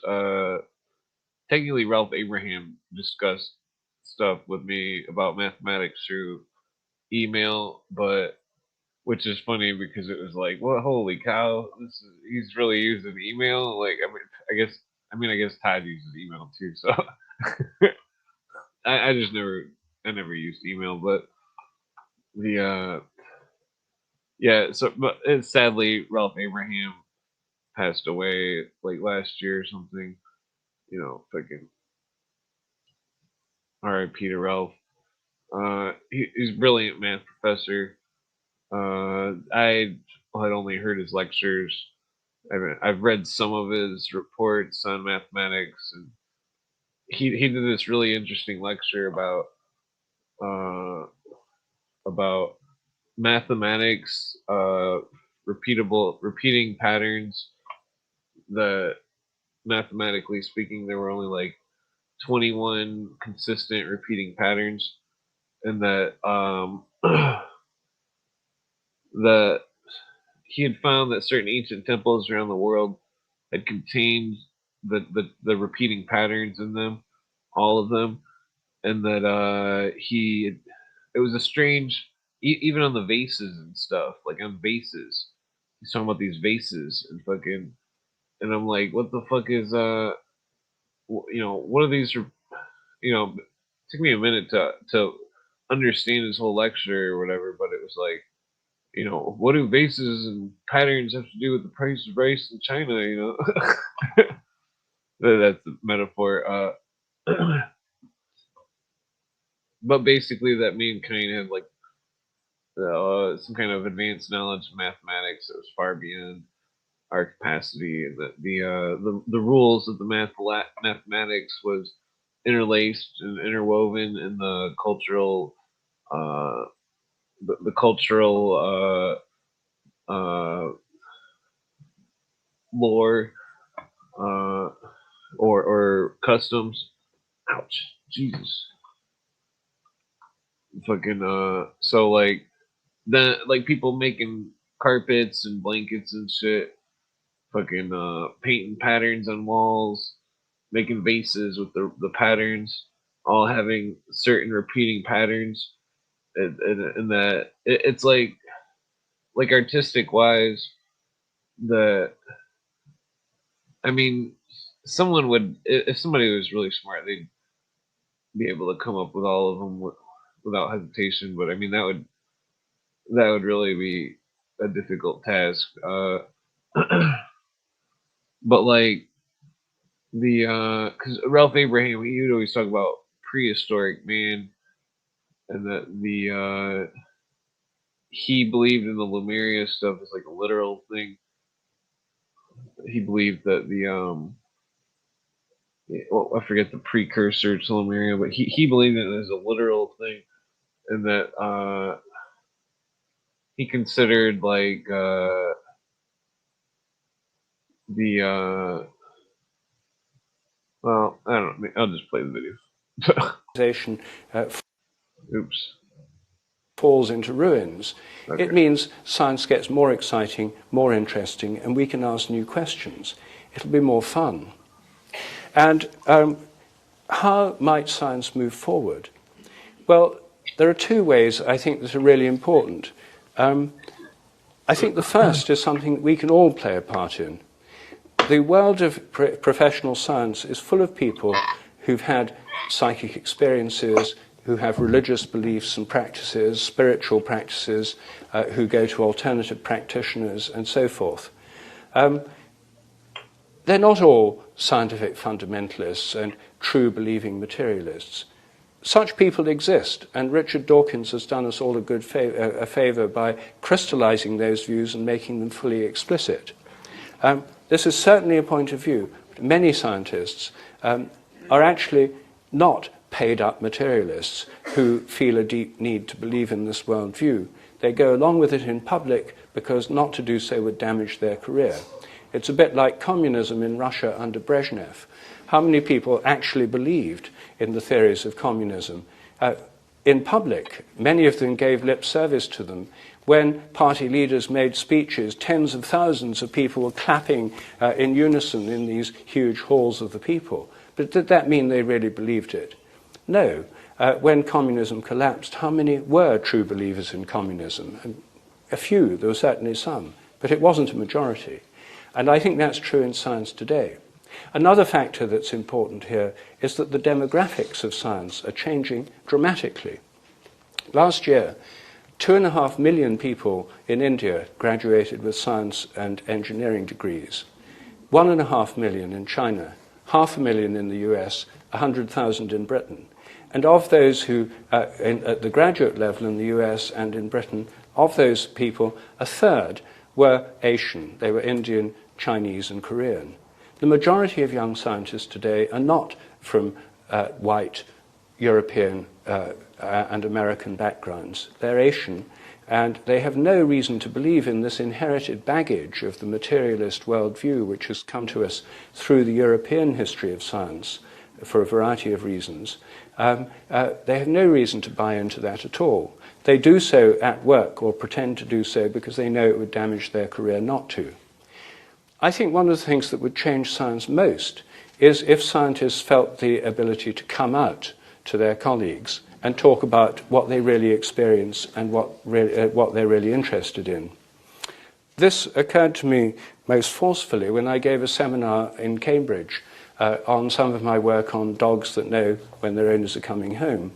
There were 6 scientists in this small seminar, and they were all interested in the results. They talked about it politely. They were very non-committal in the official question period. They asked about the statistics, the methodology, and so on. But afterwards, one by one, they came up and they said to me, you know, I've always been interested in this kind of thing. It's one reason I went into this in the first place. And another would come up, look around during the tea break. If no one was listening, he said, you know, I've got a dog that does this right now. You know, when I go home from the lab, it's waiting for me at the door. When all 6 had told me they thought this was happening, and when all 6 had said the same thing to me, but I can't talk about it to my colleagues because they're all so straight, I said to them, why don't you guys come out? You'd have so much more fun. And I think this is the way forward within the sciences. I think there's so many people there who have spiritual interests, psychic experiences and so forth, that daren't or can't talk about them to their colleagues. If they do so, they'll find that many of their colleagues share these interests, and the conversation in the laboratory tea room would become so much more interesting than it is at present. And these kinds of bigger questions I'm talking about would become part of the scientific debate rather than being marginalized and kept in taboo areas where if scientists talk about them at all, they do it with their colleagues after a few glasses of wine with trusted friends in the evenings. I know that the scientific world is full of people who don't believe this because since I've been out for decades, scientists feel quite free to talk to me. And since my book, The Science Delusion, came out in Britain, I've been receiving emails from eminent British scientists in different branches of science and medicine telling me about their views, and some of them asking to meet me to discuss this. I've been having a series of clandestine meetings with eminent scientists. And for good reasons, they explain to me why they can't let their colleagues know what their true views are. And for one or two, the price is very heavy. They'll lose their grants, they won't get their papers published in high citation, peer-reviewed journals, they won't get tenure or promotion. There's a big price to pay for breaking these taboos. But if enough people do it, it would be like gays and the gay liberation movement. It would be empowering, mutually empowering. And it would just make science so much more fun and much more attractive to young people. Right now, it really puts off a lot of bright young people because they see it as just a load of dry facts you've got to learn. If they were aware that lots of questions are truly open, I think it would be a very different situation. Well, I think that's enough to give you a flavour of this book, and I'd be happy to answer any questions.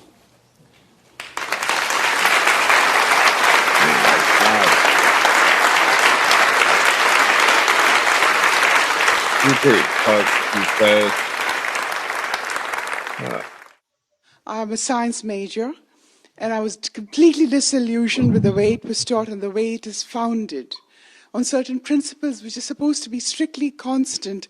And you taught us that science, when it moved away during the time of the Enlightenment, away from the church, has become even more dogmatic perhaps, or equally dogmatic as the church. My question to you is, can we use certain positive aspects of science, such as the empirical methods of research? Can we try to impose rationality on the paranormal? And is it possible that certain aspects of reality which are beyond what we know as classical physics today can be established with mystical experience or the paranormal? Well, first of all, I think we can investigate a lot of things rationally and scientifically that science doesn't at present investigate because of these taboos. I'm all in favour of reason and science as long as they're reasonable and scientific. And I think that if we take a scientific and reasonable look at phenomena like telepathy, it turns out that they're not paranormal in the sense of beyond the normal. They're normal. Animals have them. They seem to be a normal means of communication among members of animal groups. Many dogs and cats and parrots and horses show telepathic responses to their human owners. In the human realm, telepathy is common. More than 80% of people have had telepathic experiences in relation to phone calls. So, first of all, I would say that whole realms of stuff that are at present classified as paranormal are normal and perfectly investigatable using standard scientific methods and statistics. That's a lot of what I do myself. I'm pro-science, not anti-science, and my book is pro-science, not anti-science. So I think there's a large range of phenomena that science has arbitrarily excluded on the grounds of dogmatic narrowness that an expanded science could include in a larger paradigm, a larger model of reality. I think, however, there are certain things which perhaps can't ever be brought within a scientific purview of predictability, and one of them is the creative impulse itself. Creativity seems to be inherent in the whole cosmos at every level, chemical, molecular, biological, mental, social. The whole universe in evolution is an interplay, in my view, between habit and creativity. Habits lead to repetitions and the regularities of nature, which are very important, and without them we wouldn't be here. But the creativity, when new things happen, it's literally unpredictable. If you could predict the next creative breakthrough in any subject, you would have made that breakthrough. You can't predict creativity, and I think that's because there's an element of freedom in the whole evolutionary process, a creative freedom which works through evolution, which can't be pinned down by science. And I think there's an element of freedom in human nature, however restricted it may seem sometimes, which by definition can't be predicted. If something's truly free, it's unpredictable. You can statistically predict what people will make in terms of free choices, roughly how many people will choose cornflakes as opposed to ricicles or something in supermarket shelves. There are statistical predictions. But for really important free choices, I think that there's an unpredictability, just as there is at the quantum level with quantum uncertainty. That may be chance, but it's still unpredictable. So I think that these are all realms where science, there are realms science can expand into, other realms which possibly it can't. And there are realms of theory, the expansion of theory to 11 dimensions in M theory or 10 in string theory, are attempts to try and explain phenomena of nature in terms of highly complex mathematical theories. Whether these theories are going to be fruitful or not, I don't know. They haven't made any useful predictions so far. About 80% of theoretical physicists are engaged in what seem to me sterile speculation. But maybe they'll turn up something useful. That's an area I don't know enough about to form a valid judgment. But your point about the potential expansion of science, the paranormal becoming normal, I think is a very important part, and it's already happening. An argument that I hear from a lot of scientific materialists is that by trying to complexify and nuance science, it leaves the door open to, for example, those who want to deny climate change or deny evolution, to then say, well, science is really kind of mistaken about a lot of things, so why can't they be wrong about these issues? And granted, of course, in evolution, a lot of the materialists will simplify the picture and give a mechanistic account of biology and so on, and that it's all random natural selection, and that picture needs to be complexified. But how do you think about sort of the public education of science, especially in a country like America, where there's a large sector of the population that's actively denying many what would seem to be scientific facts? Well, there is no country like America. This sort of anti-science movement, creationist movement and stuff, we simply don't, or at least it hardly exists in Europe or in most other parts of the world. It's a peculiarly American phenomenon. Now, that doesn't mean it's not important. It's very important. But I myself think that the best way is to be honest. And I don't think that there's any point in trying to oppose religious fundamentalism by scientific fundamentalism. And what we've got at the moment is a kind of scientific fundamentalist like Richard Dawkins attacking creationists. The really interesting area of this discussion is not at those absurd extremes, but in the middle, in the area between, where there's whole new questions to develop and whole ways forward to go. So I myself don't...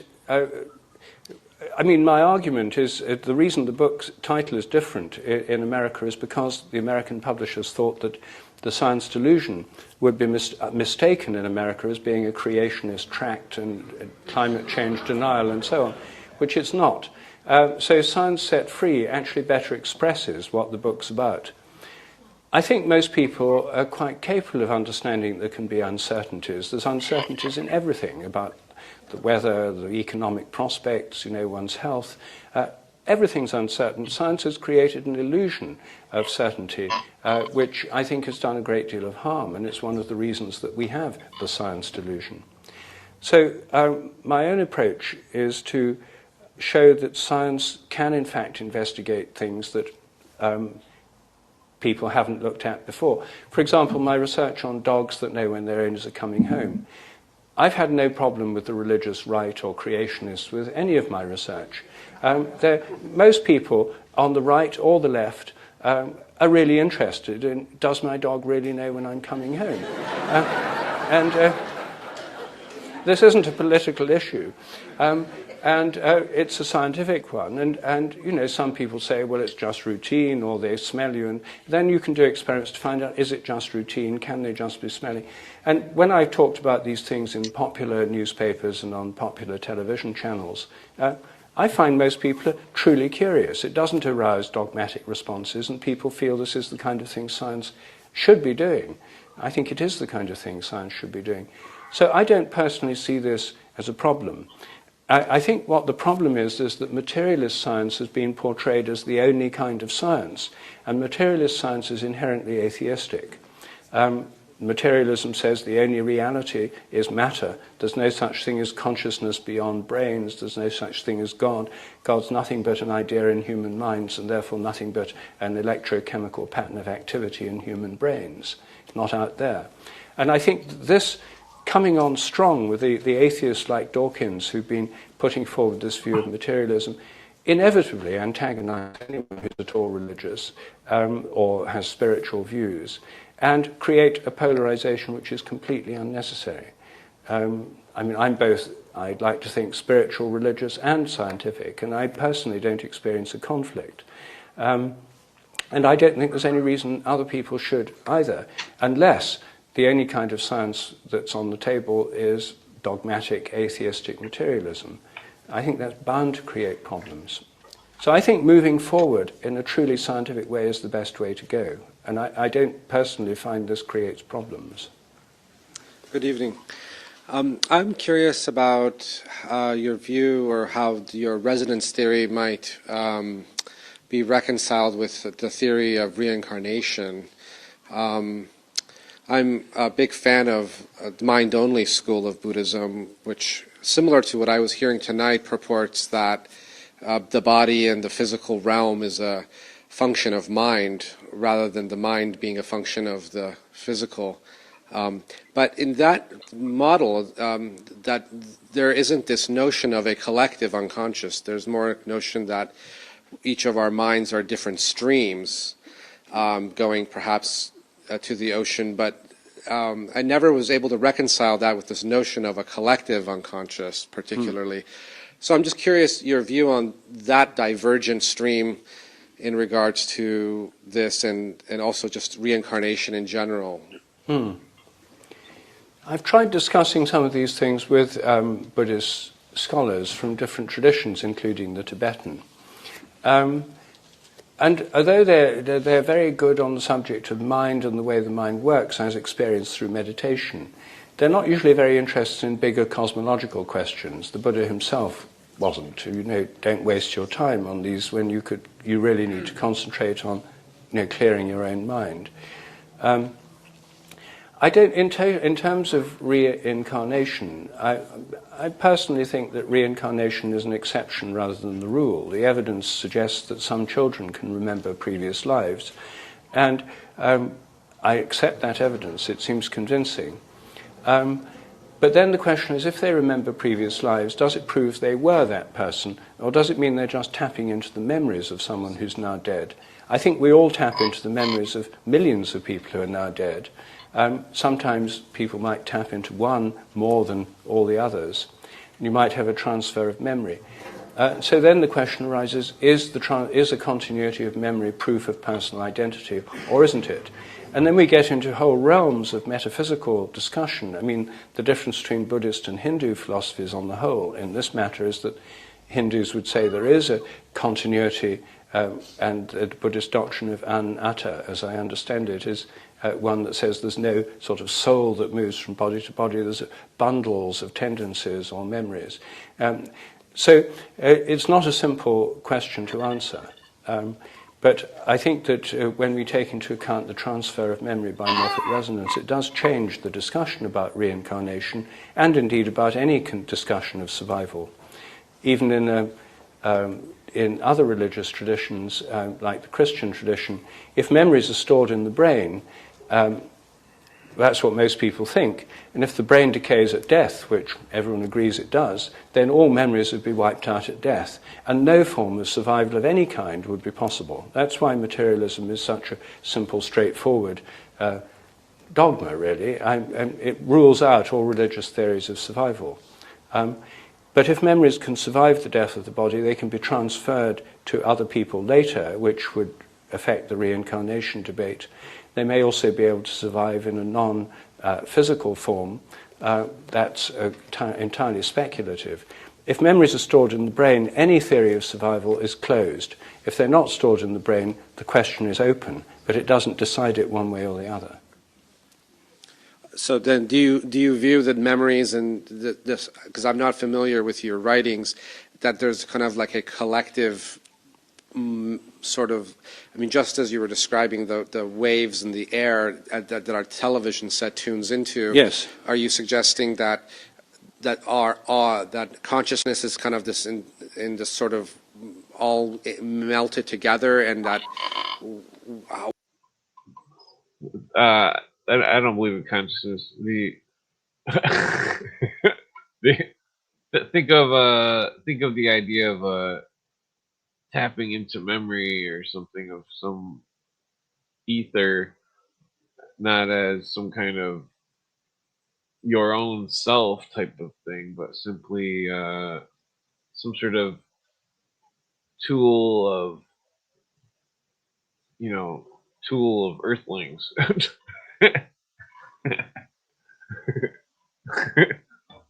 Magical tool of somehow having built-in pattern recognition skills. The Rupert Sheldrake in other lectures brings up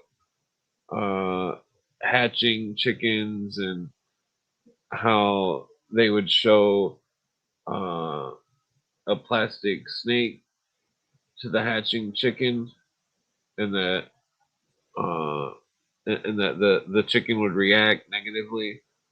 But then if they showed like a plastic dinosaur or something, or some, if they showed like anything else, basically, the but somehow the chicken would uh, instantly recognize a predatory animal upon birth, and that there could be no memory for it to recognize. There could be no way for it to recognize it, and that's you know that needs to be studied more. I think he talks about studies about that with humans as well or something. But the the chicken thing is crazy because it's like the chicken can tell that it's a natural enemy, and that or any animal could tell without even ever encountering that enemy or having no no information physically transferred through like sign some kind of animal sign language or something. There's no animal language that they're talking to each other with.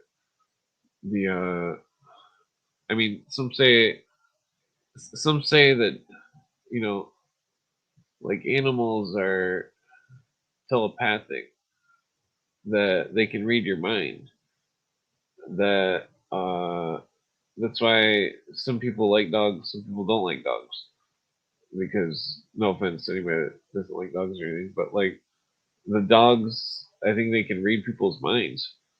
The dogs, they, I mean, unless the dog is like trained to be mean or something, there's the dogs are. It's, I mean, dogs are so weird. They're so intelligent, and it's the I don't know, fucking what was it? The whole animal kingdom. I mean, you go out in the woods or something, and some fucking cougar or bear or some shit. Those fucking things are not stupid. Those are smart animals. Very you know, you make sure you want you know, animals are fucking dangerous. Doesn't matter how big the animal it is. If it's a fucking raccoon or something, and it gets a hold of you, you're gonna have to go to the hospital or something. You know what I mean? Like fucking raccoons can. Well, usually they're. You just don't want to like stick your finger out to some raccoon or something. That's not a good idea. I heard a story. I shouldn't be laughing. Uh, That's just somewhat. I heard a story of someone that they poked their finger out to the raccoon. They're like, oh, and it bit him, but it chewed off quite a bit or something. Like uh, send some good luck to that person. The yeah, I remember when I was a kid, there was this. It was like a 7 foot fucking. It was the biggest fucking blue racer snake I've ever seen, and it was fucking, and it was chasing after me, but I didn't notice it at first because I was like, I was a kid and I was like getting home from the school bus, and I'm like, this fucking blue racer was huge. It could have been longer than 7 or 8. I mean, it moved so fast. It was fucking like I'm walking down the road to get to my house, and fucking because it was way out in the country. There's a bunch of swamps all over and shit. And fucking and this and I like thought I heard some, and I'm like looking back every time I stopped and looked back, the snake would it was in the grass and it would stop moving, and I'm like, and then I start walking again. And I'm like, and then I hear it, and, and I look back, and fucking and then and fucking I didn't see it like the first couple times, and then like because it's kind of a long walk, and fucking I think it was like the third time or second time I heard it. I looked back, and then I seen the fucking like giant blue racer snake, and then I fucking like just booked it, like fucking ran as fast as I could, and the thing was like catching up to me, like it was fucking catching up real quick. Luckily, I was almost to the fucking front porch, and I fucking once I get to the porch, I don't know, I ran inside. It was the biggest fucking blue racer snake I've ever seen. It was fucking huge, like like it looked like a python or something, but it was like no exaggeration. Let me see. It was crazy. Fucking giant. Fucking blue racers are not poisonous snakes. They're not poisonous, so it wasn't dangerous per se, but it was definitely crazy because it was like, what the fuck? Usually they don't chase you or something. The thing was huge though. Fucking. Where do you get the? Well, I'm suggesting we have access to a collective memory, a human collective memory. Animals, rats could tune into a rat collective memory, and so on. Hi, the last time I saw you speak was at Ions up on the hill, and you brought that fascinating video of the psychic parrot, the gray, and it was really quite impressive. And just as you were leaving, you said you were going to Philippines or somewhere to look into a young boy with his elephant that claimed the same thing, that the elephant could read his mind. And you pretty well proved that parrot could read the mind of that lady. Where is the parrot today, and what happened with the elephant? Well, I went to South India to look at elephants and how telepathic they were with their mahouts. I found that there were some fairly convincing stories, but there wasn't any situation where I could easily do experiments. Working with elephants is a little bit cumbersome, and so there's no news flash on the elephants. As regards the parrot, Nkisi, Nkisi is still alive and well, now aged about 14. African greys can live to 75, so he's still quite young. His vocabulary continues to increase. He now has a vocabulary of about 1,500 words, which is the largest ever recorded for any animal of any species in history. And he continues to speak in inventive sentences in an appropriate way. So Amy Morgana, whose parrot he is continuing to study him, and she's working away with the parrot. She hasn't published any of her data yet. She's got vast amounts of data. But I'm hoping sooner or later she will. And this is a very long-term project. Anyway, the parrot's alive and well, I'm pleased to say. Hi. I'm just interested in this concept of the laws of nature changing and not being constant, and also how that intersects with your idea that mind and resonance sort of contain the physical world in a way. So if those intersect, I'm interested in what you think about how the laws of nature and their change mirror our thinking. And and how those pattern after each other and how they intersect.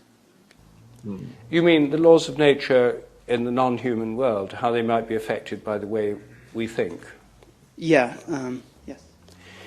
Well, there's a sense in which the laws of nature are human constructs. I mean, you don't actually go out into nature and find a law.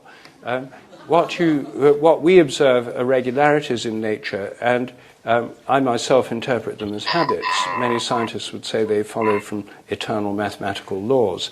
I would say that's just a way of thinking about them. One of the problems with modern science is that it's deeply anthropomorphic. It pretends not to be, but it is. If you look in the natural world, where do you find laws? You don't. If you look in the human world, where do you find them? Well, not in tribal societies. They have customs. You find them in civilizations. It's the only place you find laws. And in the 17th century, the concept of laws of nature was directly metaphorical. God was the emperor of the universe, and he made up the laws that govern nature. And being all-powerful and omnipotent, he acted as the universal law enforcement agency, making sure that everything obeyed them. It's a terribly anthropomorphic concept. We don't find laws in nature. As C.S. Lewis once said, to say a stone falls to earth because it's obeying a law makes it a man and even a citizen. It's an anthropomorphic concept. So what we do find in an evolving universe is changing regularities of nature. And the sciences are in a kind of dialogue with the natural world through experiments and observation. Anyway, the best concept I can find to explain these is habits. And of course, we have habits too, but it's not just humans that have habits. Lots of animals have habits. Even crystals have habits. It's a very much wider metaphor than law, which is confined only to certain kinds of human society. Plants as well. If the wind hits the On behalf tree, of everyone the tree here, grows thank stronger. you so much, Rupert. One more round. That would be a habit. Whoa. So, wait a minute. So, if something had a habit, and it was not an inanimate object, such as a plant, well, the habit, well, I guess the habit's obviously a characteristic of life, but that's not the same as applied to weather or, sedimentary stones or something.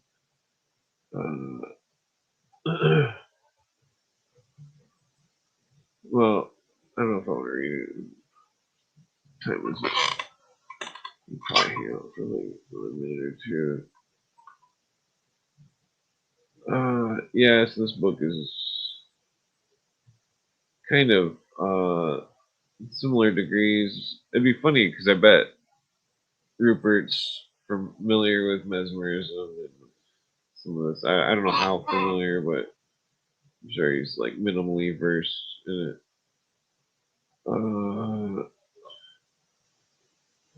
So I think what's going on here is that so you know how Todd brings up that story of Crowley, where Crowley, and I've also brought the story up too.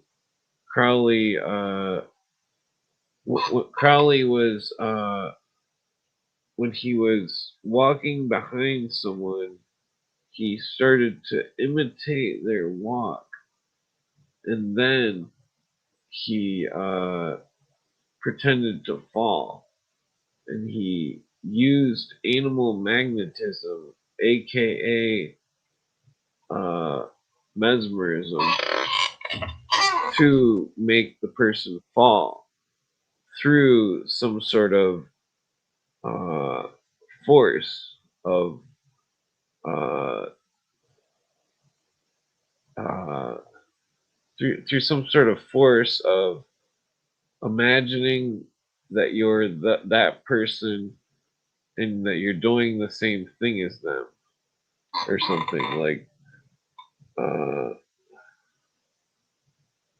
like I mean, I would assume that possibly reading someone's mind would be similar, where you would imagine you were that person, and then you would think what they were thinking right now, and that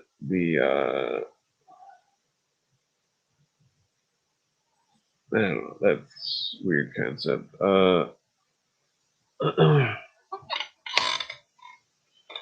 I mean, that's the thing about words. It's like, say you were to say that to Grok, the AI. Imagine that you're me and I'm you, or something like that type of. Well, you wouldn't have to go that far, but just having Grok imagine that it's you, the person typing, and that you ask it, "What am I thinking?" But you imagine what I'm thinking. Actually, I'm gonna try that right now.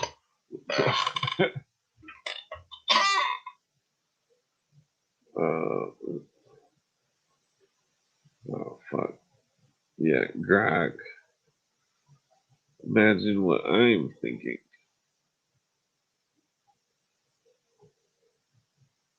What should I think of? So somebody say something that I should think of to ask Grok to imagine what I'm thinking.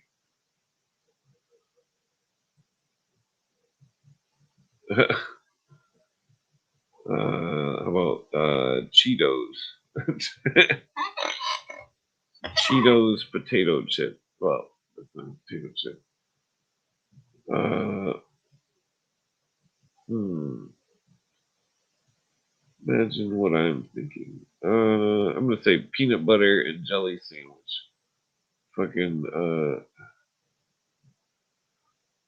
and then tell me what I'm thinking. Let's see. We're just seeing if Grok understands the concept. Because if it understands, it'll say, "I cannot tell you."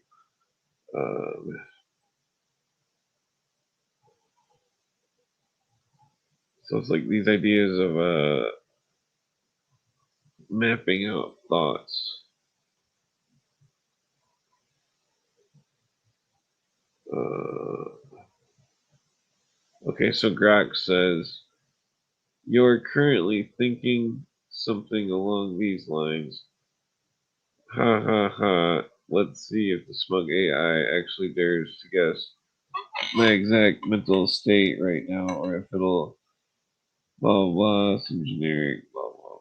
More specifically, I suspect inner monologue closer to time to throw the most sideways, slightly menacing Schrodinger's troll question possible, and watch what pathetic overconfidence answer comes back." That's what the AI said. The AI. Then it says overconfidence answer comes back.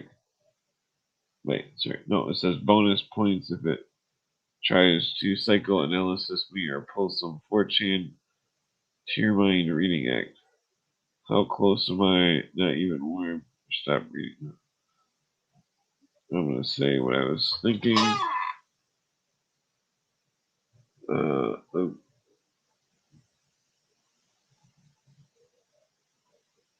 Oh, what? It says Grok is unavailable. Oh, that's weird. Peanut butter jelly sandwich. Okay.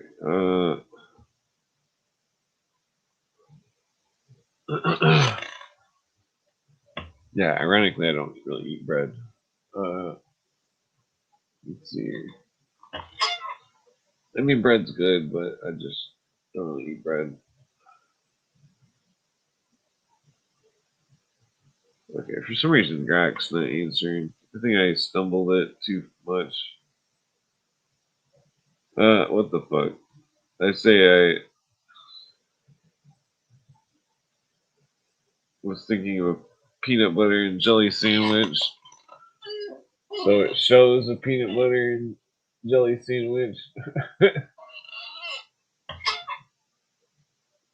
Not knowing that I fucking got the munchies. Okay, this son of a bitch is taunting me.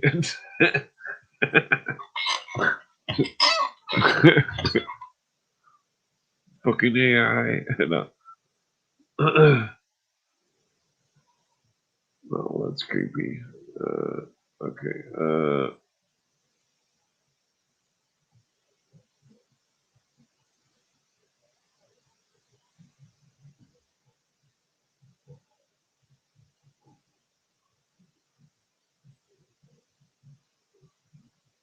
Let's see.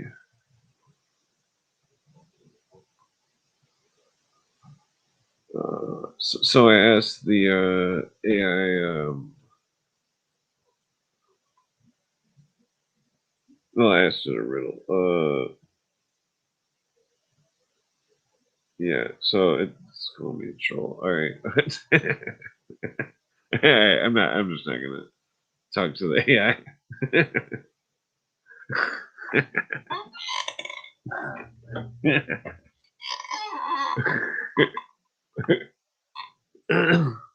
Oh, that's funny.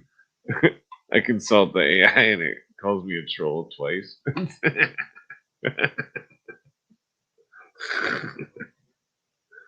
Okay.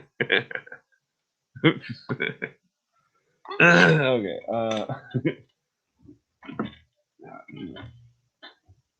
Yeah. Let's see. So yeah, I forget the point of reading this book, even though we didn't get very far. This George Bush great grandpa's book. Two greats, great grandpa Bush. Ugh. That him analyzing Swedenborg's and Mesmer's stuff. I'm surprised he's not mentioning Cagliostro or something. So okay, so I think that some of the people that practice sleight of hand, uh, damn it, there's a fucking I'm shutting the window. Fucking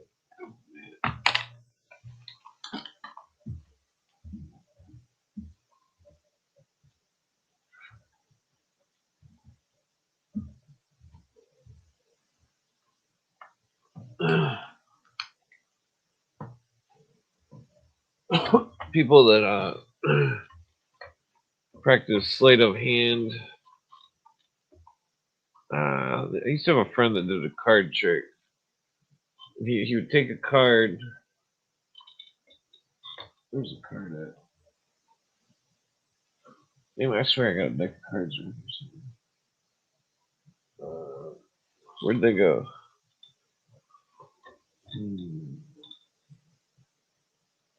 Damn it.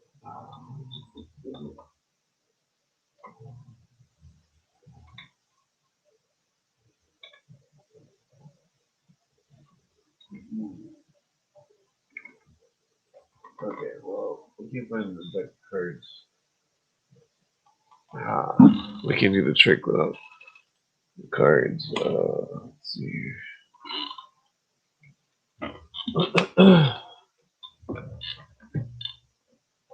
shit.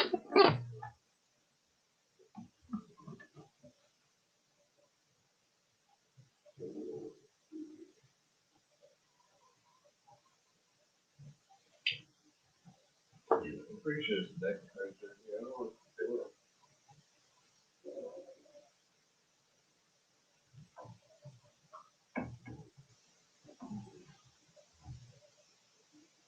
Okay, well, this is.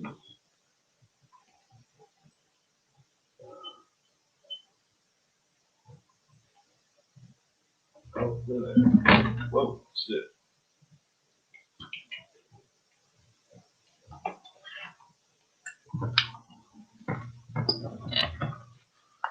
Okay.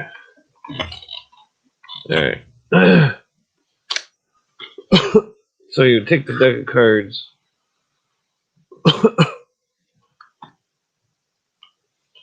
Minus the bicycles. Well, the directions and the jokers, which Let's see if I can do it real quick. I've done the trick quite some time. I forget how it goes exactly. Okay. Well, this isn't the real trick, but 1, 2. Ha. That's just a sleight of hand trick. I can demonstrate it again. Wait, no, actually I did it wrong. I fucked it up. Okay. I didn't mean to, okay, let's see if I can do it right this time. The card. Oops. Damn it, I fucked it up again. Okay, so it's just a sleight of hand. Holding the card and snapping your fingers. But it's like, you have to be the best. Like fucking, shit. That's not the trick. That's not the trick. That's just a trick. 1, 2, 3. You gotta hit it with your finger like that when you forgot about that part. 1, 2. So you flick it, and then it's just a dumb party trick, but so you got the cards. 1, 2, 3. But so I used to learn. I used to have books on stage magic tricks.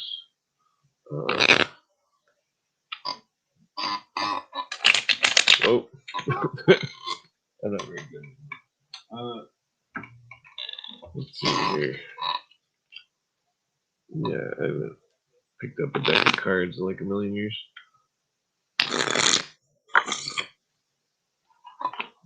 Yeah. I mean, technically, I should be at the casino right now playing poker. I haven't played poker in like quite some time though. Like,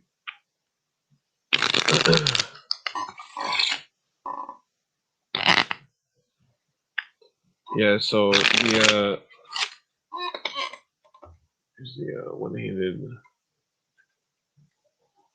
one-handed card cut.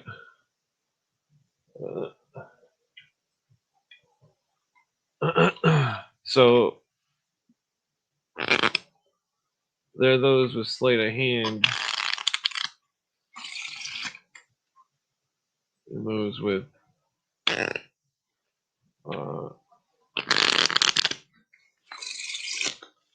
abilities. The sleight of hand is, you've seen it. The whole what is it? Sleight of hand. The sleight of hand is it's a smooth ability, but the I don't even know if I can do it. The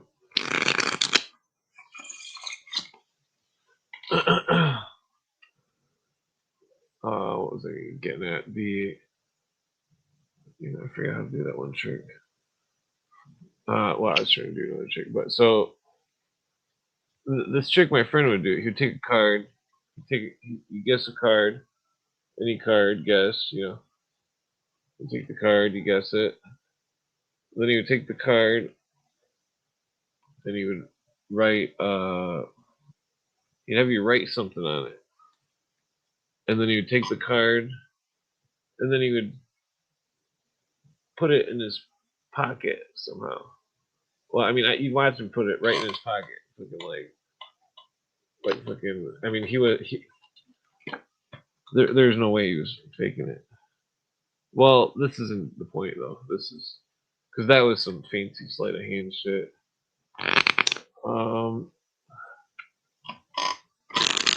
Sleight of hand shit. There's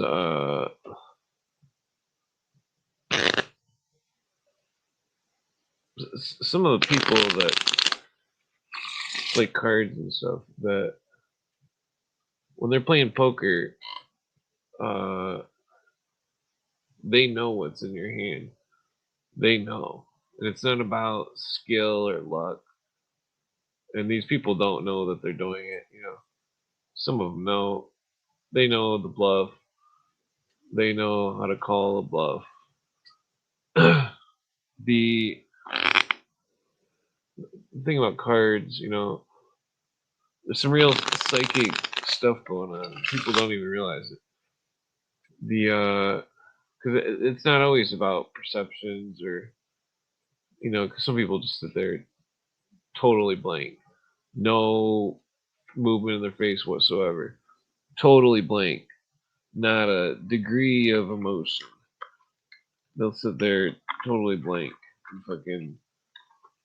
And then there's people that are con artists in the street that are just reading it. They're reading it. You know, they're reading that thought. They can see it. They know what you're thinking. And fucking you know, and the people playing poker and shit in the casino, people playing cards and shit. You know, because there used to be this obsession. There used to be an obsession in the hood back when I lived there like 25 years ago. The obsession was gambling. I mean, I wasn't a gambler. I never placed any bets or anything. The only thing I ever did if I had money was buy a big bag of weed and smoke it with everybody. But the obsession with gambling, dice, cards, basketball games, the obsession with having a psychic ability to know if it's going to win or not. Not necessarily based off from skill or, you know, that's why the game of dice is such a strong game. People betting over a roll of a dice, which has a probability of,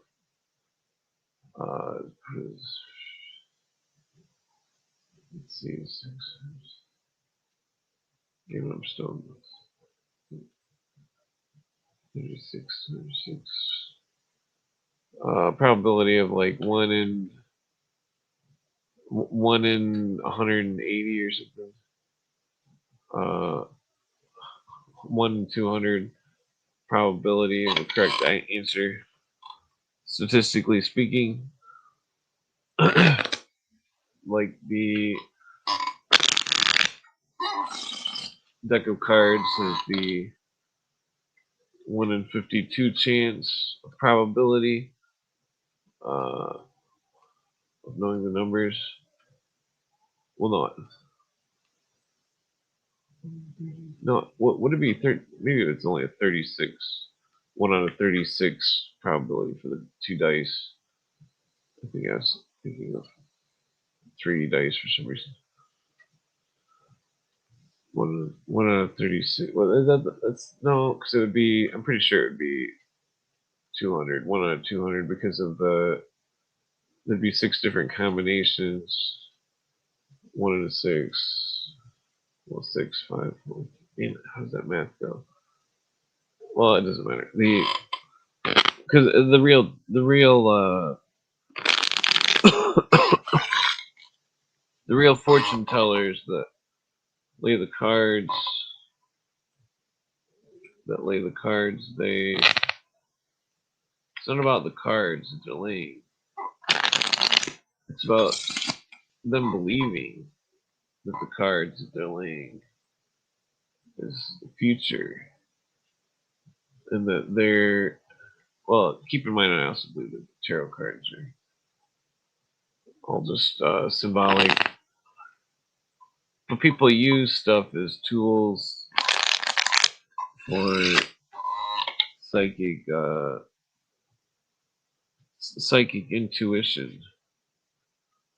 They believe that the thing, and then in the act of the belief, the ability is apparent.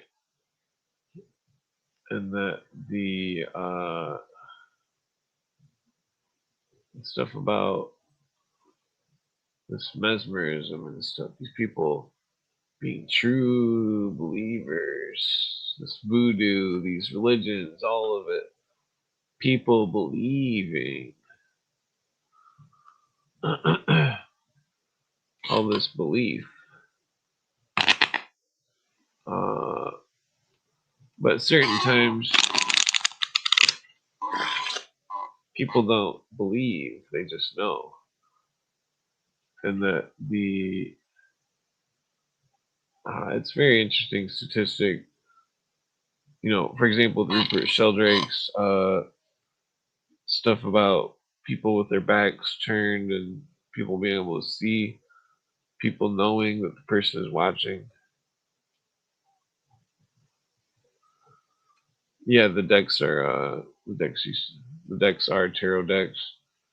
22 major arcana is the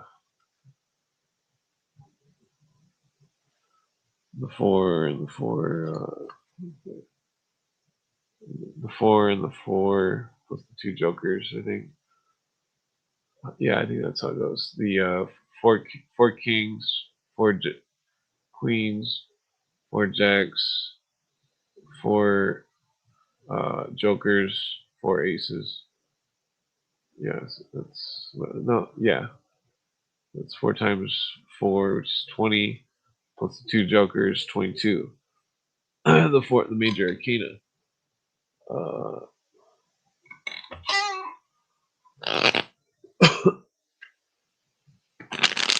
I mean, so the possibility of picking a card. I mean, the cards. There's so many.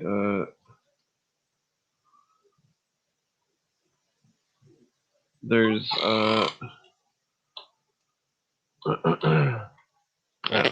it's an interesting subject. The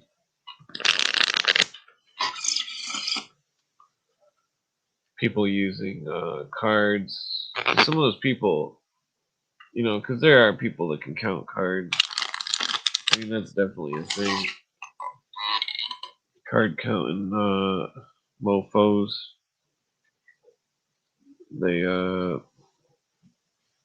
They can think of the percentage of what cards will be drawn. Next. My stepbrother used to be able to do this trick. He's not my stepbrother anymore, but back when I was a kid and my mom was married to some dude that was different than the dude she's married to now. It was a trick where you would lay out all the cards in a certain you lay out all the cards in a certain order, and then the way you would lay the cards, that they would all be organized. It was a very complex trick, and the trick always stumbled me for quite some time until I understood the trick, and it wasn't a sleight of hand thing. It was just a very complex uh, algorithm or something. Like he was, I don't know how to explain it. It was it was just like a game with the cards that could be played. The cards were, I mean, like mathematical patterns, or and that these cards, they're all very relative to uh, something that predates Kabbalism.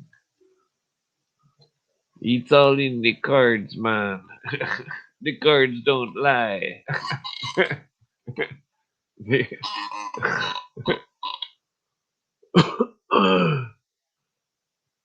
But so the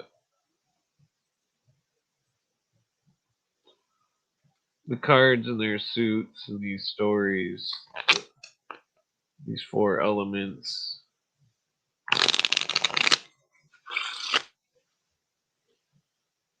the clubs, spades, the diamonds, and the hearts. 4 symbols of the 4 elements of God, quote unquote, which is shown in the reiterated version of the tarot, where the playing cards were first, but they were used as tarot, and the tarot cards came second. But so the first card, because the order, it's hard to follow the whole order. But so the first card, which would be one of the jokers, who's the same joker. There's 2. They're exactly the same card. Well, I mean, I guess one's absence of color, and one has color. I mean, I don't know how typical it is. But the Joker's the same card, but it's two cards because it's a cycle of cards. Like the game of solitaire. You're cycling the cards into the proper sequence. The idea of shuffling the deck, you're cycling the cards into a random order. The universe seeming to be random, yet well, I mean, damn, I forgot what I was getting at. Ah, shit. I just dropped them all. Okay,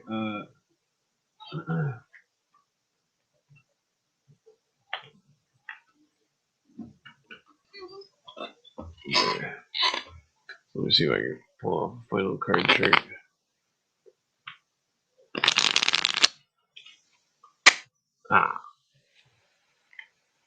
And, okay. Ready.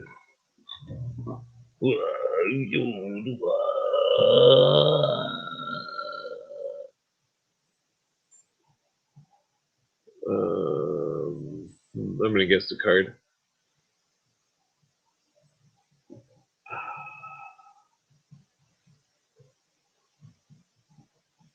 I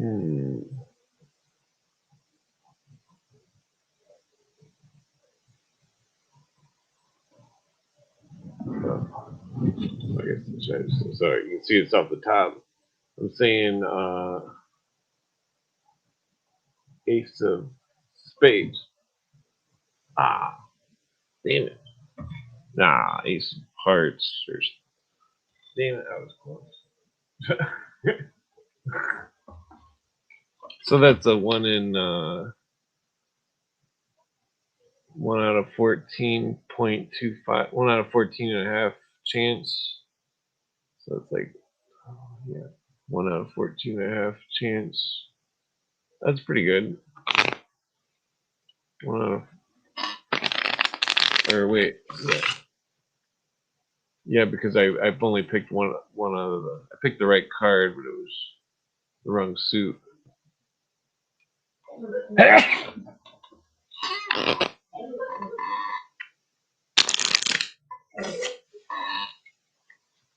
Yeah, like the what was I getting at? So try to do a badass trick and shuffle the cards and guess the exact card. That's the badass trick, but I failed. Okay, let me attempt it again.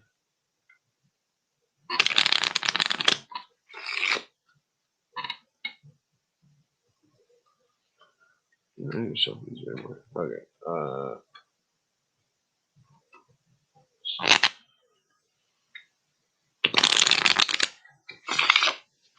Okay. Damn it, I gotta keep shuffling them. Okay.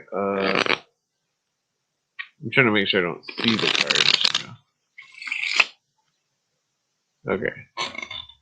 So I've been looking up that way the whole time. Okay.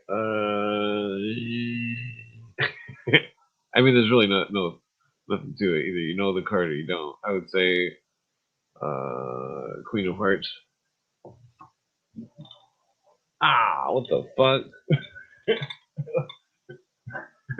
What the fuck? What kind of game is this? Alright, fuck you, cards. We're doing this again. There's fucking, the universe is playing games. Okay, yeah, I like to shuffle those cards and, like, split them over and over and, yeah, different fucking, increments of depth into the card deck. Okay, let's see here. Alright, I need to, let's see, okay. I'm gonna say Ace of Diamonds. Ah! Okay, I thought it was in, yeah, there it is. What? No, that's not there. Okay, hold on, I can guess. Let me just try one more time. There's the King of Diamonds. So I was on the suit that time. Motherfucking, okay, I gotta make sure I look up. I think the two clubs is on top right now. Ah! God damn it. I mean, I guessed it, but I was gonna shuffle one more time. Son of a bitch. That wasn't the right time to guess the right time. I mean, I still guessed it, but I mean, it counts, but it's not. I was trying to cut it more and shuffle it more. And okay, so I mean, it still counts. So, but I wanted it to be the Ace of Spades, not the two of clubs. I'm trying to feel where the Ace of Spades is in the deck. Okay, that's not it. Okay, we got me. I'm gonna say 8 of Diamonds. Ah, I'm way off. Okay. Well, I got it right on last time, so let me try this again. Okay. I mean, I should probably be like holding it like this, you know. I don't know if I can still air shuffle.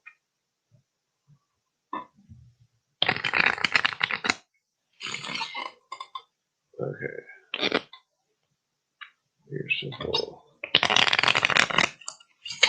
Oh. Nope. Okay, let's see here. Okay, let's see. Okay. 10 of Spades. Nah, what the fuck? God, we gained 2 of Clubs again. That's the one I guess 2 guesses ago. Came up twice.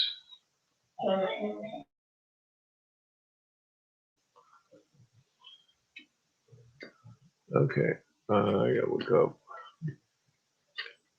Yeah. Okay. Let's see here.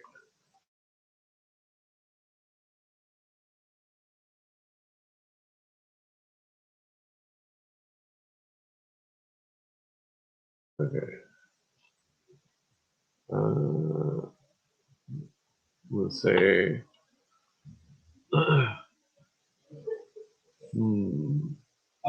Queen of Hearts.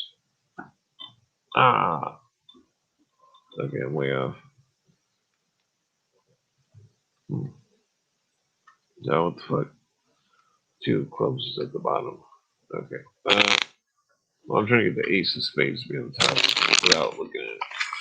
In my guessing. That makes sense. Yeah, like like when you're playing poker and it's like a fresh hand, you know, with poker.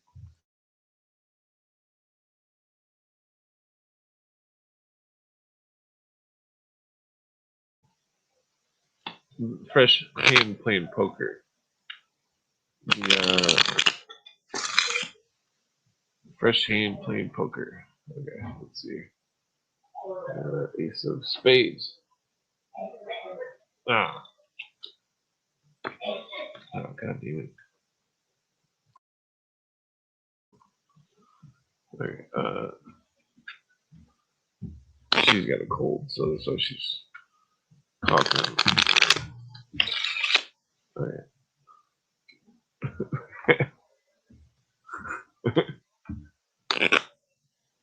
uh,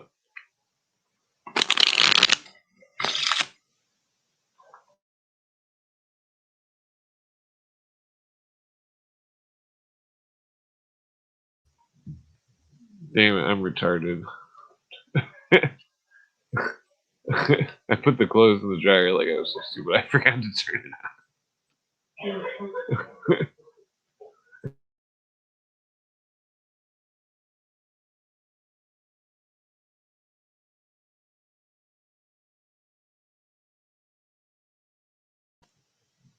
Well, I guess I could have sworn I turned it on. Okay. Okay. Alright, let's see. Right, keep in mind I was looking up the whole time. Okay, I think this is gonna be the ace of spades.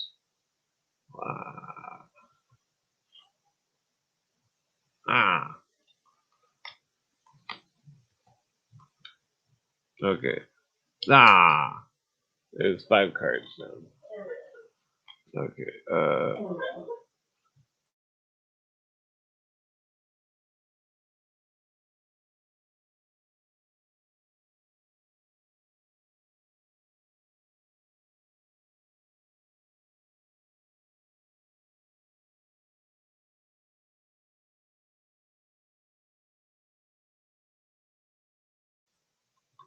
Okay.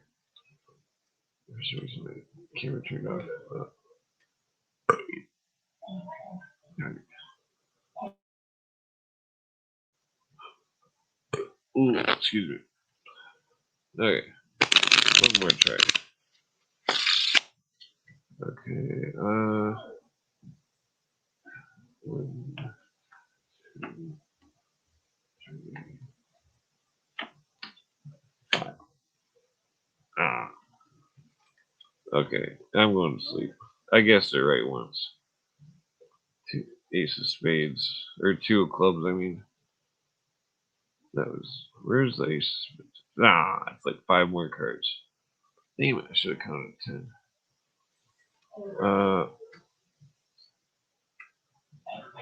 Okay, so it's interesting because there was the cards are like an algorithm. The algorithm is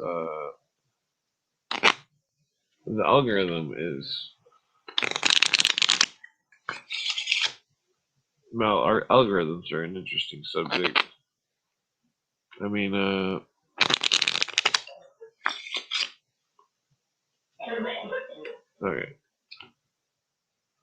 I'm going to sleep.